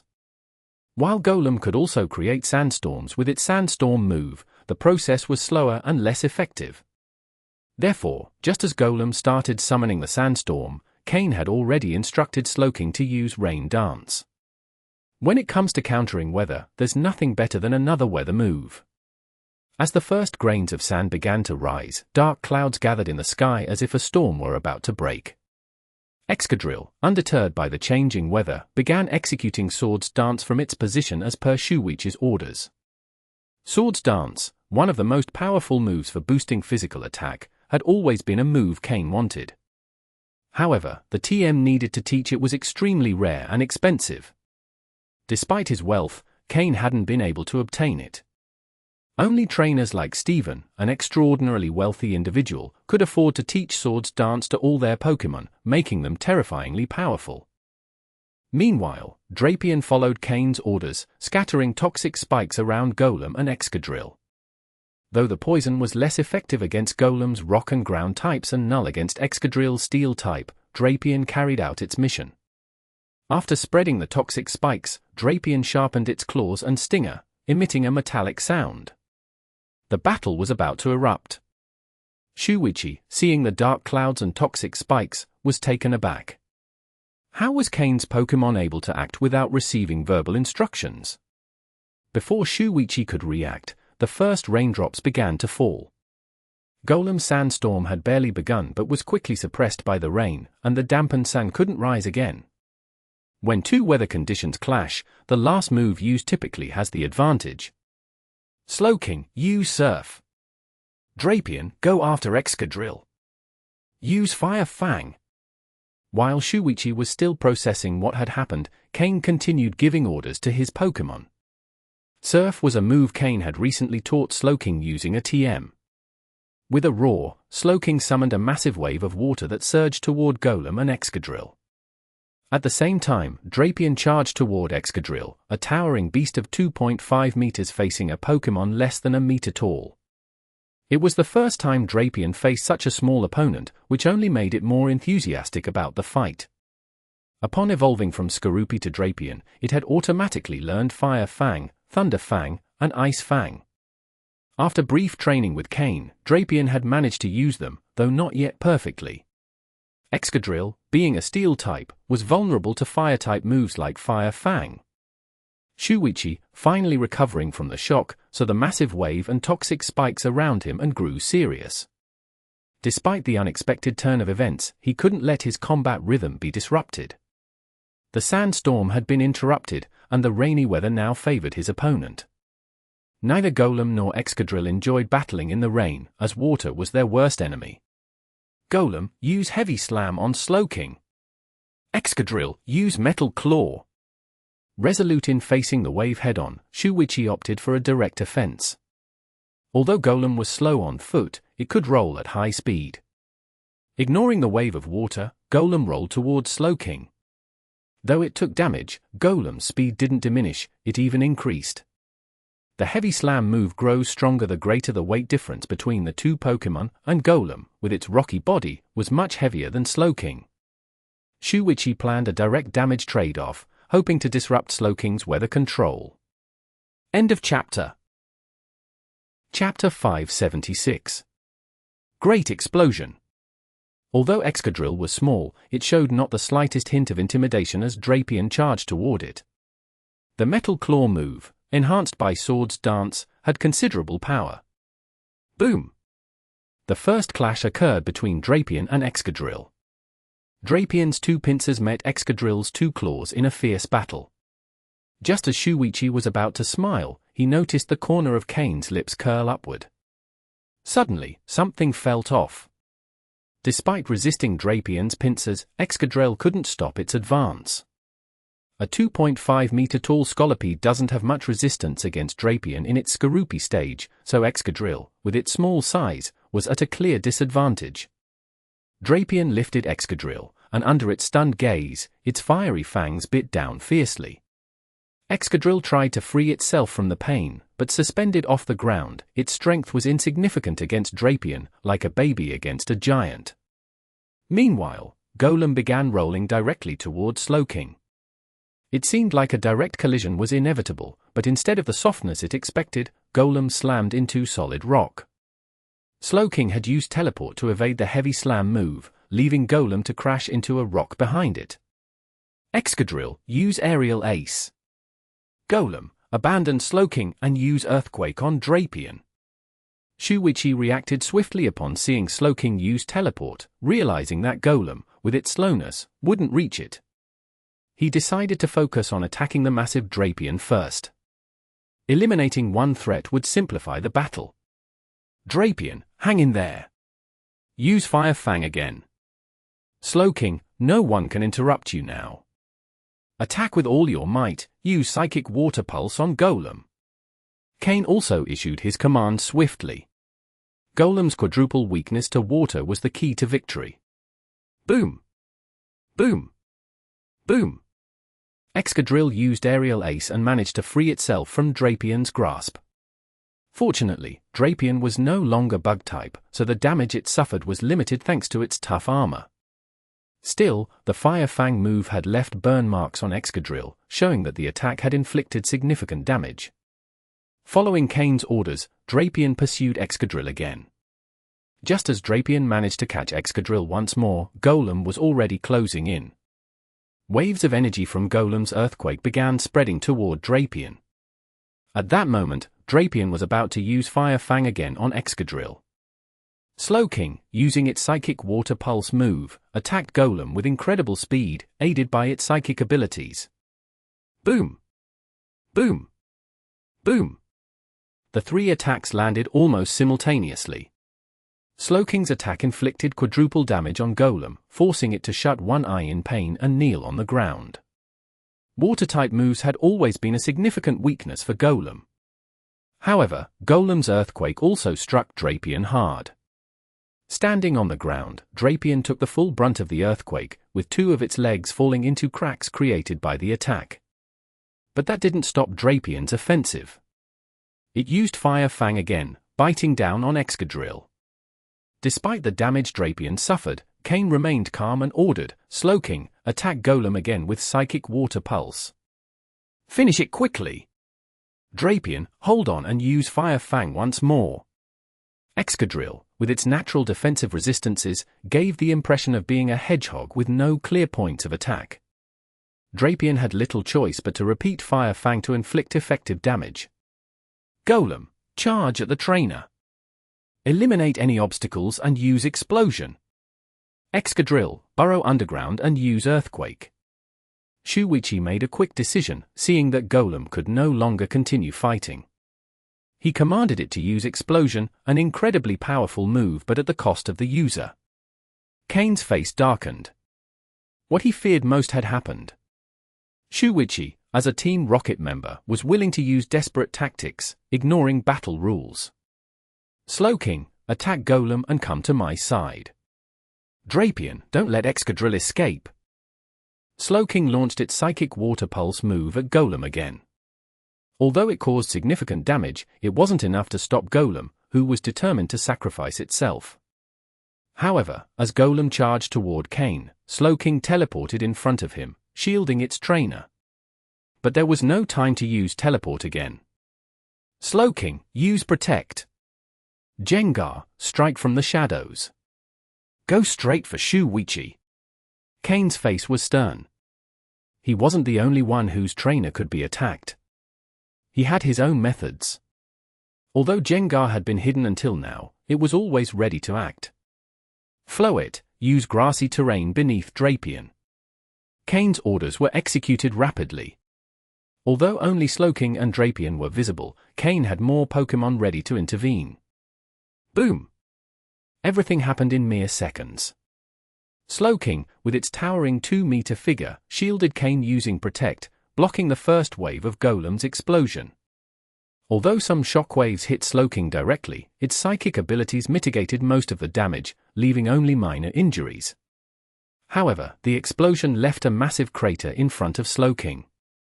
At the bottom of it lay Golem, unconscious. The surrounding area was in chaos. Drapion also took part of the impact but still firmly held Excadrill in its pincers, which spun frantically like a small top. The sound of metal screeching filled the air as Drapion's and Excadrill's claws clashed. The grassy terrain deployed by Floette began slowly healing Drapion, giving it the energy needed to keep holding the spinning Excadrill.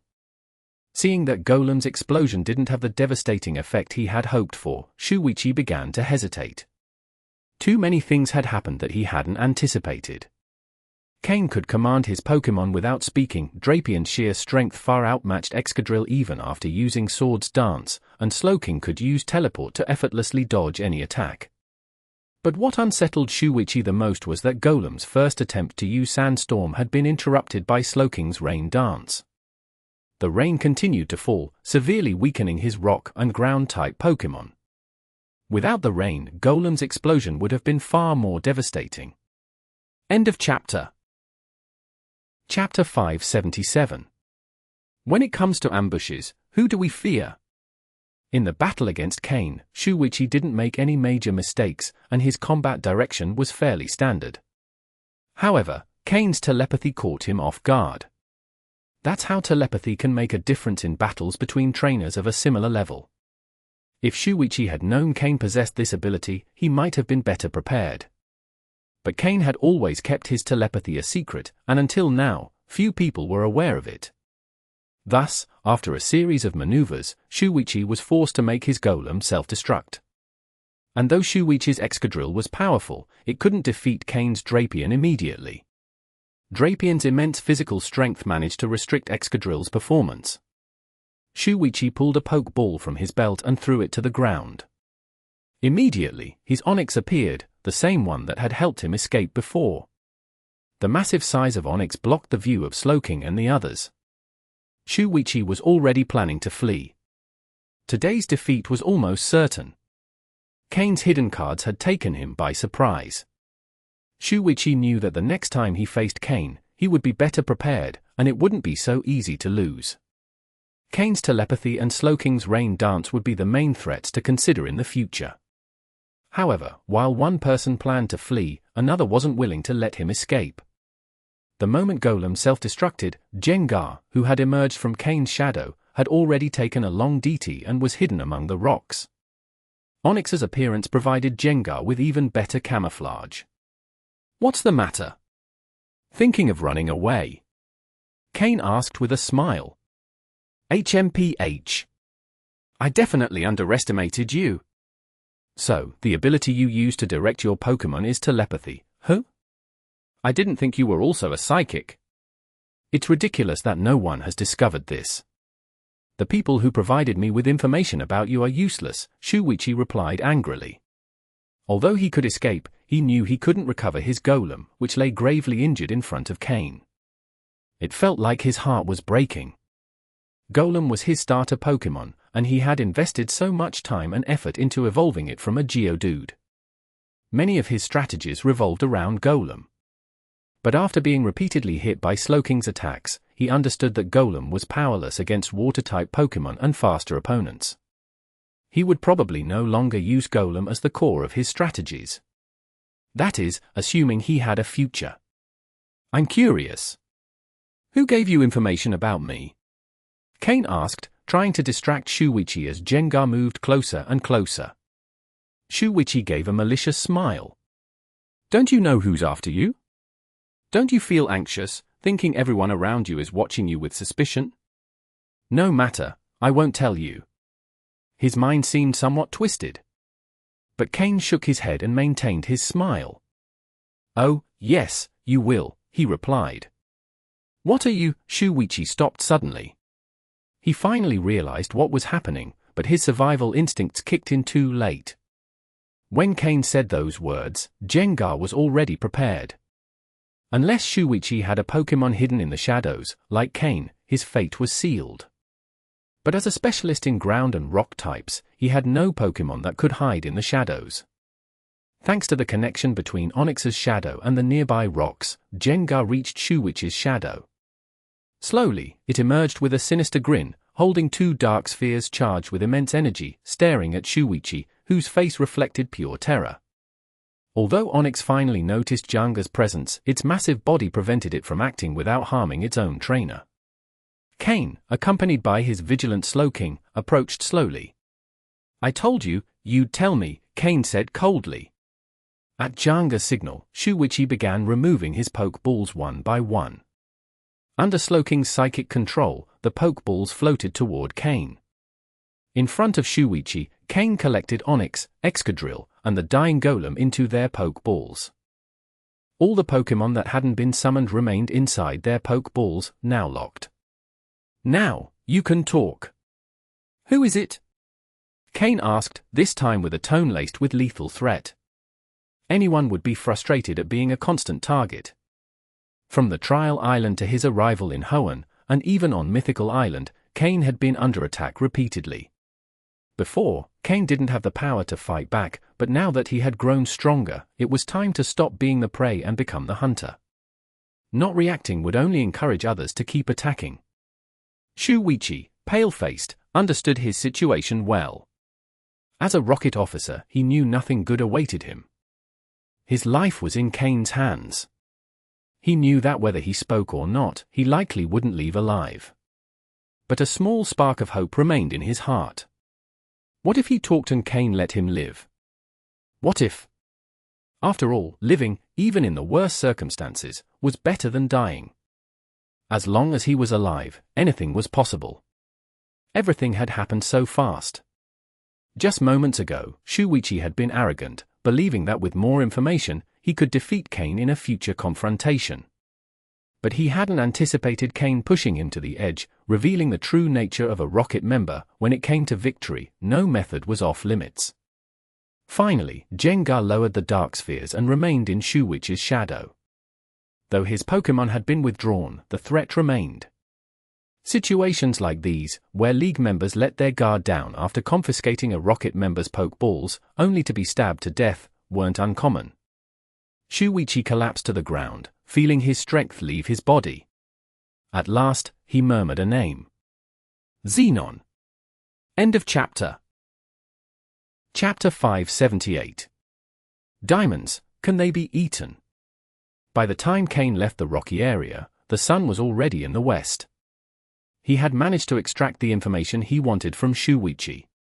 It turned out that Shuichi wasn't taking direct orders from Xenon. Instead, Xenon had placed a bounty on Kane within a few small clandestine Rocket Team groups. Anyone who accepted the bounty could obtain information about Kane from Xenon. A bounty of 20 million Pokédollars. Wow, I'm really valuable, Kane laughed at himself. However, the coldness in his eyes deepened. He understood why Xenon was doing this. Currently, Kane was Giovanni's protégé, and most people didn't dare to openly attack him. But this mythical island presented an opportunity. What Kane didn't know was how word had leaked that he would be participating in this mission. Thus, on this island, anyone could be trying to kill him. Even Reggie and the other two could no longer earn Kane's trust. This was likely part of Xenon's plan. He didn't necessarily want Rocket team members to eliminate Kane directly, rather, he wanted Kane to distrust all participants, preventing him from collaborating effectively with anyone. If any unforeseen situation arose, Kane would most likely die on the island.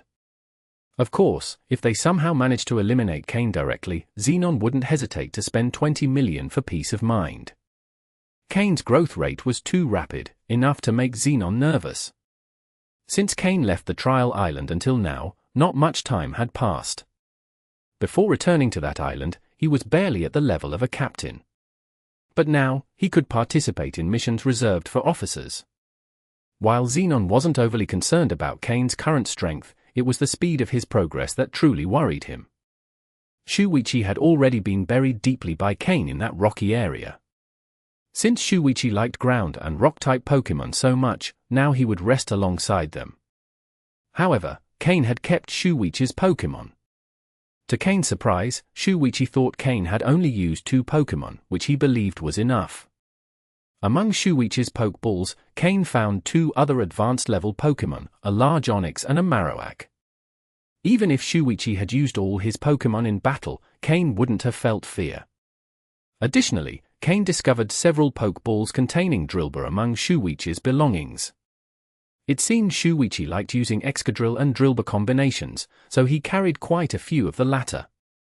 Kane kept them all. These Pokémon, trained to that level, were quite valuable. Selling them would bring in a significant amount of money. As for the group of Drillbur, Kane thought they might be useful for working the mountain's back area, helping to cultivate the land. Kane also healed Shuichi's Golem, which had used the move Explosion. He asked Floette to use grassy terrain twice, barely managing to save its life. Shuichi had been ruthless, attempting to use Golem to take Kane down in a suicide attack. On an island without medical facilities, a Pokémon that has used Explosion is nearly impossible to save. But Kane had Poke Blocks, many healing medicines, and Floette. Thanks to all these factors, Golem's life was barely saved. However, it wouldn't be in top shape for at least a month. Drapion had also sustained considerable damage. Golem's Earthquake move and Excadrill's attacks had caused significant harm. Drapion is doubly weak to ground-type moves. Though strong, Excadrill had used Sword's Dance to power up. On the other hand, Drapion had gained new insight into the move Fire Fang. Kane also took Shuichi's storage space, though he hadn't yet examined its contents. He planned to do so later that night in a safe location. Using Slowking's teleport twice, Kane returned to the clearing where Altaria resided. He had invested quite a bit in this relationship, and a safe spot like this was hard to find on Mythical Island. Naturally, he intended to make good use of it. Although Altaria was proud, she adhered to a fair code of conduct. The previous day, it had taught Honchkrow about aerial combat as thanks for the food Kane had given it. When Kane left in the morning, Altaria and the 2 Swablu were gone. But by the time he returned in the afternoon, they were back. It was unclear where they had gone. The 2 Swablu ran toward Kane as soon as they saw him, chirping loudly. They probably wanted Kane to make dinner quickly. After tasting Kane's food, everything else seemed bland to them. Going out with their mother Altaria during the day, the food they used to enjoy no longer tasted the same. Thus, at the request of the 2 Swablu, Altaria had cut her outing short and returned with her children, awaiting Kane's arrival. Altaria blushed slightly. She hadn't expected that, in the end, she, too, would crave Kane's cooking. Kane smiled, released his Pokémon, and let them play with the Swablu in the clearing. Then, after quickly tending to his Pokémon's wounds, he began preparing dinner. An Altaria and 2 Swablu weren't a significant expense in terms of food for Kane. Although he hadn't originally planned to cook every day due to the time and effort it required, he had brought many canned goods. Dinner now seemed destined to be handmade. 2 hours later, the Pokémon enjoyed the meal Kane had prepared while they chatted. This time, Altaria didn't eat alone in her territory as usual. Instead, she joined Kane and his Pokémon for dinner. The two Swablu ate alongside the 5 little ones. Meanwhile, Kane sat to the side, reviewing the day's spoils. First, the stones he had found under the protection of Bastiodon and Crocodile. Up until then, he had been curious about their value, but after scanning them with his system, he understood their significance. The minerals within those stones contained twice as many minerals as the one Stephen had given him. It was worth noting that the stones Stephen provided were already highly valuable, but these were even more impressive. However, Kane hadn't been able to extract much. What he had gathered would only feed Larvitar and Aaron for about 2 weeks. Though the mineral vein was large, he didn't have the strength to keep mining under Bastiodon and Crocodile's watchful eyes. But the system scan made a surprising discovery that caught Kane's attention. He had found small diamonds among the minerals. And the quantity wasn't insignificant.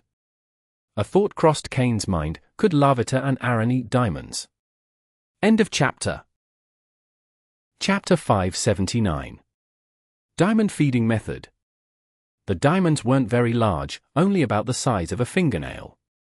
In this world, diamonds didn't carry the same air of eternal treasure, so while they held value, it wasn't anything excessive. They were considered a valuable adornment but not of great importance. Strictly speaking, diamonds are a type of mineral, right? In that case, Larvitar and Aaron should be able to eat them. Kane called Larvitar and Aaron over.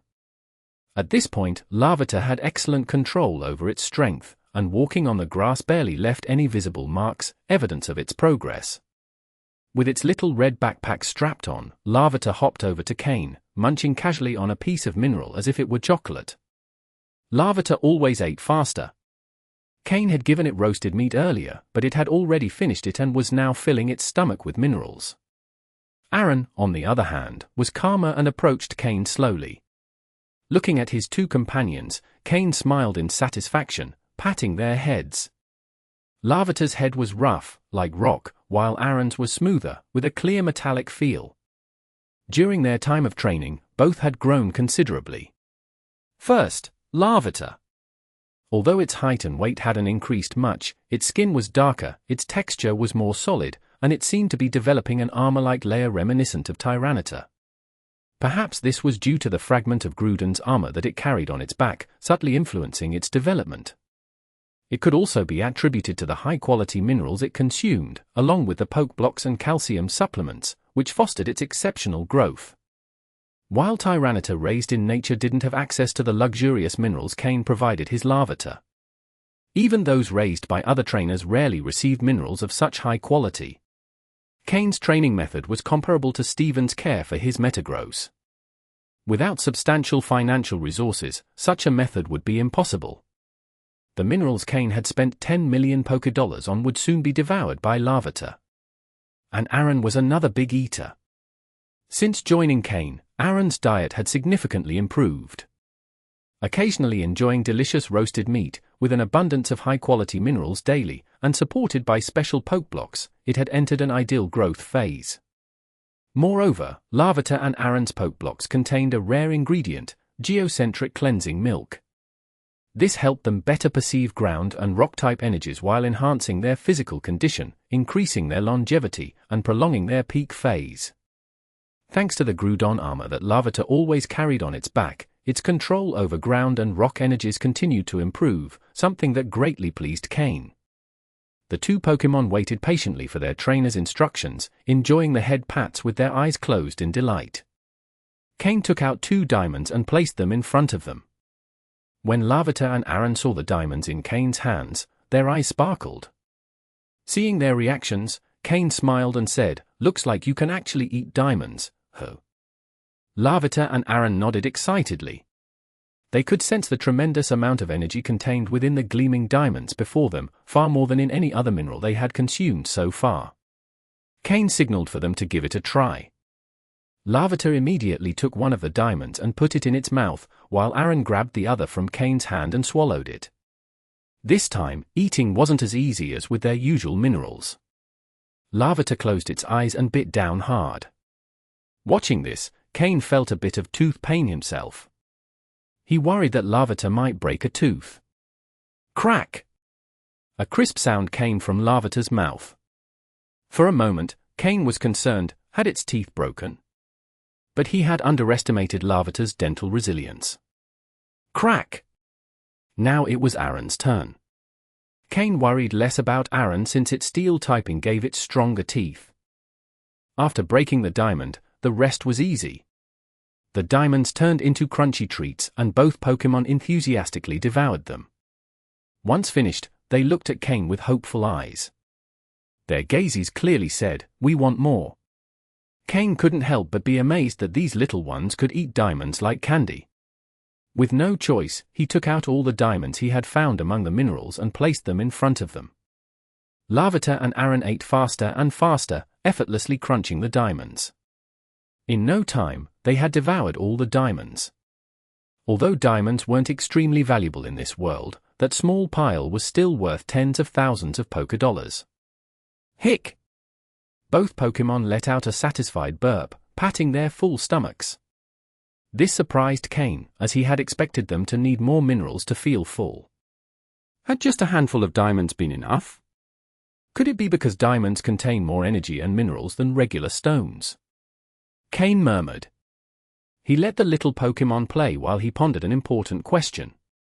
What would happen if Larvitar and Aaron grew up eating diamonds? The thought sent a shiver down his spine.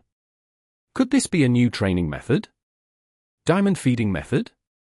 Better not, he couldn't afford it. Even Steven would wince at the sight of hundreds of thousands of Poké-dollars vanishing with each meal. It was best to keep diamonds as an occasional snack. He shelved the terrifying idea for now. Then, Kane took out Shuwich's storage equipment and began examining its contents. It wasn't surprising that someone who came to Mythical Island carried so many valuable materials, many of which were hard to find elsewhere. Clearly, they had been obtained on the island. The old saying was true, killing and looting fills your pockets. End of chapter. Chapter 580. The Secret of the Sandy Terrain and Training. Kane found many interesting items in Shuwich's storage space. In addition, he also uncovered a large quantity of minerals. Evidently, as Shuwichi was a trainer specializing in ground and rock-type Pokémon, most of his Pokémon belonged to these types, and the minerals were their primary food. Kane noticed that Shuwichi had divided the minerals into two piles. One pile consisted of regular quality minerals, which Shuwichi had likely prepared before arriving at the island. These minerals, while considered ordinary by Kane and Steven standards, would be deemed very high quality by most others. The other pile was clearly obtained on Mythical Island. The minerals in this pile were of similar quality to those Kane had previously acquired. As he examined Shuwich's storage space, Kane found a considerable amount of diamonds, similar to the ones his Pokémon, Larvitar and Aaron, had been eating. In fact, there were more diamonds here than Kane had obtained from mining minerals earlier. Observing the diamonds, Kane noticed they weren't just identical in quality to the ones he had acquired but were also remarkably similar in brilliance and transparency, which surprised him. Typically, diamonds from the same mine have subtle differences, but these appeared completely identical. This made Kane wonder if Shuwichi had discovered a diamond mine on Mythical Island. If such a mine truly existed, then the dream of feeding Larvitar and Aaron with diamonds might become a reality. Kane mused, maybe that sandy terrain isn't as simple as it seems. It's likely Shuwichi uncovered a secret there, while I only settled for the immediate benefits without discovering the place's true nature. He stored the diamonds in his backpack. Even though there were more diamonds than what he had found before, they still wouldn't last more than a couple of days as Pokémon food. With the idea of further investigating the sandy area, Kane decided he would check the location daily. Perhaps he could uncover something new. After fully organizing Shuwich's storage, Kane noticed that his Pokémon had almost finished their dinner. He set this matter aside for now, cleaned everything up, and began the specific training for his Pokémon. Honchkrow, after receiving lessons from Altaria, had already recognized its weaknesses. It had started training on its own without Kane needing to push it. Kane trusted Honchkrow's ability to train independently. Currently, Honchkrow no longer carried extra weight on its body, as its strength had increased to the point where the weight no longer posed a challenge. Now, the purpose of that weight was to increase the difficulty of its training sessions. Slowking, on the other hand, had shown some deficiencies in its recent battle. As a water and psychic-type Pokémon, although it was highly talented in using psychic powers, Kane had slightly neglected its water energy. Due to a lack of time, Kane had prioritized training Slowking's psychic abilities, which were its strength, to maximize its power. But now that Slowking had reached the advanced level, its progress had slowed. Thus, it was time to incorporate water-type training into its regimen. While its water-type moves weren't weak, there was still much room for improvement compared to its psychic abilities. At this stage, Slowking's goal would be to train exclusively in water-type moves, enhancing its mastery over water energy. Even when not using water-type moves, it should be able to control this energy effectively. Weavile, Gengar, and Drapion, who had recently evolved and reached the advanced level, required more intensive training. Their bodies had undergone significant changes in size, so they also needed to get accustomed to their new forms. For instance, Weavile had to continue training its Ice-type moves, as it had not yet reached its full potential. One of the moves it needed to focus on was Blizzard, a powerful and effective move for group battles. Although Weavile had already used Blizzard during the battle against the Scolipede, it was still far from meeting Kane's standards. As for Drapion, it had learned 3 new moves after its evolution: Fire Fang, Thunder Fang, and Ice Fang, enabling it to adapt better to different types of opponents.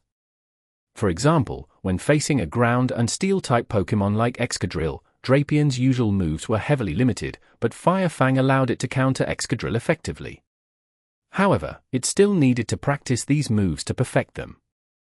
Drapion's training involved running across the field and striking trees, becoming familiar with its new body.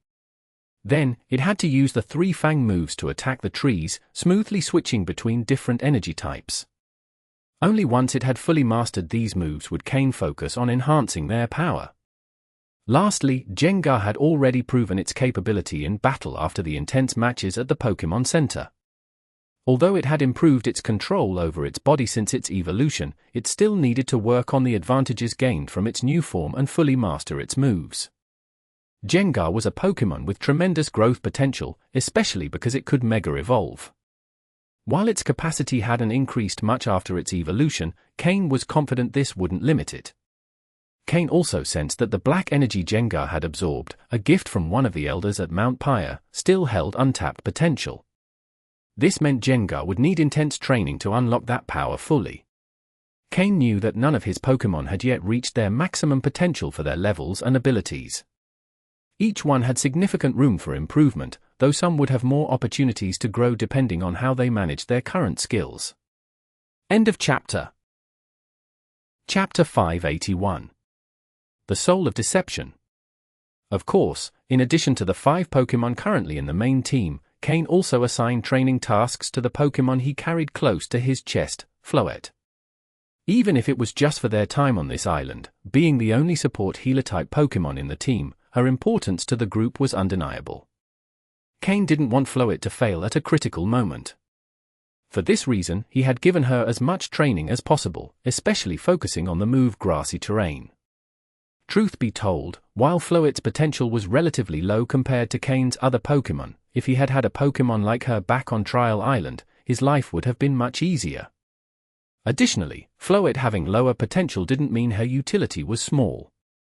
For support moves like Grassy Terrain, Floette was surprisingly effective, even without extensive training in such moves.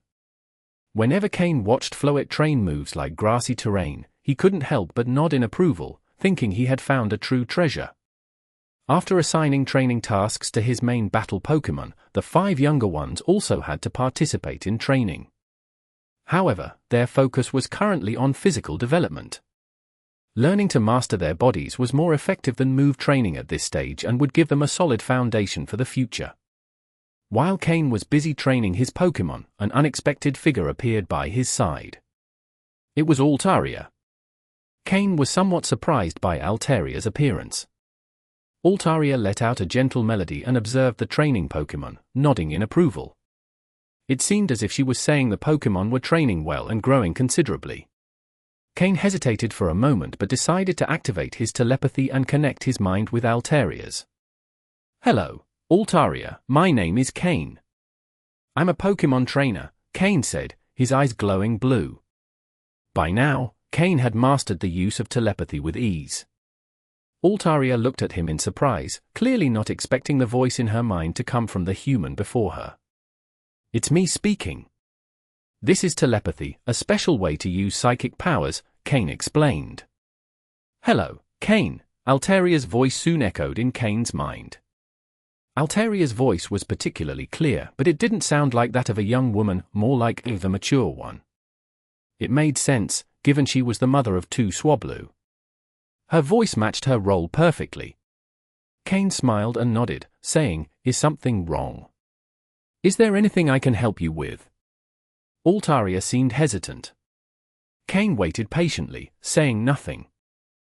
Are you from somewhere outside this place?" Altaria took a deep breath before finally speaking. When Kane heard Altaria's question, his pupils contracted, and his expression stiffened. "Outside? Outside Mythical Island? Or beyond Mythical Island's illusory barrier?" Kane hadn't responded yet, but Altaria already got the answer she sought just by observing Kane's expression. With a melancholic sigh, she said, "I knew it, you really are from the outside. Is the outside world big?" Altaria's eyes shone with longing and hope. Nodding, Kane sat on the ground, gazing at the stars in the sky. It had to be said, Mew's creation of Mythical Island's barrier was exceptionally clever. From inside, you couldn't see what lay beyond, but the starry sky was clearly visible. "How did you know this place isn't the outside world?" Kane asked after some thought. "Once, before my 2 children were born, I flew beyond this island to see what lay beyond. But every time I flew a certain distance, a kind of maze would appear, and in the end, I would always return to this island," Altaria explained. Altaria, practically invincible on Mythical Island, faced no daily life pressures. There were other Pokémon stronger than her on Mythical Island, but none could prevent her from escaping. "Then, how do you know the outside world exists?" Kane asked again. Altaria had shown little surprise when she first saw Kane and his Pokémon. Could it be because she already knew about the outside world? Altaria's expression shifted to one of nostalgia. After a moment of silence, she replied, "The father of my 2 children is from the outside world." Kane was stunned by the response. So, there had already been Pokémon from the outside that entered?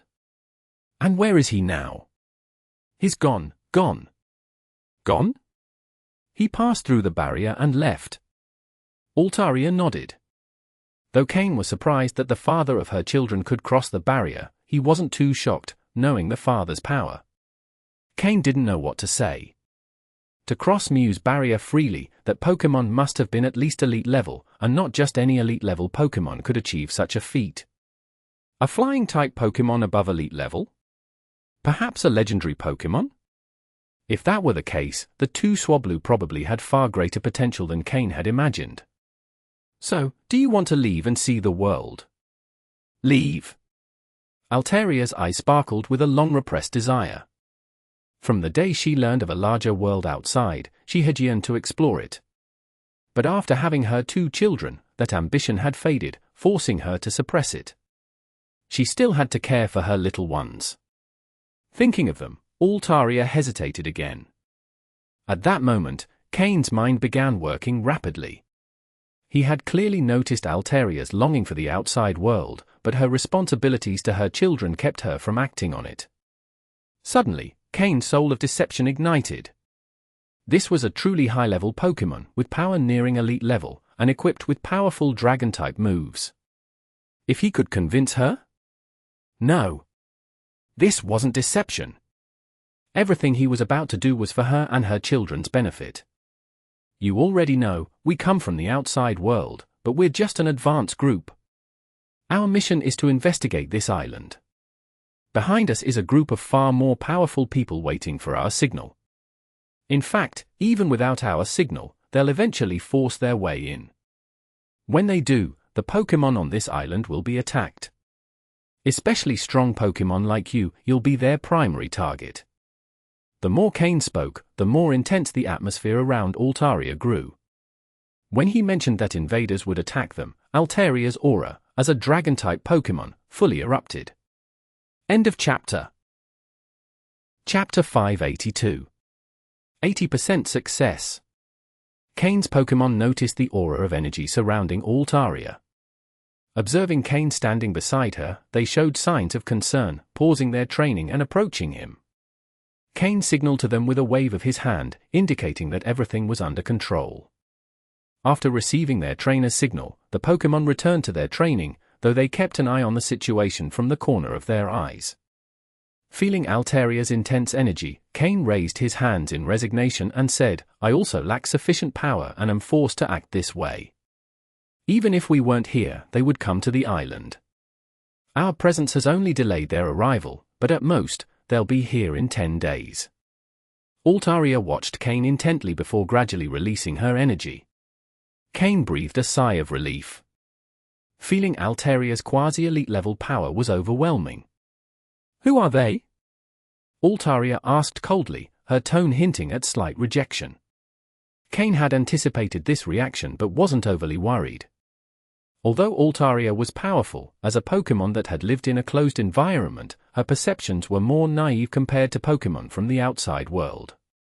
Kane also knew she had her 2 offspring to care for. They're an underground organization from the outside. This place where you live is called Mythical Island, and the barrier preventing you from leaving is the Mythical Shield. The organization is extremely interested in this long-isolated island. Currently, at least 5 or 6 quasi-elite level trainers are waiting outside. You may not be familiar with what a quasi-elite level trainer means, but each of them has at least 4 or 5 Pokémon as strong as you. Altogether, there are nearly 30 Pokémon of that level. Do you think this island has so many powerful Pokémon? And even if it does, would they unite to defend themselves?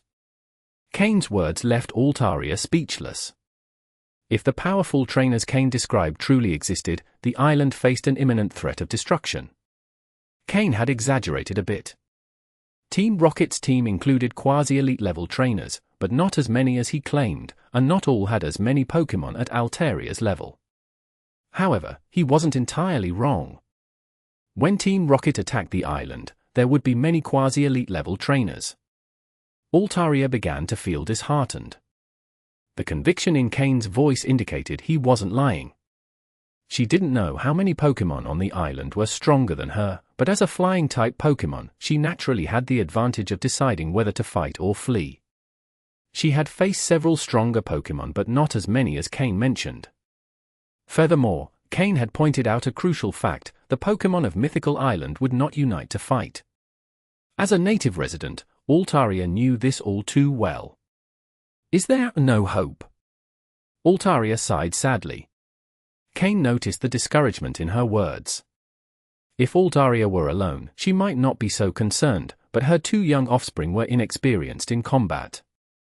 Under her protection, they had faced few dangers and rarely fought. Kane decided to seize the moment. "If you trust me, I can take you off the island without much difficulty. I can also offer you a safe place to live. To be honest, in the outside world, I hold a certain position. I have my own territory, which, though not as large as Mythical Island, is comparable to your territory. And in my territory, you won't have to worry about any danger. I guarantee that." "Your territory?" Altaria asked, looking at him with a mix of doubt and skepticism. Kane knew that, compared to Altaria, his Pokémon weren't as strong. Together, they couldn't match even 2 of her attacks. "Yes, my territory. I know that, compared to you, we're still weak. But surely, you can see that my Pokémon haven't been trained for long, right? In less than a year, starting from scratch, they've reached this level. Give me another year, and I'm confident I can surpass you." Kane's confidence was evident on his face. The progress he'd made in this life had given him great assurance. Even when facing prodigies like Lance or Steven, Kane was confident he could compete with them. Altaria nodded slightly. She had noticed the youth of Kane's Pokémon. Some were even younger than her own offspring but were already powerful. This trainer had very effective methods for training his Pokémon. However, Altaria didn't respond immediately. As a Pokémon on the verge of becoming an elite-level Pokémon, she had her pride. The only reason she might consider it was for her 2 offspring. She needed time to decide whether she was willing to set aside her pride for the sake of her young and trust this human. "Let me think about it," Altaria said before taking flight. Kane, watching Altaria disappear into the moonlight, smiled to himself. "I almost have her." He had managed to convince her 80% of the way. With the promise of a safe haven and territory, Altaria was already caught in Kane's net.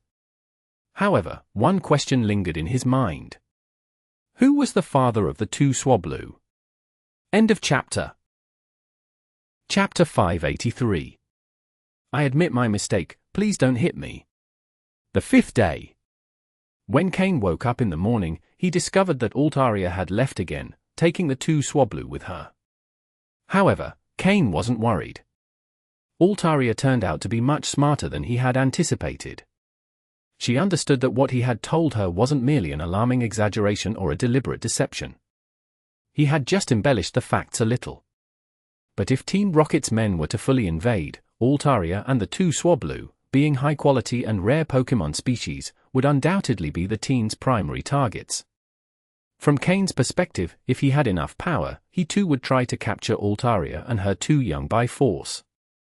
After all, Altaria is a Pokémon capable of Mega Evolution, which gave it a much higher potential ceiling than ordinary Pokémon. Moreover, after Mega Evolving, it gained the Dragon and Fairy types, both of which would be incredibly valuable in the future. Wasting no time, Kane had breakfast and teleported again to the Sandstone region with Slowking's help. The main goal of this visit was to search for the rumored diamond deposit that might exist in the area. If Kane hadn't defeated Shuichi yesterday, he might have been able to get some information from him. However, Kane also had his own unique methods. Standing on Drapian's back, Kane took out Larvitar's Pokeball. He immediately summoned Larvitar. When Larvitar appeared on the sand, his massive weight didn't make him sink. Kane noticed he had generated a thin layer of ground-type energy under his feet, preventing him from sinking into the sand. Larvitar's control over ground-type energy had improved again. Kane had high expectations for how Larvitar would use ground-type moves in future battles. As soon as he was out, Larvitar glanced around and, seeing Kane standing on Drapian's back, flashed a happy smile. This sandstone environment was one of Larvitar's favorites, and he felt completely at ease. He ran on his small legs toward Drapian, trying to grab the spikes on Drapian's back to climb up. However, when Larvitar used his strength, crack! Cha! Drapian let out a cry. One of the small spikes on his back ended up in Larvitar's hand. Larvitar looked at the spike in his hand, then at Drapian, who showed signs of pain. He felt terribly embarrassed, bowing repeatedly in apology before trying to place the spike back in its original spot. He carefully set the broken spike on the fracture. After placing it, Larvitar quietly sighed in relief. I didn't think it was that fragile, thought the poor Larvitar. However, he forgot his own weight. A breeze blew, and the small spike fell to the ground. The situation became extremely awkward. Drapian didn't feel much pain anymore but couldn't help feeling a little helpless toward his small companion. These spikes were like his hair, and breaking them did hurt. Kane couldn't help but facepalm. Using his psychic abilities, he quickly lifted Larvitar.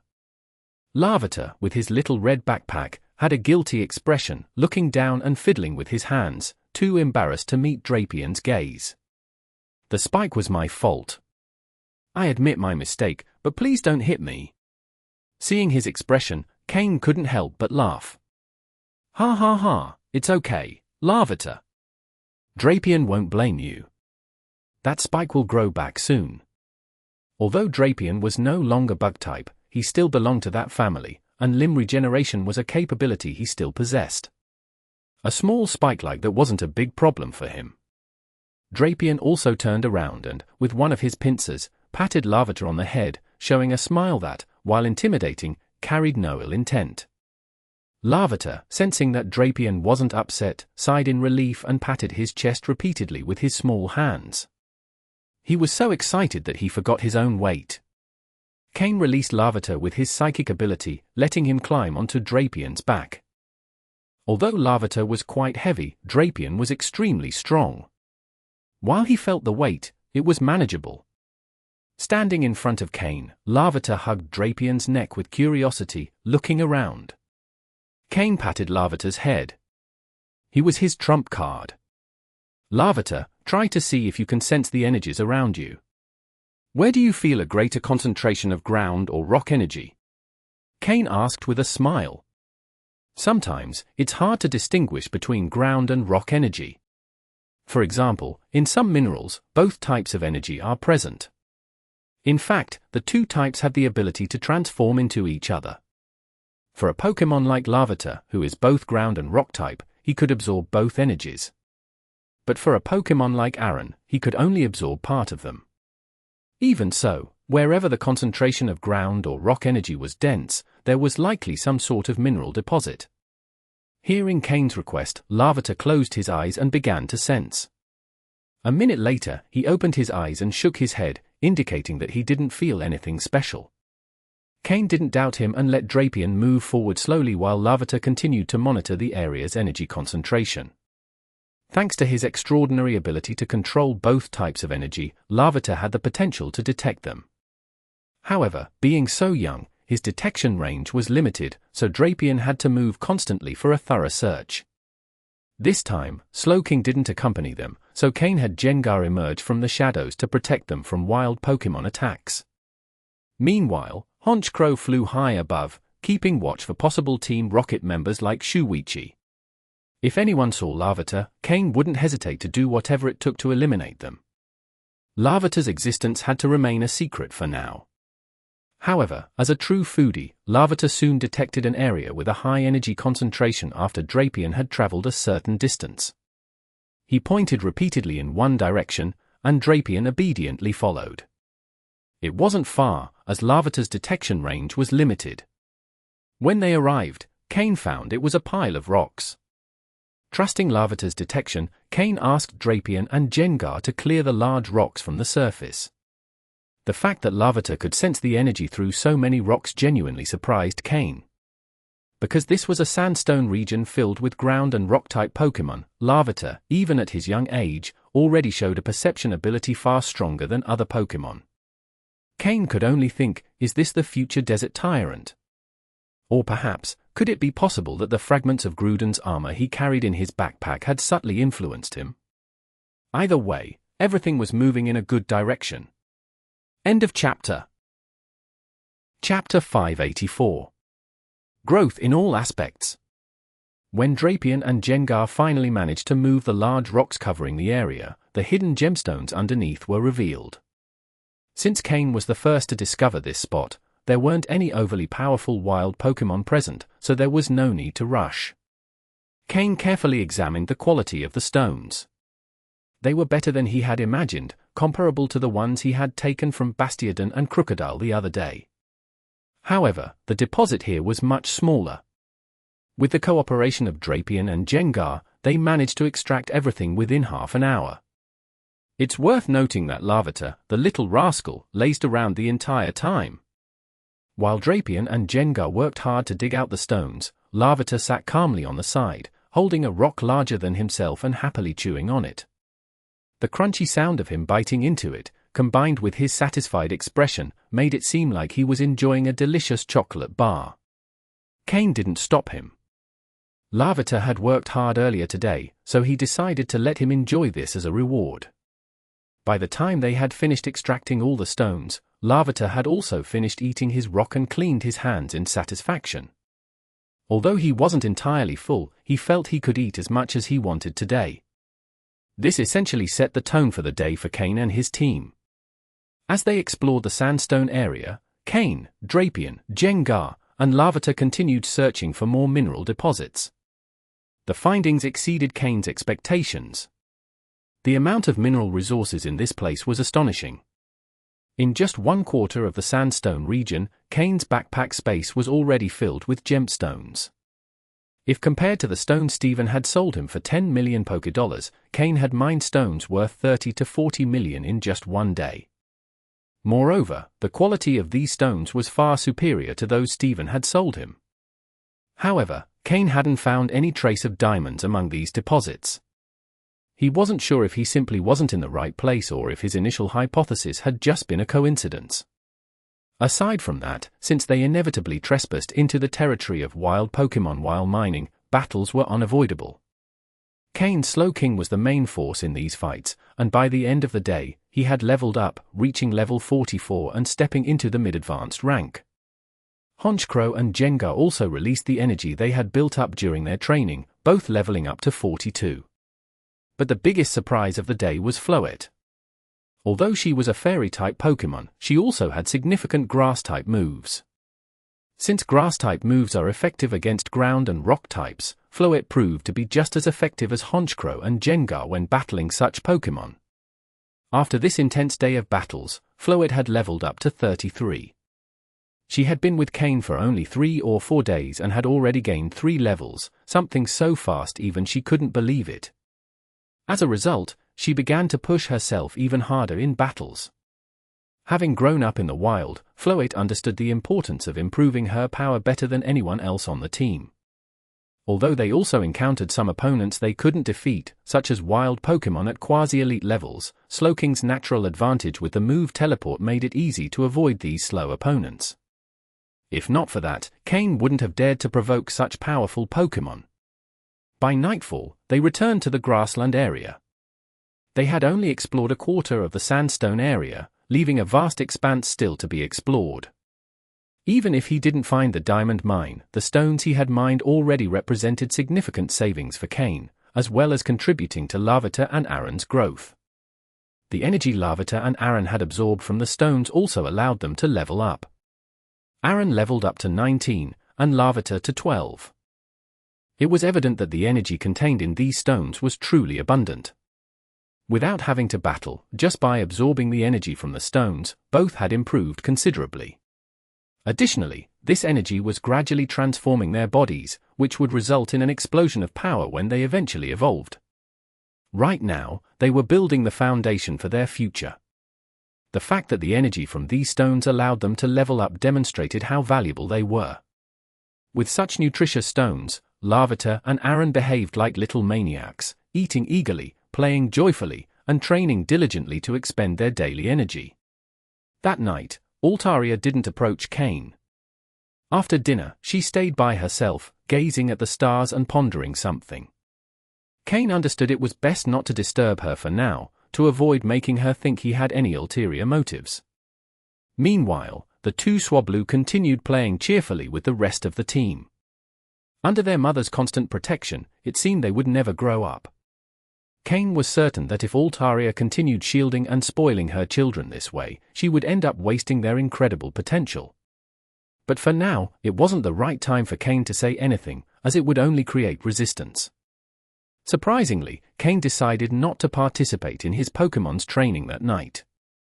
Instead, he sat down to meditate and train his psychic power. Since reaching the level of a beginner psychic, Kane had temporarily stopped training that ability. However, he decided to resume it. Although he knew reaching the intermediate level would be difficult, even among beginner psychics, there were differences in power. Kane still had some Dawnstones and was curious to see how far he could go after absorbing all of them. The second time he absorbed a Dawnstone, it was much smoother than the first, and the energy was absorbed without issue. However, the increase in his psychic power wasn't as dramatic as the first time. But for someone with as scarce psychic power as Kane, it was still a significant boost. After each absorption, he needed time to stabilize and adjust before using another Dawnstone. With several stones in his possession, Kane hoped to absorb them soon, as it would greatly enhance his advantage in using psychic powers. End of chapter. Chapter 585.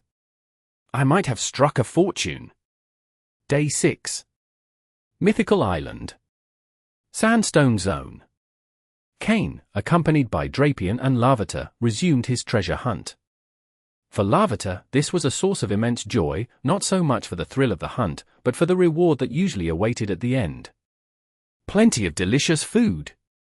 The previous night, Larvitar had enthusiastically recounted to Aaron what happened during these expeditions, making Aaron incredibly envious.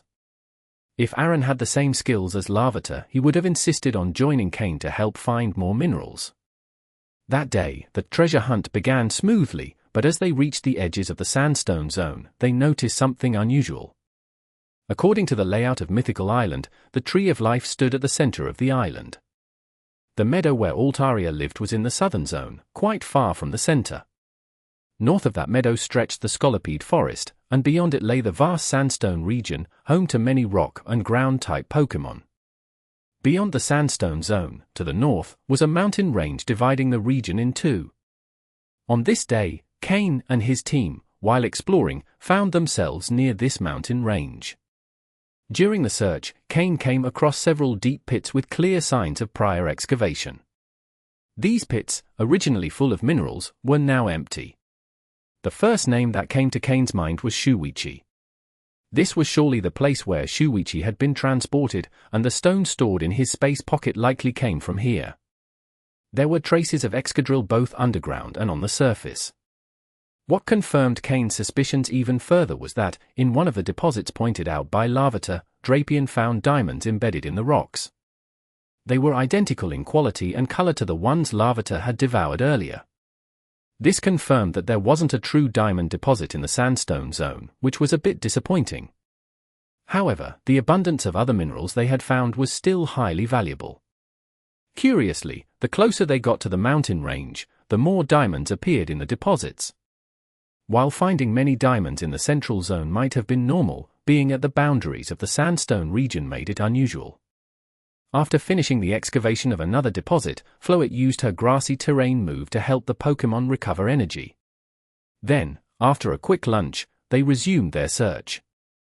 They hadn't gone far when Larvitar, perched on Drapion, suddenly jumped in excitement, nearly causing Drapion to trip due to the unexpected weight.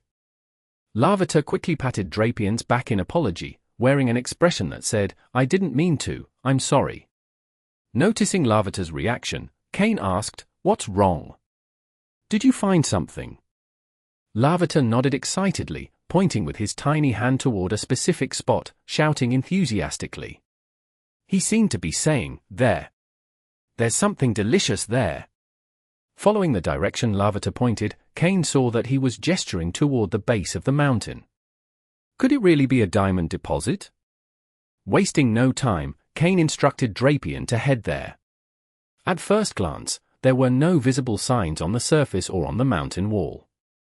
It was a steep cliff, at a 90-degree angle, covered with loose rocks. Kane summoned all his Pokémon, knowing that working in such an unstable area required caution, as rocks could fall at any moment. Drapion, being the most skilled at digging, took the lead. Mining also served as excellent exercise for Drapion, helping him improve his body control and joint strength. Slowly, they began excavating under the cliff. Larvitar was restless, pacing back and forth, clearly drawn to whatever was inside. After about 40 minutes of teamwork, just as Kane began to doubt whether Larvitar had been mistaken, something happened. Clang! The metallic sound of Drapion's strike indicated they had hit something hard. Hearing this, Larvitar rushed to the spot, pointing excitedly and nearly drooling, convinced they had found something delicious.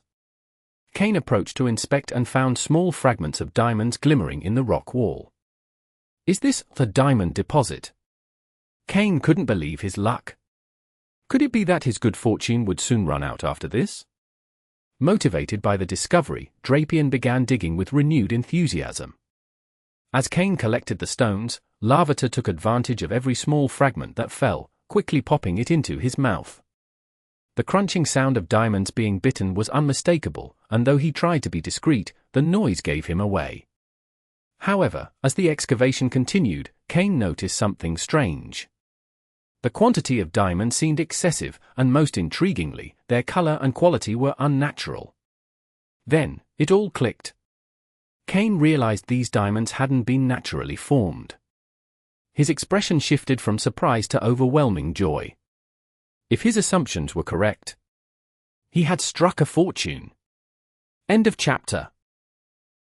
Chapter 586. Carbink. Kane had a suspicion in his mind. As the Pokémon continued digging and uncovering more diamonds, that suspicion grew stronger. He set aside some of the larger diamonds, leaving the smaller ones for Larvitar as a snack. Additionally, Kane decided to call Aaron out as well. When Aaron appeared and saw Larvitar frantically devouring diamonds, his eyes filled with envy. Without saying a word, Aaron simply sat next to Larvitar and started eating too. Larvitar noticed Aaron's presence but didn't say much, merely letting out a few sounds while chewing since his mouth was still full of diamonds. Although both Larvitar and Aaron could eat diamonds, compared to other minerals, diamonds were quite hard, so they ate them more slowly. Moreover, diamonds contained much more energy, and both began to feel as though their stomachs were reaching full capacity, as if they might burst. However, seeing the endless stream of diamonds being unearthed, neither seemed willing to stop. Suddenly, Larvitar had a brilliant idea. He took off his small red backpack, which had a fragment of Gruden's armor in the main compartment but still had other empty compartments. Larvitar quickly filled those compartments with small diamonds and hugged the backpack tightly, adopting a possessive attitude of "these are mine, no one touch them." Seeing Larvitar's red backpack, Aaron looked a bit puzzled. He stared at Larvitar, then at Kane, as if silently expressing that he needed something similar. Amused by their behavior, Kane couldn't help but laugh. "Ha ha, it's all right, little ones, no need to fight over this. After all, these diamonds are for you. But eating this many diamonds as if they're regular food isn't a good idea. You might have digestive problems. This will be the first and last time. In the future, I'll prepare a more suitable diet for you." Aaron, slightly embarrassed, scratched his metallic head, while Larvitar kept clutching his backpack, completely ignoring Kane's words as though his only concern was his precious possession. Laughing, Kane decided to recall the two mischievous Pokémon back into their Pokeballs. After eating so many diamonds, they probably won't even need dinner, Kane thought. He could only hope their stomachs could digest them well. After recalling the two little ones, Kane's expression turned serious again. He looked toward where Drapion was still digging, a spark of excitement in his eyes. As if responding to his gaze, Drapion struck the wall with its pincers once more, and suddenly, the wall collapsed, revealing a passage ahead. The interior wasn't completely dark, small, diamond-like stones embedded in the walls emitted a faint glow, illuminating the cave within. Kane felt a surge of joy, convinced that his suspicion was about to be confirmed. Climbing onto Drapion's back, Kane and his Pokémon ventured into the cave. He instructed Slowking to seal the hole they had dug, preventing other Pokémon from entering. This passage seemed to be part of a pre-existing cave system, and now Kane had to decide which direction to take. After observing the situation, Kane decided to head toward the area where the diamonds were most abundant. All of Kane's Pokémon accompanied him, as in this type of unknown environment, there was always a risk of encountering danger. The passage wasn't very wide, barely enough for Drapion to walk through, so the other Pokémon positioned themselves either in front or behind. Gengar hid in Kane's shadow, while Weavile, being smaller and more agile, took the lead to scout for potential threats. Slowking stayed directly behind Kane, ready to teleport them away if necessary. Lastly, Honchkrow flew at the rear, keeping watch for any attacks from behind. This was the formation they used to advance. As they ventured deeper, the passage gradually widened, allowing the Pokémon to walk more comfortably. Drapion, with its imposing height of 2.5 meters, was finally able to stand upright as they moved. After walking for about 20 minutes, Kane estimated that they had reached the heart of the mountain. This tunnel, though it seems flat, actually slopes slightly downward. "Based on my calculations, we're right in the middle of the mountain," Kane said, relying on data provided by his system. Shortly after, they arrived at a massive underground cavern. The tunnel walls were completely covered in diamonds. At this point, Kane was 99% certain of his theory. When he saw the first Pokémon inside the enormous cave, all his suspicions were confirmed. The Pokémon that appeared before him was a rock and fairy type. A common Pokémon in the Kalos region, but rare in other places. It was a Carbink. The body of this Pokémon was composed of stones and diamonds. So, the stones and diamonds Kane had been unearthing were, in fact, fallen fragments from these Carbink. Carbink are born deep underground, under conditions of high pressure and temperature, and the glow of the gemstones on their bodies serves as a means of protection. One of the Carbink was manipulating something on the wall. At a glance, Kane noticed it was embedding the diamonds falling from its body into the walls to make the cave shine more brightly.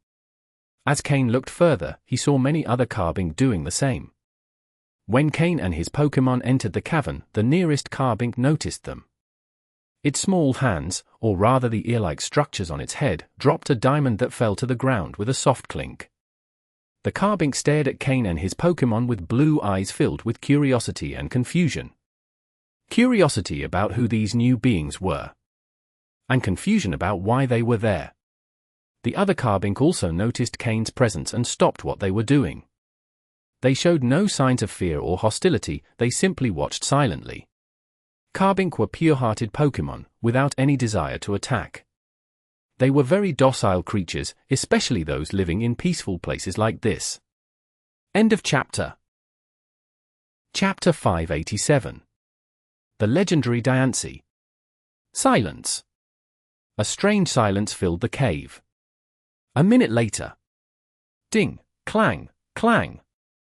Different diamonds fell to the ground, or it was the sound produced by the small Carbink bumping into each other. The little Carbink finally reacted and gathered together. They looked at Kane with wary expressions. At last, they remembered the terrifying creatures their elders had often mentioned. But these didn't seem as frightening as the elders had described.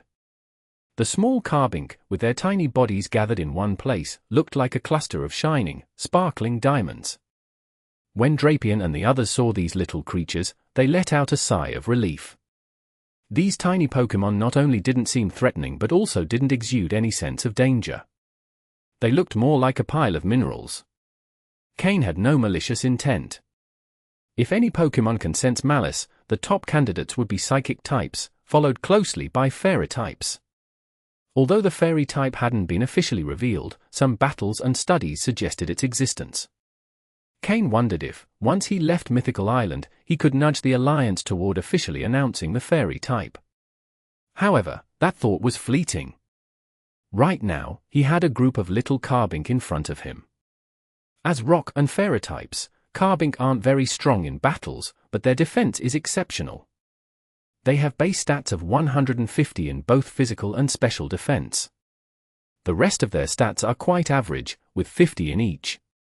However, Carbink's weaknesses are also evident, a glaring 4x weakness to steel, along with 2x weaknesses to ground, water, and grass, making them easy to counter. While they have 2x resistances to normal, flying, bug, fire, and dark, Carbink really aren't suitable for combat.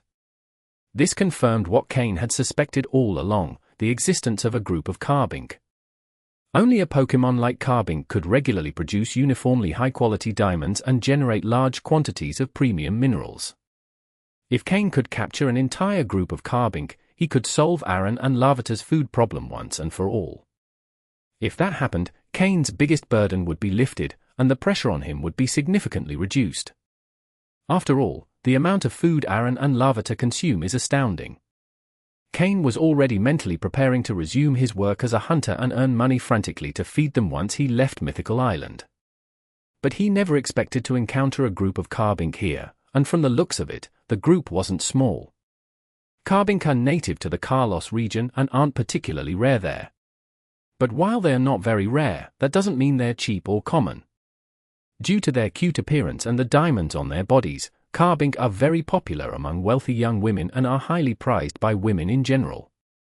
Owning a Carbink is a status symbol, akin to showing off a designer handbag or exclusive lipstick. For this reason, although Carbink aren't scarce, their price on the black market is incredibly high. Initially, Kane had planned to buy a group of Carbink to produce food for Aaron and Larvitar.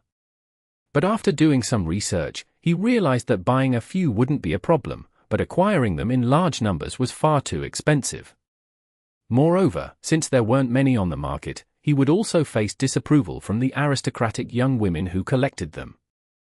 The cost was too high, so Kane abandoned the idea. He never imagined he would find them on Mythical Island. Carbink aren't particularly strong in battles. Even if an elite-level Carbink appeared, Kane wouldn't be too worried. The worst that could happen is a stalemate. But there was one thing that did concern Kane. Diancie. A Pokémon considered legendary, a kind of mutation of Carbink. In the Kalos region, there are several legends about this Pokémon. When a group of Carbink grows large enough, a mutation can occur, and that mutation is Diancie. It is the king of all Carbink. Neither Carbink nor Diancie have a gender. Although Diancie has a feminine appearance, it is actually genderless.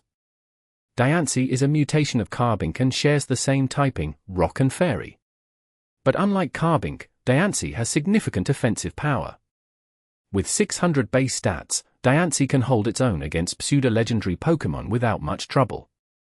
Additionally, Diancie can mega-evolve, giving it far greater potential than ordinary Carbink. Although Diancie is considered a legendary Pokémon, it doesn't have a divine role. It's similar to legendary Pokémon like the legendary birds, where while there may be more than one of their species, only one holds a divine role. Diancie is quite similar. In a large group of Carbink, only one mutation can occur. And only after that king dies can another arise. If this group of Carbink isn't very large, Kane wouldn't be worried.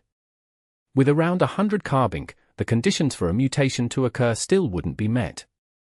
But if more Carbink were hidden deeper in the cave and a Diancie appeared, Kane would definitely retreat. In that case, he would immediately report it to Team Rocket, and someone else would handle the group. After all, Diancie is much rarer than a pseudo-legendary Pokémon. And Diancie doesn't need to be trained from scratch. Once it reaches the appropriate level, it already has formidable power. Kane could demand a portion of the Carbink in exchange for the information, which would be acceptable. Of course, that would only happen if a Diancie appeared and Kane couldn't defeat it. But if he encountered a newly transformed Diancie, Kane would likely dream of striking it rich. Because Diancie has a unique ability, it can produce Carbink.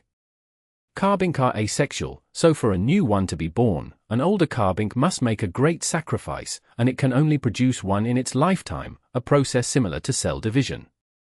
However, Diancie can create Carbink infinitely, as long as it has enough energy.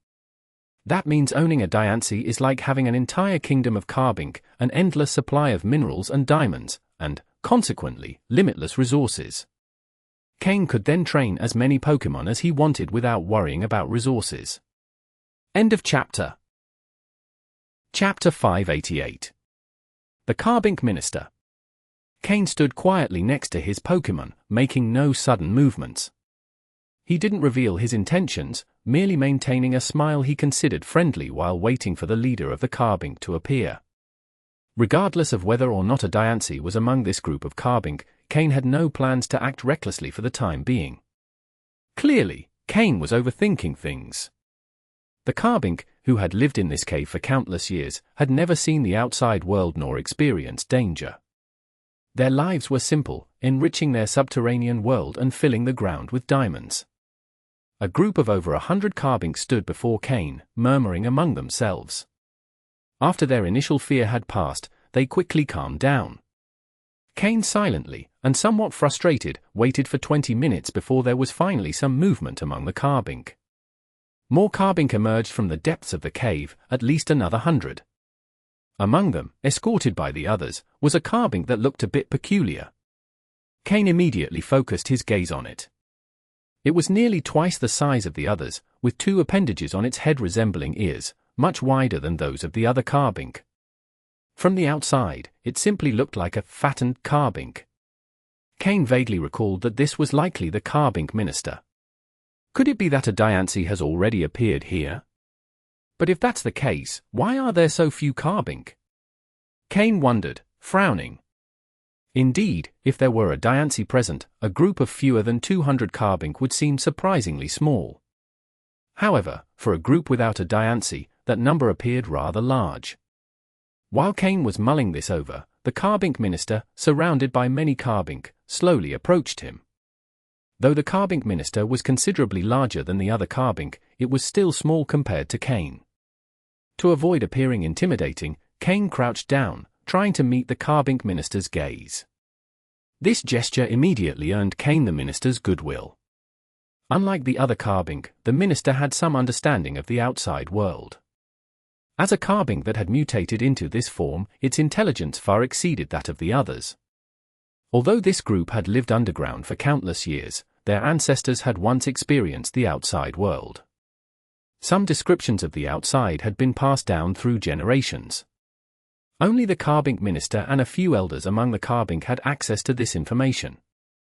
However, over time, much of that knowledge had been lost, leaving the Carbink with only a vague, distorted image of the outside world shaped by their imaginations.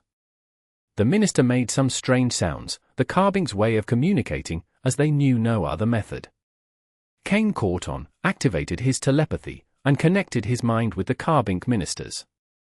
At first, the minister was startled when Kane spoke into its mind. However, after Kane explained and guided it for a while, the minister gradually learned to communicate with Kane through telepathy, albeit in a somewhat rudimentary manner. The minister was amazed by Kane's ability, nearly bowing in reverence. This was the result of having been confined to a small world for over a century. They held deep respect for the unknown. And this respect was something Kane valued highly. While teaching the Carbink minister to communicate, Kane took the opportunity to scan its data using his system, confirming that it differed slightly from regular Carbink. Pokémon. Carbink, dark green. Gender? Genderless. Level: 48. Type: Rock plus Fairy. Ability: Clear Body. Held item: Minister's Wisdom. Egg moves: None. Basic moves: Tackle, Harden, Rock Throw, Sharpen, Smack Down, Reflect, Stealth Rock, Guard Split, Ancient Power, Flail, Skill Swap, Power Gem. Learned moves: Earth Power, Magnet Rise, Telekinesis, Gravity, Wonder Room. TM moves: None.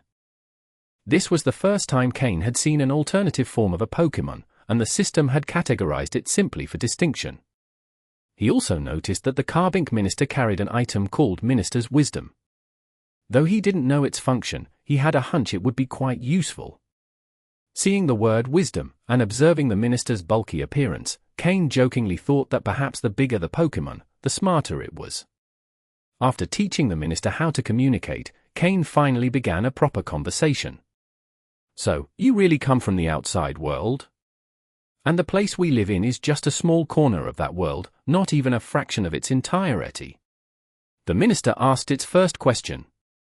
Kane nodded, feeling tired of crouching, and without worrying about the dirt, he sat directly on the ground. He telepathically responded, "That's correct. This world is vast. The place you're in now is an island in the middle of the ocean, and this underground world is just one corner of Mythical Island." Hearing Kane's confirmation, the minister once again showed an expression of astonishment. It seemed that Carbink were overly content creatures. After living underground for so long, they hadn't even considered exploring the outside world. Their lives revolved around digging and finding a suitable place to live, rich in energy and sufficient to sustain their tribe. The mines Kane had discovered in the Sandstone area were merely remnants left behind by this group during one of their migrations. This group had been living under this mountain for countless years, to the point where they considered it their entire world.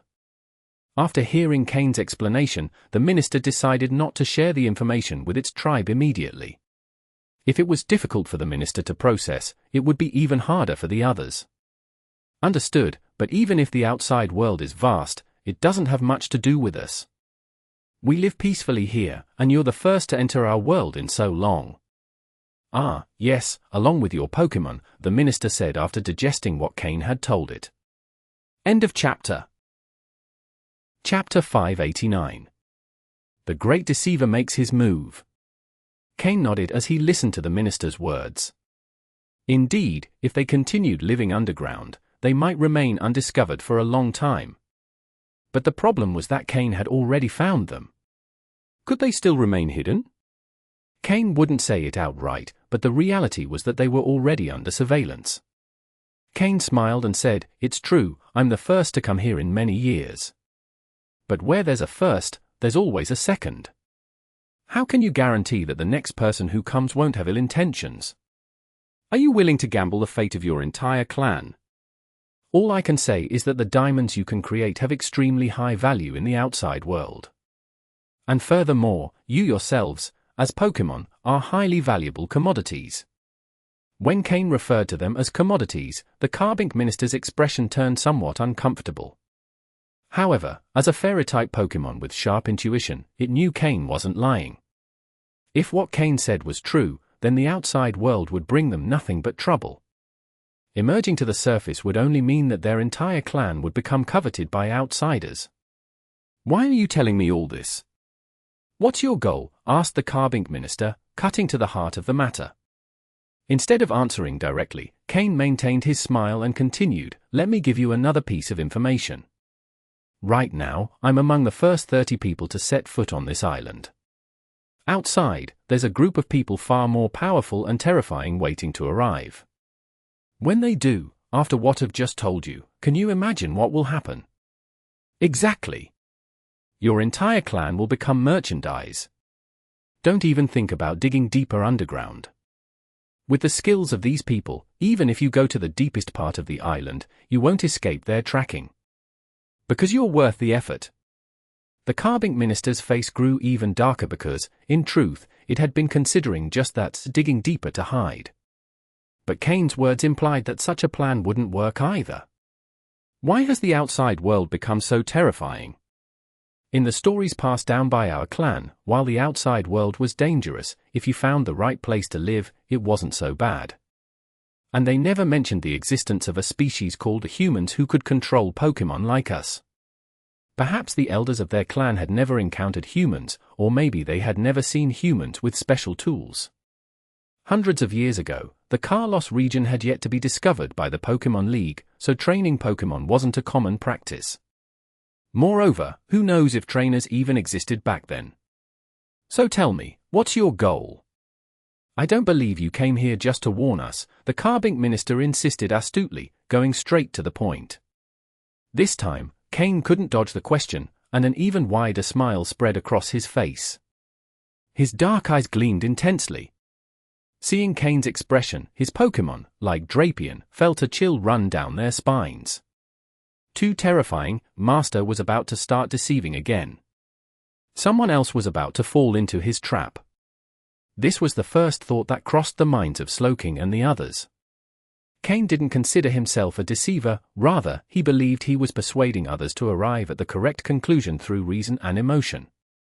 Using brute force was for fools. If he could win over the entire Carbink clan without lifting a finger, it would be much better. During their brief conversation, Kane had discovered that this was the entire Carbink clan. They hadn't suffered significant losses over the years, but the cost of bringing new Carbink into the world was extremely high.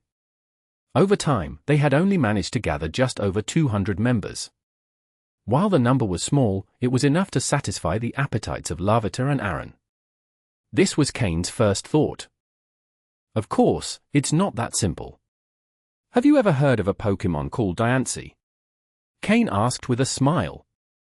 When the Carbink minister heard the name Diancie, its body trembled. Perhaps the other Carbink didn't know, but when it transformed into a Carbink minister, it understood its mission. To serve a Pokémon called Diancie, help it become the king of the entire Carbink clan, and thus transform its people into the Carbink kingdom.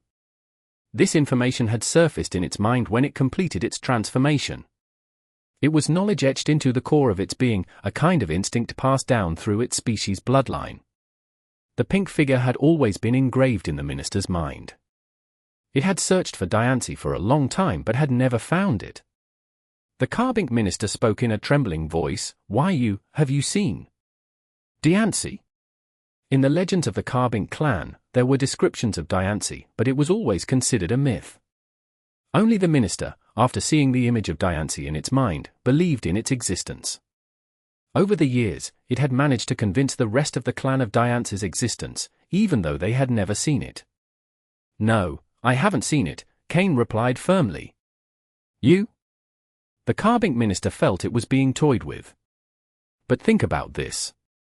As someone who had never seen a Carbink before, how could I know about the existence of Diancie? After all, even you haven't seen one, right? It's just a myth, isn't it? Kane explained. The minister considered Kane's words. If they themselves hadn't seen Diancie, how could an outsider have seen it? But how do you know so much? Asked the minister, speechless at Kane's logic. Kane smiled, pleased with the minister's cunning. I know how to help you find Diancie. Within 5 years, I can help you locate your king. When that happens, the entire Carbink clan will become the Carbink kingdom, and you, Carbink minister, will be a true minister. With Diancie's abilities, you'll no longer be easy prey. You'll become one of the most powerful Pokémon of all. 5 years? Who knew what would happen in 5 years? By then, Tyranitar would have fully evolved, and Kane would have the power of an elite-level trainer or even beyond. While finding Diancie would be difficult, it wasn't impossible. The Great Deceiver, Kane, had officially made his move. End of chapter. Chapter 590. A red dot in a sea of flowers. Really? Minister Carbink couldn't help but ask, its voice full of emotion upon hearing Kane's words. After all, this was about Diancie, the Pokémon it had always hoped would appear. Kane nodded firmly. Yes, I just need 5 years, and I will undoubtedly find it for you. And there's something even more important. You're no longer safe here. If you follow me, I can ensure 5 years of safety. If you choose to continue cooperating after that, I can offer you even more protection and a private territory far larger than this one. Kane spoke cautiously, never suggesting capturing the entire Carbink tribe but rather proposing cooperation, a mutually beneficial arrangement. Hearing Kane, Minister Carbink's expression softened considerably. At least it felt more reassured. After that, Kane and Minister Carbink had a lengthy conversation, during which several Carbink elders also participated. Fortunately, Slowking assisted Kane, allowing him to maintain prolonged mental communication with them. Finally, an agreement was reached. Kane would take responsibility for relocating the entire Carbink tribe from Mythical Island, finding them a safe and private place to live, and providing the necessary protection. In return, the Carbink tribe would supply Kane with a certain amount of diamonds and minerals as a protection fee. This was, in essence, a win-win situation. In the mountains behind Leafy Town, there were numerous locations where they could live and where Kane could guarantee their safety to some extent. For the Carbink, the diamonds and minerals they shed from their bodies had little practical use beyond illuminating their caves, so fulfilling the agreement wasn't difficult. Thus, both parties quickly came to terms. Additionally, the Carbink tribe demanded that Kane find their queen, Diancie, within 5 years. Kane accepted without hesitation. In 5 years, the value that this Carbink tribe could generate would likely be unimaginable, even to them. In summary, Kane would stand to gain much more, as all of his promises were little more than blank checks. Although Minister Carbink was very wise, it had spent too much time isolated, making it vulnerable, unlike Altaria, who were much more difficult to convince. This was why Kane's persuasion had been so successful this time. However, taking more than 200 Carbink would not be an easy task. If there was no other option, Kane would have to capture them one by one in Pokeballs to transport them. Fortunately, before entering Mythical Island, Kane had made thorough preparations and still had hundreds of Pokeballs left. Initially, he had planned to capture some rare and valuable Pokémon on Mythical Island, but he hadn't expected his first big capture to be an entire Carbink tribe. Nevertheless, Kane had no complaints and could barely contain his inner laughter. The entire Carbink tribe had a remarkably low combat ability. The highest level was that of Minister Carbink, which had reached level 48, in the upper range of the advanced level, still far from the quasi-elite level. Even if Minister Carbink reached quasi-elite level, Kane wouldn't feel threatened. The combat ability of the Carbink was, to be honest, rather mediocre. They served more as targets than as fighters. When Minister Carbink learned that Kane needed large amounts of diamonds and minerals, it led him to their storage. The storage was actually where the Carbink accumulated the diamonds and minerals they shed from their bodies. For the Carbink, those resources had little use, but for Kane, they were an immense treasure. When Kane saw the storage, he was stunned. Was this the wealth accumulated by the Carbink tribe? Incredible! Minister Carbink mentioned that due to previous relocations, they had to discard many of these resources. Otherwise, there would have been several times more. Additionally, many Carbink would often throw away the diamonds they shed without even thinking about keeping them. Kane, looking at the room full of diamonds, couldn't help but think that one day he might be like Stephen Stone, drinking wine and being attended to by beautiful maidens. Luxury. Wealth. Now he had food for Larvitar and Aaron. Kane even thought that, with so many supplies, he no longer needed the Carbink tribe. Perhaps he already had enough. But only a fool would pass up this opportunity. After all, it was a living diamond-producing machine. Kane was destined to become the world's first Pokémon diamond magnate. Kane felt fortunate for his foresight in purchasing a large-capacity backpack before heading to Mythical Island, otherwise, he wouldn't have been able to transport so many diamonds. Even so, after filling the backpack with diamonds, there were still many high-quality stones left behind. During the process, Kane also filled the storage space he had taken from Shuichi's body with diamonds and minerals. Now, Kane could proudly say that he could feed Larvitar and Aaron. His path to success was only going to get wider. Although he couldn't make Larvitar and Aaron feed exclusively on diamonds, he could significantly increase the proportion of their diet. He might even sell some of the diamonds and convert them into Pokédollars to train his other Pokémon.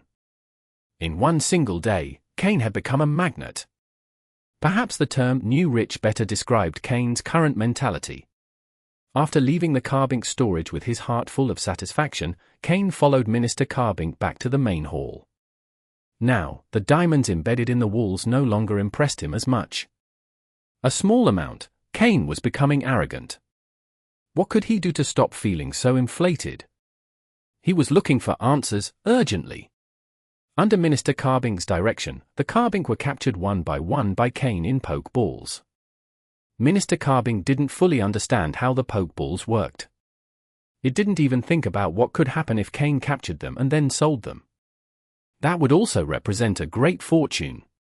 But of course, Kane wouldn't do something short-sighted like killing the golden goose. Why waste a continuous source of income when he could take advantage of it slowly? While capturing the Carbink, Kane made a discovery that almost made him jump in surprise. All the Carbink had a large gem on their heads, which concentrated all their energy and was the most important part of their bodies. If they wanted to divide and form a new Carbink, it all began with the division of the gem on their heads. The gems on their heads were light blue, the same color as the diamonds on their bodies. But Kane noticed that one of the Carbink had a gem on its head with a slight pinkish hue. It wasn't very obvious, but from Kane's perspective, it was clearly visible. A red dot in a sea of flowers. He knew that Carbink's diamonds were always light blue, and there was only one possibility for a pink diamond, Diancie. End of chapter. Chapter 591. The small Carbink undergoing mutation. Kane immediately scanned the data of this small Carbink. Earlier, due to the sheer number of Carbinks, he had only done a quick sweep, noting just a group of Pokémon with varying qualities and relatively low levels, without paying special attention to this one in particular. After this scan, Kane noticed a small difference. Pokémon. Carbink, light blue, in mutation. Gender? Genderless. Level? 25. Type? Rock plus Fairy. Ability? Clear body. Held item? None. Egg moves? None. Basic moves? Tackle, Harden, Rock Throw, Sharpen, Smack Down, Reflect, Stealth Rock. Learned moves? Ally Switch, Earth Power, Skill Swap, Telekinesis, Gravity. TM moves? None. At first glance, there was nothing too outstanding except for its slightly superior quality compared to other Carbinks. But that was it, as Carbinks were not particularly suited for battle. However, the words in Mutation deeply caught Kane's attention. Although others were unaware, Kane understood quite well that Diancie only appeared when a Carbink underwent a mutation. Technically, Diancie is also a type of Carbink, but compared to these, Diancie has many unique characteristics. This small Carbink, which was in the process of mutation, was clearly evolving into Diancie. However, Kane didn't know how long it would take to complete this mutation. While an ordinary Carbink didn't possess great combat ability, if it became Diancie, the story would be entirely different. System: record and analyze all data on this Carbink. Try to uncover the reason behind its mutation and calculate how long it will take to complete the transformation, Kane mentally ordered the system. Beep! Task created, analysis in progress, the system's mechanical voice replied. Kane put away the ordinary Pokeball he had initially used and took out a luxury ball to capture the special Carbink. Its mutation had just begun, and he wasn't sure if it would truly transform into Diancie. Kane wanted to take it with him to study it closely. Perhaps, with the system's capabilities, he could uncover the reason behind the mutation. Even though the probability of success was low, what if he managed to unravel the cause of the mutation? Wouldn't that mean Kane could mass-produce Diancies? Sure, it was an outrageous plan with an infinitesimal chance of success, but what if? Even if he couldn't determine the exact reason for Diancie's mutation, Kane wouldn't complain about having one on his team. After all, Diancie is a legendary Pokémon capable of Mega Evolution, giving it a value comparable to Pseudo-Legendaries. Though its strength isn't solely reflected in battle, Diancie symbolizes untold riches and future opportunities. Moreover, in terms of combat, Diancie isn't weak either. Thus, finding a Diancie within 5 years to fulfill the promise made to the Carbink tribe no longer seemed like a mere dream. However, everything had just begun, and Kane couldn't predict what would happen in the future. Perhaps this mutation would merely result in another Carbink Minister or some other title in the Carbink hierarchy. Containing his excitement, Kane continued capturing the other Carbinks one by one in Pokeballs. Satisfied, he finally captured the Carbink Minister, feeling a bit tired. It was his first time capturing over 200 Pokémon at once, and the most surprising part was that they willingly queued up to be caught. Kane even felt his hand ache from pressing the Pokeball so much. After collecting everything, Kane stretched to ease the stiffness in his back. But it was all worth it. Larvitar, Aaron, I've secured your food. Now it's up to you to show your potential, Kane thought. Slowking and the others exchanged glances, impressed by how Kane had managed to trick an entire tribe. Clearly, his persuasive abilities had been carefully honed. In fact, some of his Pokémon even began to wonder if, when they were captured by Kane, they too had been persuaded in some way. Except for Drapion, of course, who had been personally hatched by Kane and didn't share those doubts. Upon leaving the cave, Kane took a deep breath, feeling a great sense of relief.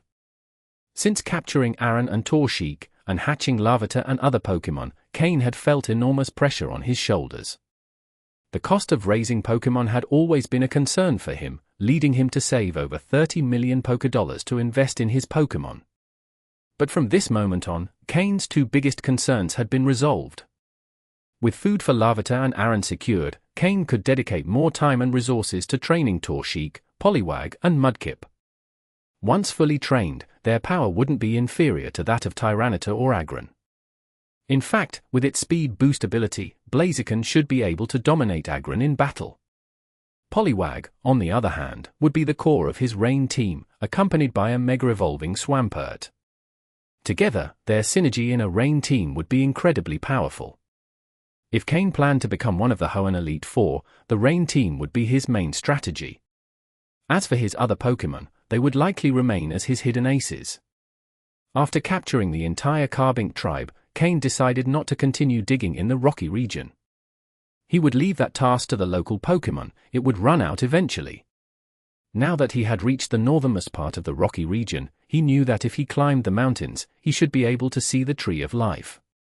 The sun was still far from setting, so Kane decided to continue his journey. Thanks to Slowking's teleport move, he could quickly return to the Altaria territory. No distance is too great for teleport. If necessary, just use it twice. He called on Tropius, his trusty mount, and with Honchkrow accompanying him for protection, he flew toward the mountain peak. On Mythical Island, wild flying Pokémon were quite strong, and only the powerful could traverse the skies. Tropius, which Kane had once struggled to control, now seemed to have fallen behind in terms of strength. Soon, its days as his mount would come to an end. End of Chapter 592. Preparing to go deeper. After climbing the mountain, Kane returned Tropius to its Pokeball. From that elevated position, he could fully see the Tree of Life at the center of Mythical Island. Observing from there, Kane could estimate how far he was from the Tree of Life. He was sure that most of the Team Rocket members who had arrived on the island were targeting the central area, specifically the ruins beneath the Tree of Life. The contents of those ruins were what Team Rocket most desired to obtain on this expedition. Always staying one step ahead, Kane had a hunch that there might be Mew DNA in that place, though he didn't yet know if this group would find it or if it would be discovered by another group arriving on the island later. Once this Team Rocket mission was over, the organization would likely enter a dormant phase, during which most of its resources would be devoted to studying Mew's DNA, a project that would last several years. After that, the Pokémon League would begin its expansion phase, taking control of multiple regions. From then on, the League's position would become unshakable. However, due to this situation, Team Rocket would lose its best opportunity. Of course, Giovanni's decision could not be considered wrong. If he succeeded in controlling a god-level legendary Pokémon, combined with his leadership skills and combat talent, Giovanni would undoubtedly become the strongest man in this world, without exception. For now, Kane did not have the ability to interfere in Team Rocket's plans. Looking once more at the Tree of Life, Kane was convinced that there were hidden secrets there. Perhaps it even held answers to Mew's disappearance.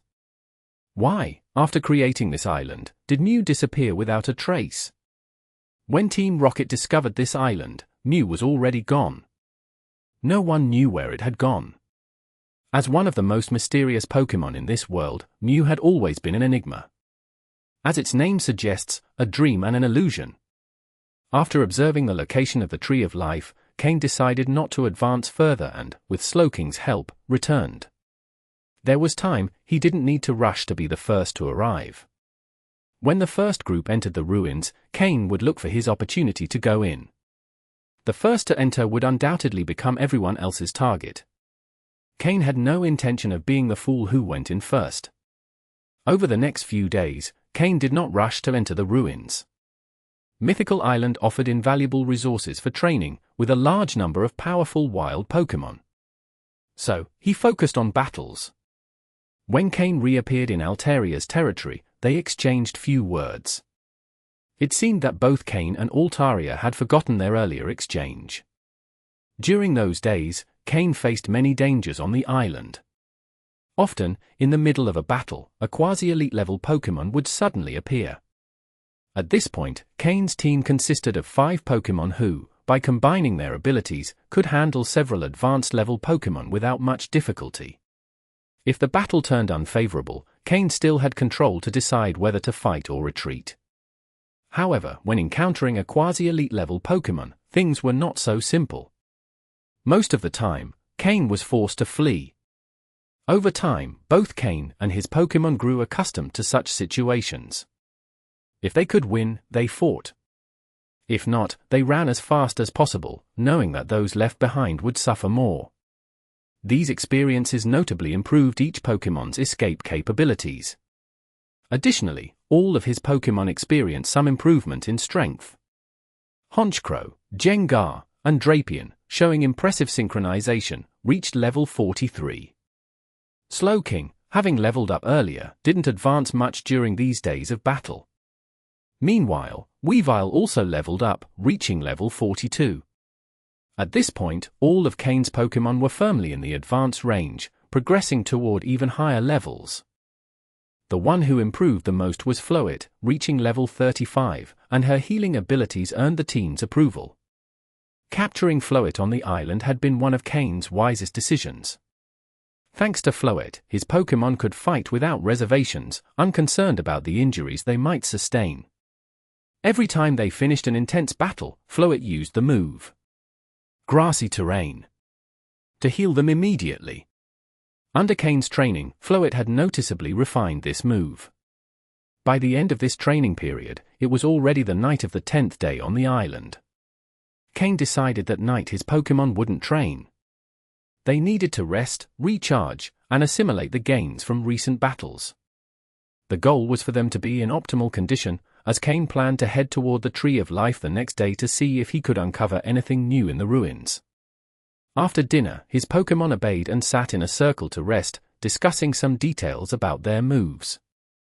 Many of his Pokémon shared similar types, so exchanging ideas about how to use certain moves could help them learn new techniques. This was one of Kane's primary objectives. Meanwhile, Kane approached Altaria, who was quietly enjoying the moonlight. Over the past few days, Altaria always appeared at mealtime and left silently afterward, while the two young Swablu grew increasingly close to the other Pokémon. Kane stood next to Altaria. Although taller than her, he once again activated telepathy. Altaria, tomorrow we'll be leaving, and we probably won't return. I'm heading to the center of the island, to the Tree of Life, to see if I can find anything in the ruins. In about 10 days, very dangerous people will arrive on the island. Make sure to hide well with your children. You may not be able to defeat them, but with your abilities, you should be able to conceal yourselves in the skies with your little ones. When they finish sweeping the island, the outer barrier should disappear. Then you can take your children and escape. Kane said all this sincerely. He had almost given up on convincing Altaria of anything else. This powerful dragon-type Pokémon, at the peak of quasi-elite level, possessed intelligence superior to most Pokémon and, with the responsibility of protecting her offspring, had many reasons to worry. Kane gave his final advice. However, just as he was about to leave, Altaria called out to him. End of chapter. Chapter 593. Finally, results from the Persuasion. Kane looked at Altaria in surprise. However, the telepathic link was not yet severed. Kane. I can go with you, but I need to take my 2 children with me, and once we're outside, you cannot restrict our freedom, Altaria said hesitantly. The internal struggle was evident in her eyes. Deep down, she wanted to leave and see the outside world, but at the same time, an intense curiosity about what lay beyond filled her heart. After so much time, her curiosity about the outside world had completely consumed her. However, her 2 children were not yet strong enough to face danger, and she could not take them on an adventure with her. Moreover, while she trusted Kane, she could not trust him completely.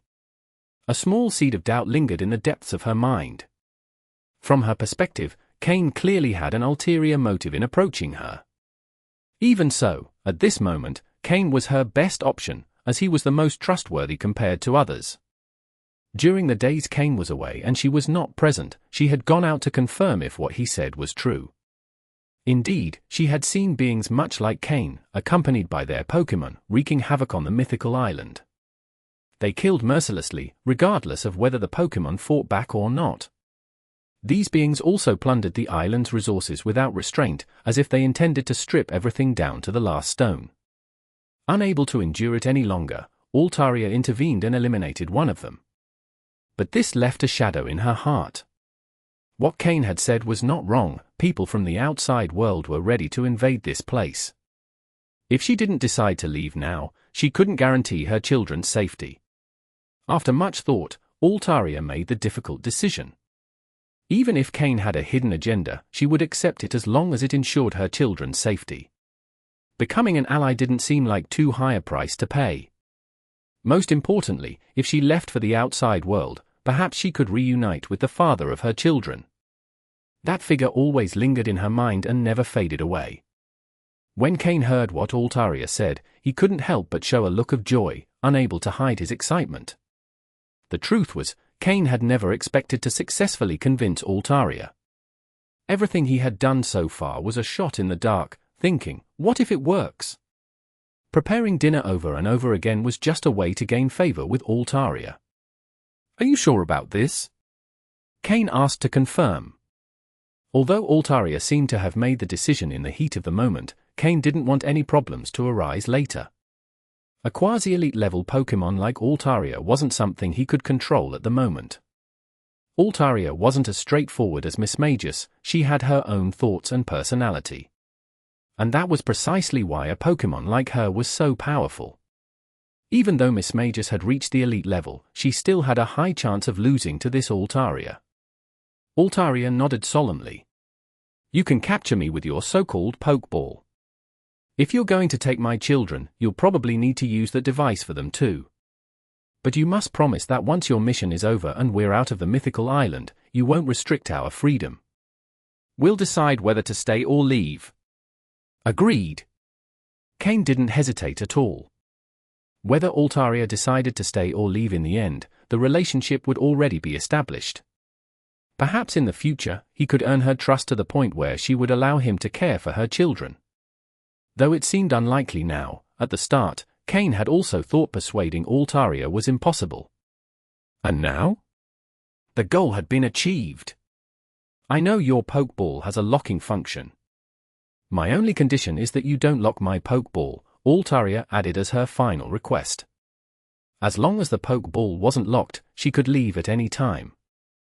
In fact, even if the Pokeball was locked, with her strength, she could break free after a day of relentless attacks. But in that case, Kane would not come out unscathed. "Don't worry, but I also have a condition. While we're on the Mythical Island, you'll have to temporarily follow my orders.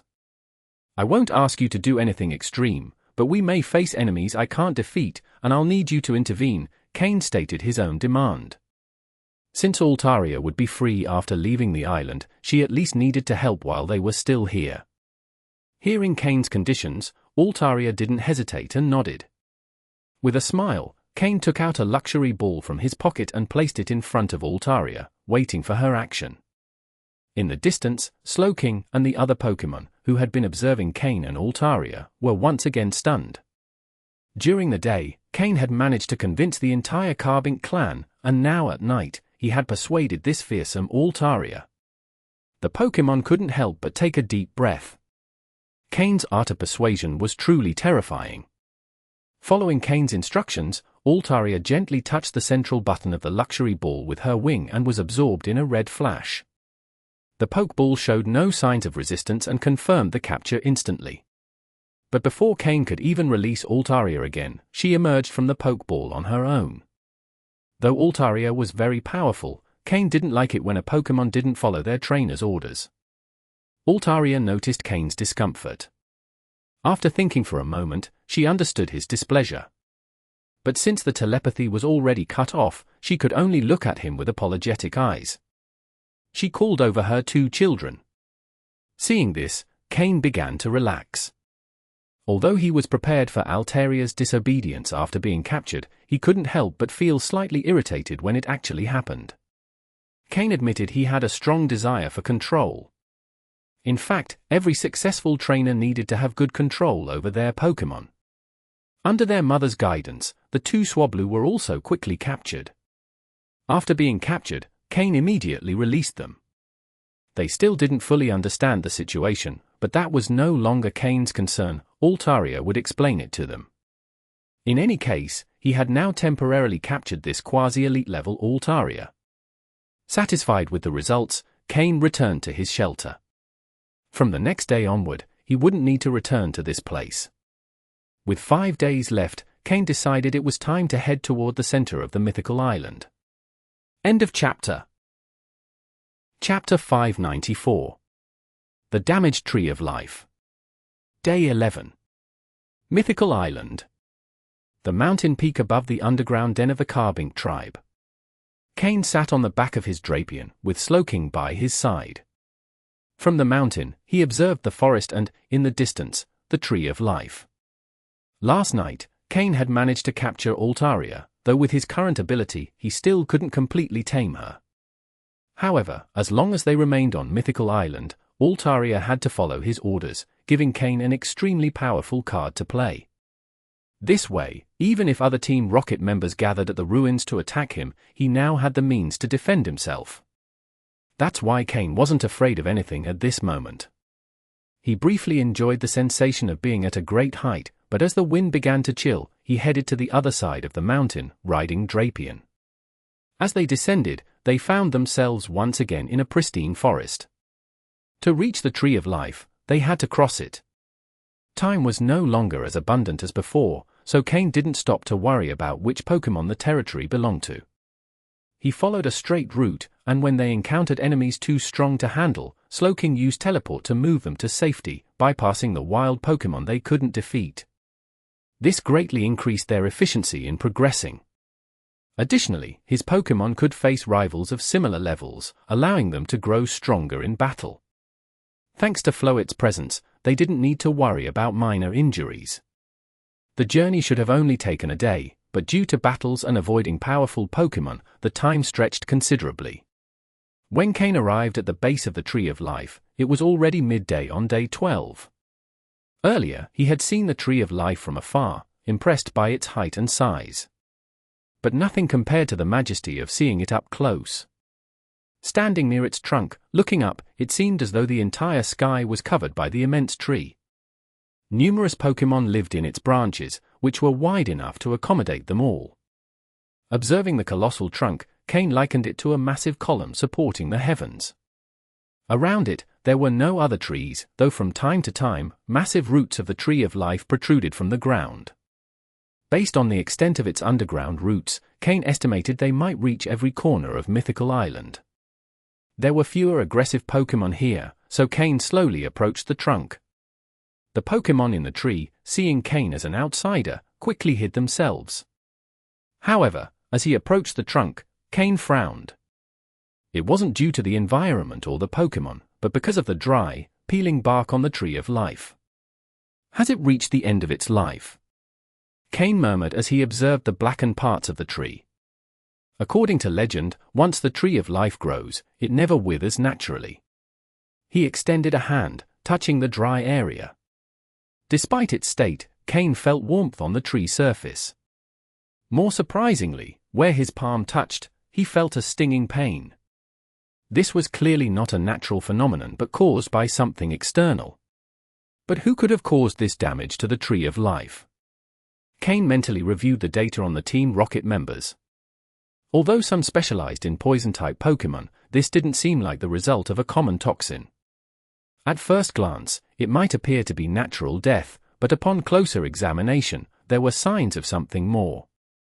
And not just any Pokémon could have caused this. According to the information he had received from Reggie, advanced-level Pokémon wouldn't be capable of something like this. Kane owned both Drapion and Gengar and was well-versed in poison-type Pokémon. He knew their limits. Even after sacrificing an entire Skorupi tribe to evolve Drapion, Kane was certain his Pokémon couldn't inflict such damage. So, is someone hiding their true strength? Or did someone bring an external Pokémon as a trump card? But what would be the purpose of exposing it so openly? What do they gain from attacking the Tree of Life? Kane wondered, filled with doubts. Just as he was about to withdraw his hand, he felt the stinging pain intensify. It had been quite some time, yet the corrosive effect remained strong. He couldn't imagine the state of the tree's interior. If the internal roots were corroded, then no matter how resilient the Tree of Life was, it would soon die, and the Pokémon living in it would lose their home. How many of them would survive? Of course, this wasn't really Kane's problem. He only wanted to understand the purpose behind all this. Just as he was about to pull his hand away, he felt a sense of danger above him. His psychic sixth sense, rarely wrong, alerted him. His Pokémon felt it too and acted immediately. Slowking placed a hand on his shoulder and used Teleport. As for the attack, that wasn't his concern. His job was to ensure Kane escaped danger, the other Pokémon would handle the rest. The quickest to react was Gengar, who emerged from Kane's shadow, creating a light green shield above his head. Boom!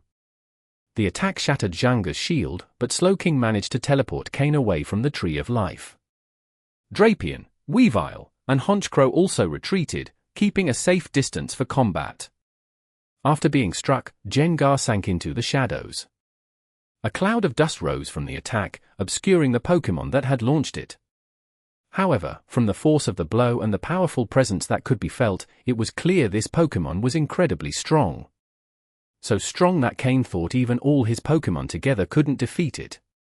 Kane believed he had been misunderstood, that they had mistaken him for the one responsible for damaging the Tree of Life. This was truly a problem. The dust slowly cleared, revealing a figure walking upright. When Kane finally saw it, his pupils contracted. That's end of chapter. Chapter 595. Lucario. Observing the figure emerging slowly from the dust, its eyes were filled with intense hostility. Its expression was somewhat fierce. Its head was blue and black, with red eyes, and it walked upright like a wolf with powerful legs. The previous attack had been launched with those very legs. Lucario. The Pokémon that appeared before Kane was Lucario, and not just any Lucario, it had an aggressive aura. Pokémon. Lucario, blue. Gender? Male. Level. 59. Type. Fighting plus Steel. Ability. Steadfast. Held item. None. Egg moves. Mind Reader, High Jump Kick, Blaze Kick, Circle Throw. Basic moves.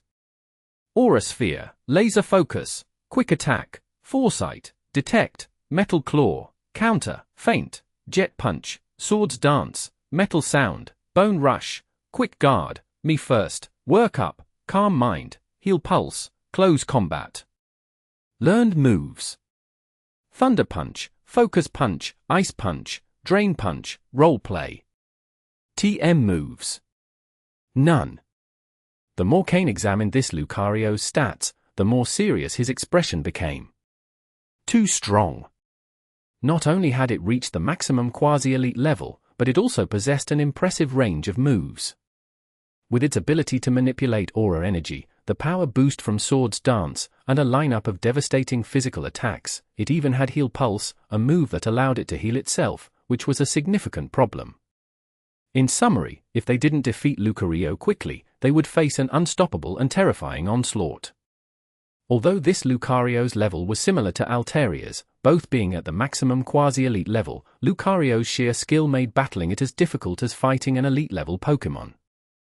Lucario's offensive power had already reached elite-level standards, and with the combination of aura and moves like Swords Dance, it was even more formidable than some initial elite-level Pokémon. Moreover, Lucario had learned the move Role Play, which meant that if a skilled and knowledgeable trainer directed it, its combat capacity could double. It's no exaggeration. Just consider its final move, Role Play. If Lucario mimicked Drapion Sniper ability, it would become an attacker with explosive power. It could easily take down opponents with a single blow.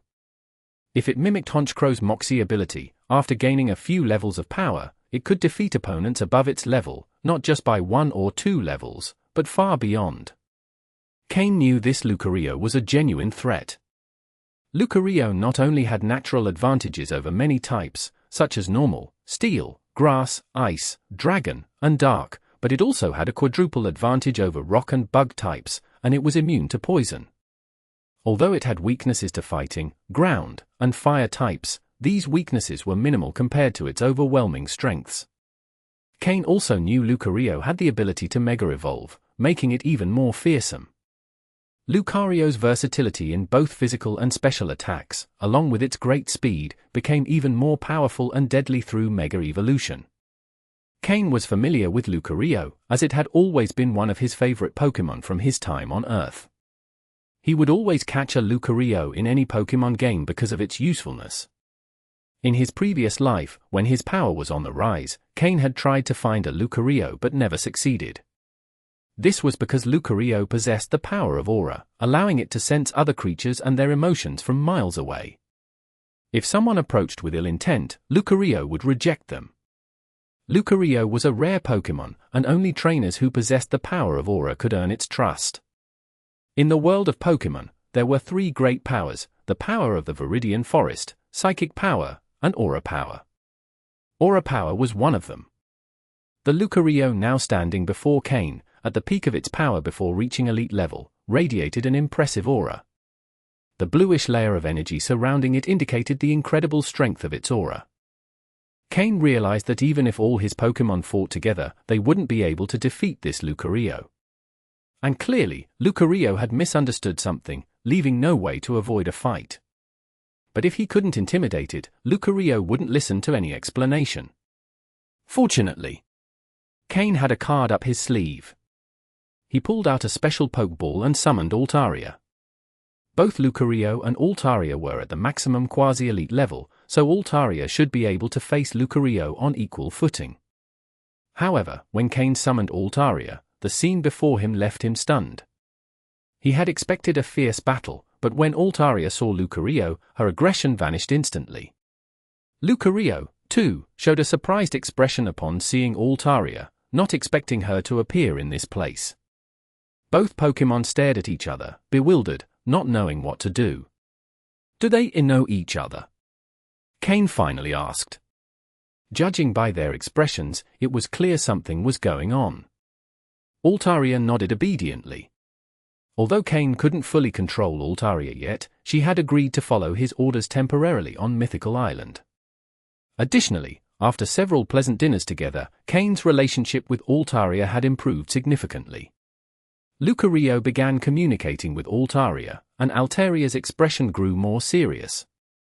She looked at Kane and then at the withered area of the Tree of Life.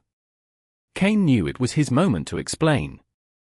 Connecting telepathically with Altaria, Kane said, "I wasn't the one who caused the damage to the tree. I just discovered it, and it seems Lucario has misunderstood something." Altaria nodded and replied, "Lucario says that wound appeared a few days ago. He saw someone resembling you with a Pokémon causing the damage. By the time he arrived, they were gone.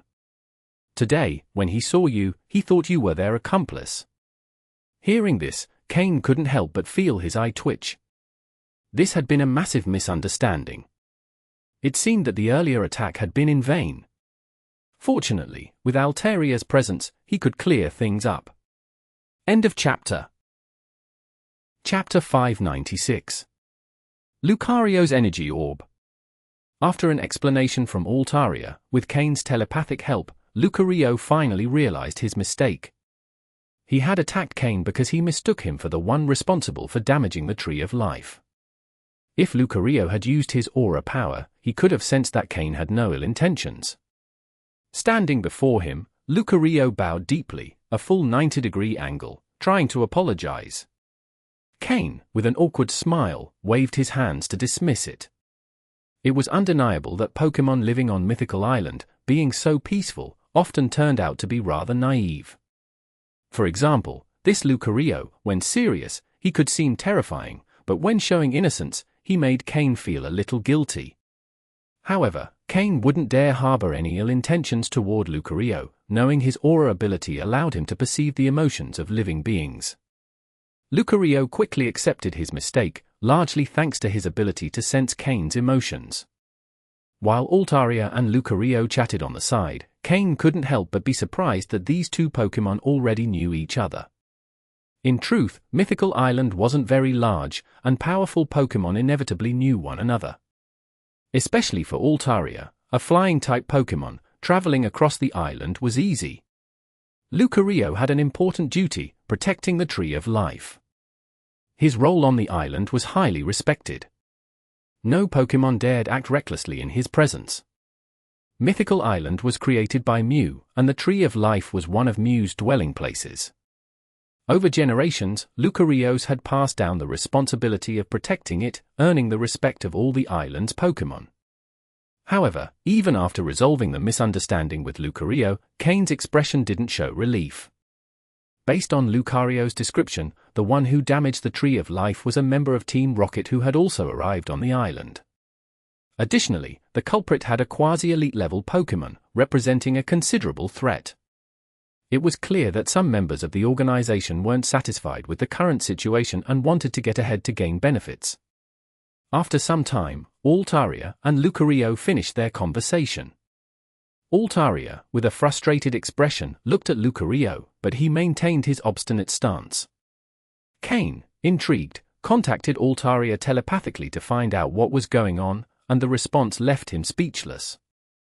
Altaria had told Lucario what Kane had explained earlier, that a group of powerful humans was about to arrive on the island with even stronger Pokémon, and the damage Lucario had seen on the Tree of Life was only the work of an advanced group. The worst was yet to come. Altaria wanted Lucario to join her in facing the threat. With their combined abilities, they could protect each other outside the island. But Lucario, clinging to his ancestral duty to protect the Tree of Life to the end, flatly refused. Altaria repeatedly tried to explain what death meant, but Lucario remained steadfast in his decision. In the end, Altaria, unable to change his mind, gave up. She warned him that if he faced enemies too strong, he should flee. Given his position on the island, he would have no problem finding a strong flying-type Pokémon to help him escape once the barrier disappeared. But Lucario was determined to die alongside the Tree of Life if necessary. If someone tried to destroy it, they would have to defeat him first. The tree had suffered significant damage, but it wasn't completely destroyed. Over time, it could recover, and Lucario could sense this thanks to his aura power. Kane felt it was time to demonstrate his skills. Under Lucario and Altaria's watchful eyes, he approached the Tree of Life and began working. With a blade, he removed the damaged areas, revealing the inner trunk, which still held some vitality. Then, he took out several medicines from his storage space and asked Floette to use a variant of grassy terrain on the Tree of Life. Before their eyes, the trunk of the tree began to show signs of regeneration. The withered parts, once removed, allowed the tree to activate its self-repair abilities. With the help of the medicines and Floette's skill, the tree would heal faster. While it wouldn't recover entirely right away, its regeneration would be much quicker. Lucario watched everything, impressed by Kane's efforts, and his gaze was full of regret. However, instead of apologizing directly, Lucario gave something to Kane through Altaria. It was a fragment of wood from the Tree of Life, about the size of a hand, which, according to Altaria, served as a key to a door in the ruins beneath the Tree of Life. Kane, surprised, accepted the item, not expecting Lucario to have access to a key to the ruins. According to Altaria, this was Lucario's way of apologizing for the misunderstanding. Without further words, Lucario returned to guarding the top of the Tree of Life, ensuring no one else would harm it. I hope he survives in the end, Kane thought as he stored the key, feeling it would be crucial later. If Lucario had agreed to leave with Altaria, he wouldn't have been as respected by the other Pokémon on the island. His ancestral duty was something that inspired reverence, even though Mew hadn't lived on the island for a long time. It was possible that Lucario had never seen Mew since his birth and didn't fully understand what he was protecting. Lucario was a Pokémon worthy of admiration. Kane felt a bit regretful. With his great power and potential, Lucario could have achieved incredible feats if not for the sudden invasion of Team Rocket. What a waste! Kane thought sadly. This Pokémon couldn't be persuaded because he could read minds. After calming Slowking and Honchkrow and praising their efforts, Kane prepared to leave. However, just as he was about to go, a blue energy orb shot down from the tree, heading toward Kane, who had let his guard down. Kane's Pokémon reacted in alarm, ready to protect him, but Altaria stopped them. They didn't know what the orb was, but Altaria did. Seeing Altaria's reaction, Kane also relaxed, trusting his Pokémon completely. He knew she wouldn't let anything harm him. End of chapter. Chapter 597. Lucario's Favor. The pale blue energy orb initially flew at high speed, but as it neared Kane, its velocity suddenly slowed. Kane could feel a strange energy within it, which gradually merged into his chest. He waited silently for a minute, noticing no immediate changes. Kane blinked and looked at Altaria, hoping she would explain what had happened. Altaria gazed at him with deep envy, making Kane feel slightly uncomfortable. This is the Aura gift. Only those who have mastered the power of Aura can use it, and they can only do so 3 times in their lives. Anyone who receives this gift will be viewed favorably by Pokémon who wield Aura. It's an apology from Lucario for the misunderstanding, as well as gratitude for healing the Tree of Life, Altaria explained through Kane's telepathy. Hearing Altaria's explanation, Kane finally understood the nature of the orb and why she looked at him with such envy. In this world, very few Pokémon could wield the power of Aura, and even fewer humans. Those who mastered Aura, whether Pokémon or human, were generally incredibly powerful individuals. Now that Kane had received Lucario's Aura gift, in the future, whenever he encountered Pokémon who controlled Aura, they would feel an immediate affinity toward him. Don't underestimate this small affinity. If things develop properly, it could mean Kane might one day capture a Pokémon with Aura abilities. Just as some psychic Pokémon look down on ordinary humans, Aura-wielding Pokémon often keep their distance from them.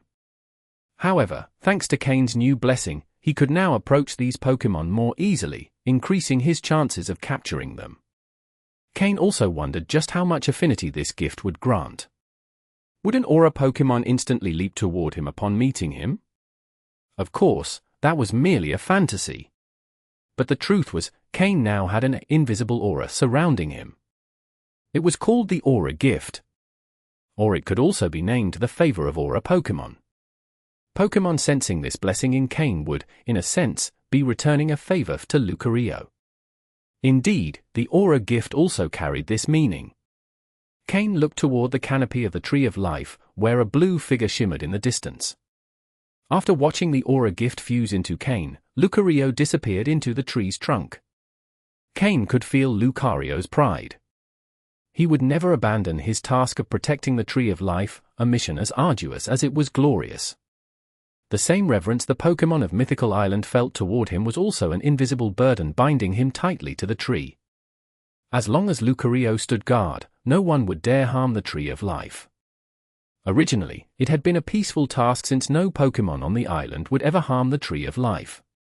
Even elite-level Pokémon respected this mission. It was deeply ingrained in their nature. However, with Team Rocket's invasion, this duty had become much more difficult. Yet Kane felt he and Lucario would likely cross paths again someday. It was a strange feeling. Before, he hadn't felt this way, but after receiving the Aura Gift, that connection had formed. It was as if something was guiding them toward an inevitable reunion. Even so, Kane knew it would be incredibly challenging for Lucario to survive Team Rocket's invasion. The Tree of Life, as one of the spiritual pillars for the Pokémon on the island, would undoubtedly be a prime target for Team Rocket. After resting for a while, Kane decided to return Altaria to her Pokeball. If other Team Rocket members had trump cards, Kane would need Altaria's presence as a deterrent and, in some cases, as a combatant. If Mismagius were stronger in battle, Kane could simultaneously control both Altaria and Mismagius, putting him on par with an entry-level elite trainer. One of the strongest, in fact. From the outside, the island's ruins seemed to be right next to the Tree of Life, but upon arrival, Kane realized they were quite far apart. To reach the ruins' entrance from the Tree of Life, he still had to cross a vast forest. At this point, Kane estimated that the remaining survivors on the island had likely gathered in this part of the forest. As for whether anyone had already explored the ruins, Kane suspected they had. The question was whether any had survived. Surely, there were those who, hoping for glory, ventured into the ruins. Probably more than a few. From the moment Kane stepped into the forest, he knew he had to remain vigilant. In addition to wild Pokémon that might attack at any moment, the Team Rocket members posed the real danger. Even more terrifying than some elite-level Pokémon. Kane instructed Gengar to return to his shadow, serving as his last line of defense. Though Gengar wasn't the most prominent among Kane's Pokémon, he was the most reliable. He spent 90% of his time with Kane, closely guarding him. As Kane's personal protector, Gengar had his full trust, ensuring he never felt neglected or unappreciated. Additionally, Gengar had been improving rapidly, participating more frequently in direct battles. Kane planned to utilize him more in direct combat, where his true strength would shine. Kane rode Drapion. Drapion had effectively become Kane's land vehicle. It excelled in every way except for its inability to fly. With its full legs, Drapion could navigate any terrain. Its strong body ensured Kane wasn't a burden, and its armor provided protection for both of them. With explosive physical strength, any Pokémon that underestimated Drapion risked being defeated in a single blow. Meanwhile, Honchkrow handled aerial surveillance, keeping an eye on everything and alerting Kane to any danger. Weavile moved swiftly between the trees like a spirit of the night in the forest. His agility allowed seamless movement and deadly attacks. Slowking floated alongside Drapion, always ready with a water orb in hand. His psychic abilities allowed him to quickly detect any threats. Slowking's water-type ability needed more development, and Kane had been working on combining his psychic powers with water techniques. This team represented the most powerful state Kane had achieved after numerous encounters in the wild. Now, Kane feared no Team Rocket member still on the island. End of chapter. Chapter 598. Discussing the technique of surprise attack. Mythical Island. In the forest between the Tree of Life and the ruins of Mythical Island. An advanced level B drill was instantly defeated by Slowking, causing a small stir in the forest. Over the past few days, Kane had fully absorbed all the radiant stones at his disposal. After multiple attempts, he discovered that as he absorbed more stones, their effects on him gradually diminished. By the time he absorbed the final stone, its effect was less than half of what he experienced when he absorbed his first one on Mythical Island. Even so, after absorbing them all, Kane experienced a continuous increase in his psychic power. Now, his level of psychic power was in the mid to high range of beginner psychics.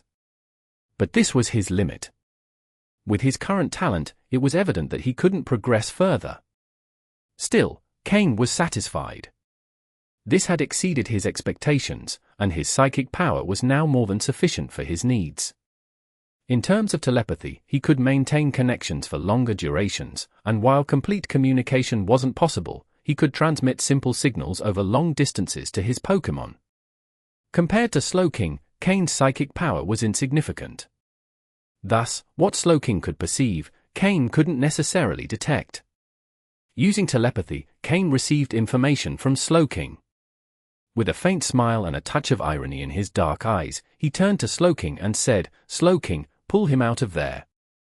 Slowking nodded seriously, and his psychic power surged. A nearby tree branch snapped instantly, and the figure standing on it fell to the ground without resistance. However, it was clear the intruder was skilled, showing no panic as they performed a mid-air somersault and landed gracefully. Having been discovered, the intruder didn't attempt to hide further, slowly emerging from the forest to face Kane. Kane quickly recognized the figure before him based on the information he had. Kellogg, specialist in poison-type Pokémon.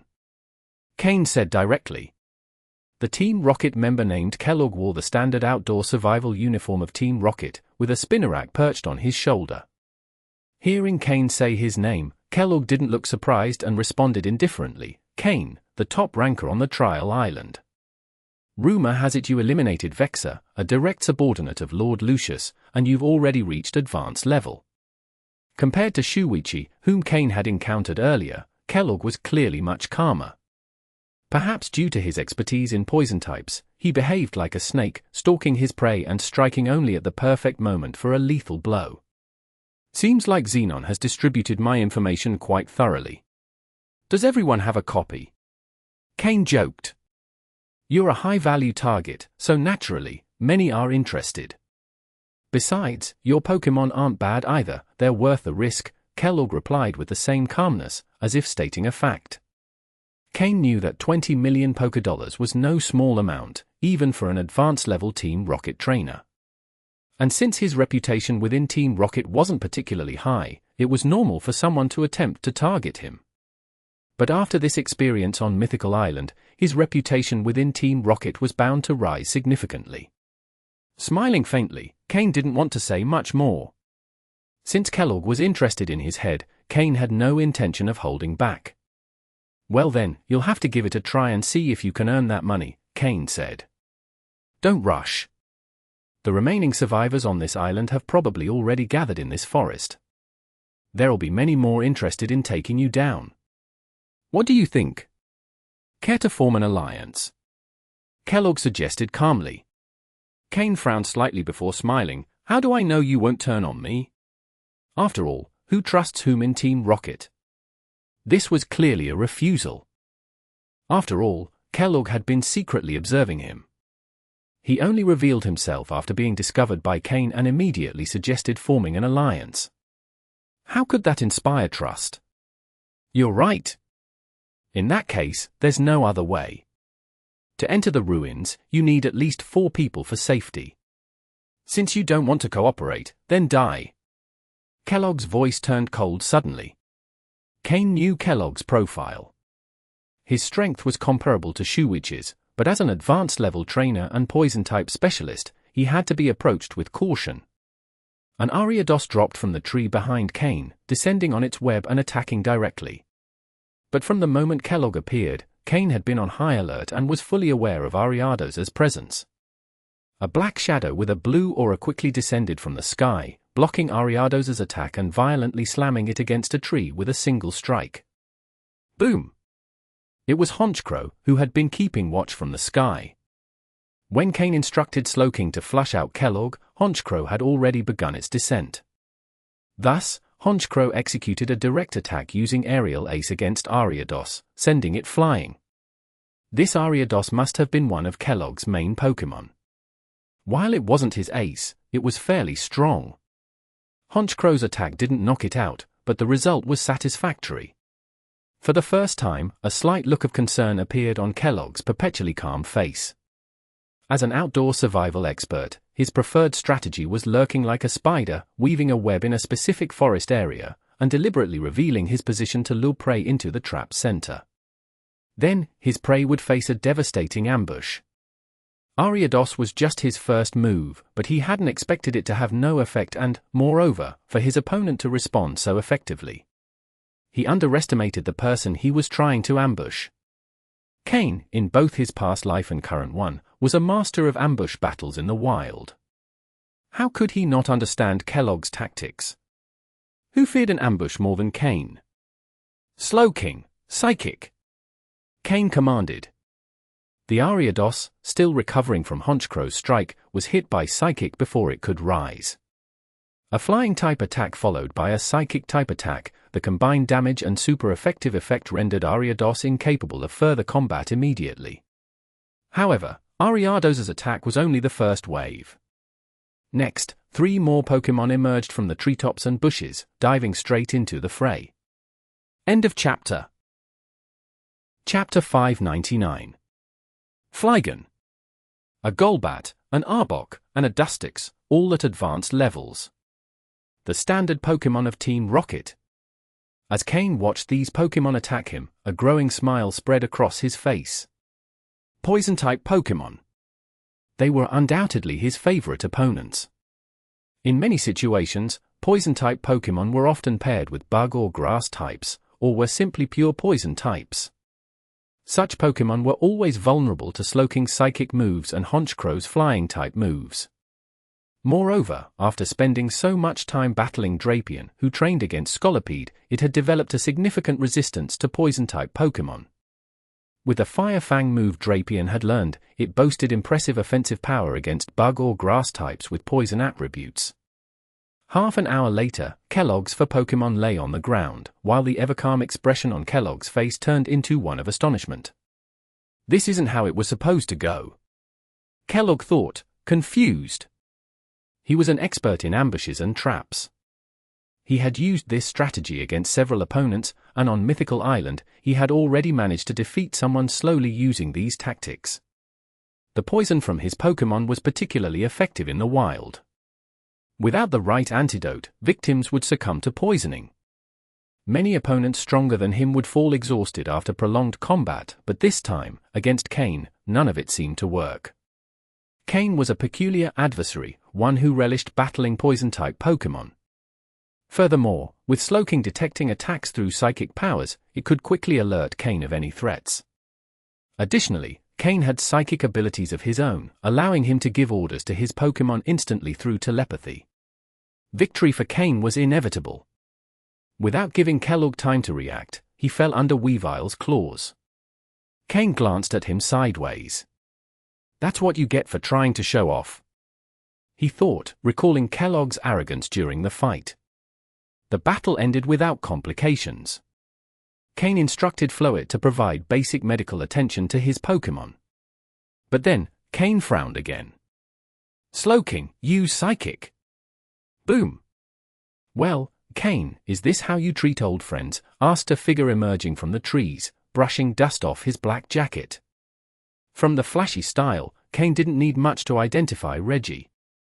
It's not very friendly to be hiding behind trees, don't you think? Kane replied with an ironic tone. I just wanted to enjoy your show. Watching you take down this Team Rocket officer in a few moves was entertaining. I didn't expect your strength to improve so quickly. It seems I'm no longer a match for you, Reggie joked as he approached Kane without concern for the Pokémon around. Liar, Kane thought to himself.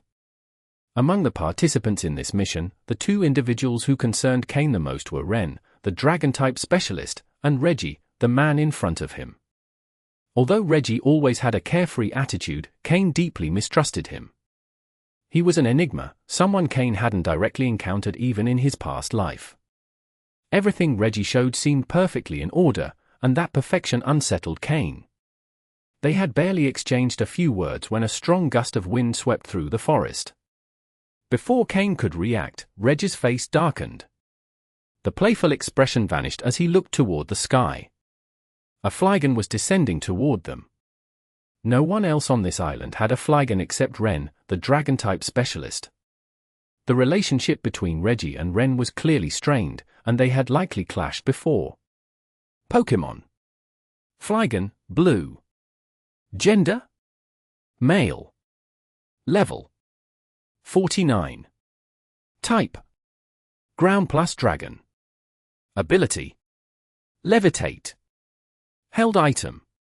None. Egg moves. Gust, Mud Shot, Earth Power, Signal Beam. Basic moves. Dragon Claw, Dragon Breath, Dragon Dance, Sonic Boom, Sand Attack, Feint Attack, Bite, Mud Slap, Bulldoze, Sand Tomb, Rock Slide, Supersonic, Screech, Earth Power, Dragon Tail, Earthquake, Sandstorm, Uproar, Hyper Beam, Dragon Rush. Learned moves. Outrage, Heat Wave, Dragon Pulse, Bug Bite. TM moves. Protect, Hidden Power, Water, Roost, Flamethrower, Aerial Ace, Steel Wing, Substitute. As Kane examined Flygon's details, his expression grew serious. Without using any hidden cards, this Flygon was undoubtedly one of the strongest Pokémon among the trainers on the island. It wasn't surprising that Reggie ranked Ren high on his list of threats. Moreover, as a Dragon-type specialist, Ren likely had more dragons under his command. Dragon-type Pokémon, besides being powerful, required significant resources to train, something not accessible to just anyone.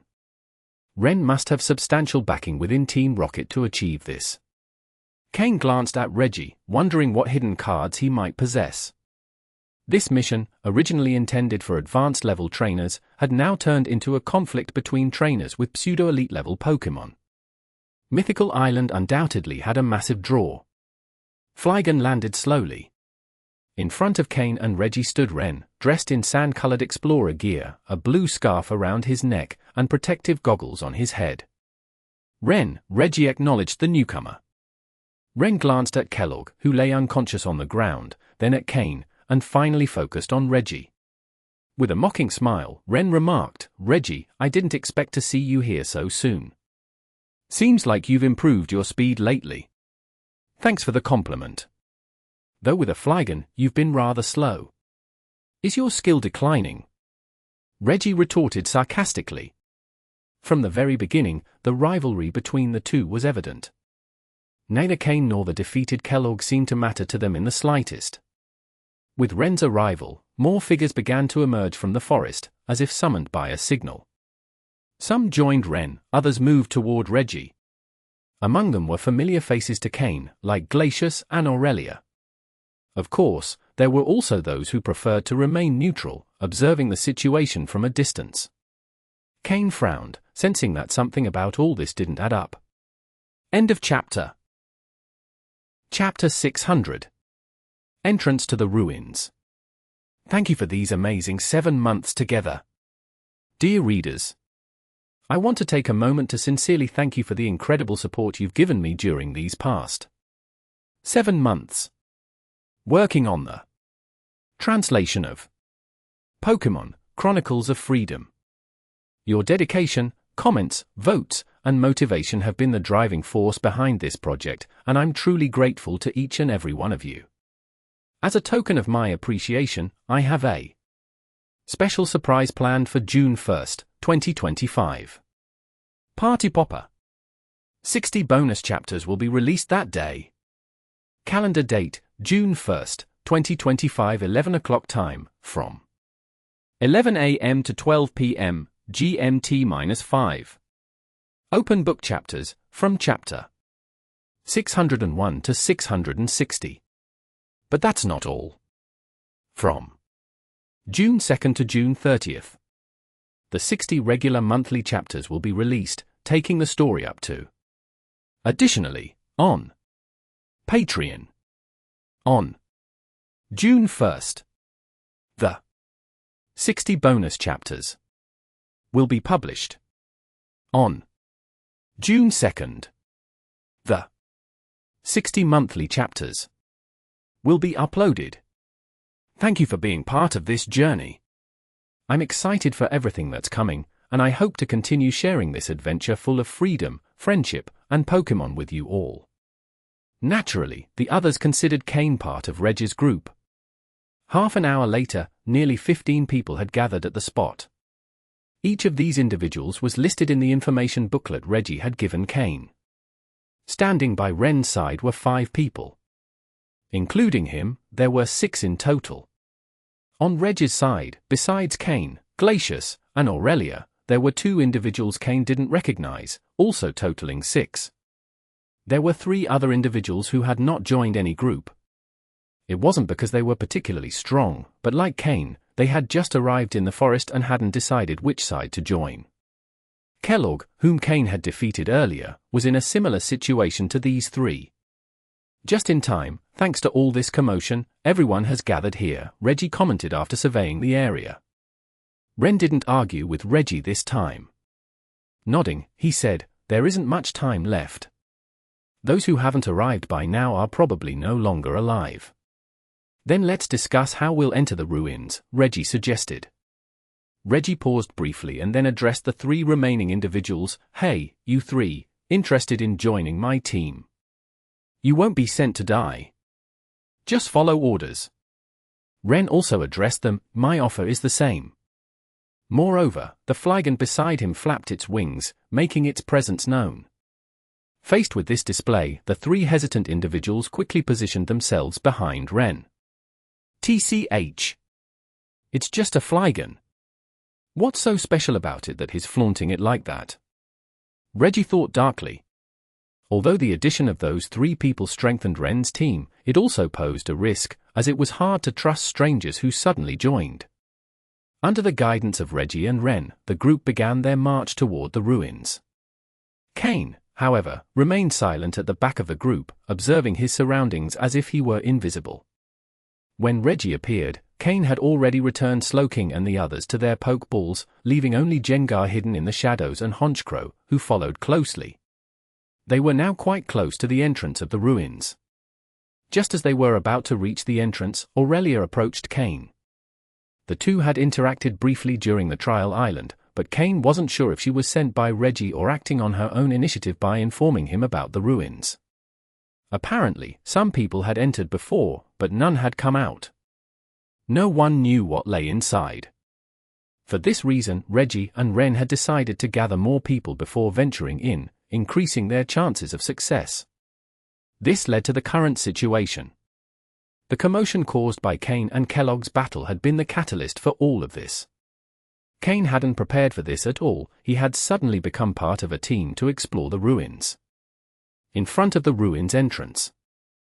Although referred to as ruins, it was actually just a severely deteriorated ancient structure, an example of classic Pokémon world architecture. However, that structure was merely a facade. The true entrance to the ruins led underground. Given Kane's personality, he would prefer to investigate before entering, but Reggie and Ren clearly didn't want to waste time. Perhaps they had been here before and conducted preliminary research as they led their team straight to the entrance.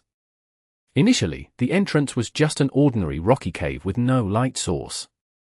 But everyone in the group was skilled in survival and had lighting devices. Kane, from the back of the group, held a professional exploration torch, observing Reggie and Ren as they led the way. Something felt too easy to him. So easy that, upon entering the ruins, they encountered no guardian Pokémon. Even the Tree of Life, which had already been explored, had a maximum quasi-elite level Lucario guarding it. But here, supposedly the home of Mew, there wasn't a single guardian. Additionally, Reggie and Ren moved with such determination, as if the paths around them were mere decorations and they knew exactly where to go. It was as if they knew their destination. While the others were somewhat puzzled, they soon became engrossed in the murals on the walls. These murals depicted many scenes from the ancient world and featured some Pokémon never seen before. Kane also noticed Mew's figure among the murals, but from what they depicted, Mew seemed more like an observer of world events. Whether it was battles, disasters, or bountiful harvests, Mew was always present as a spectator but never intervened. It seemed to be a being isolated from the world. Thus, the rest of the group focused intently on examining the murals, not questioning Reggie and Ren's actions. Only Kane, who was familiar with Mew, found the murals unremarkable, as he had a clear image of Mew in his mind even after having revived twice. With lingering suspicion, Kane slipped into a side passage unnoticed. He waited patiently in the passage for a while, allowing Jengar to follow the group so Kane could track their location through the marks it left.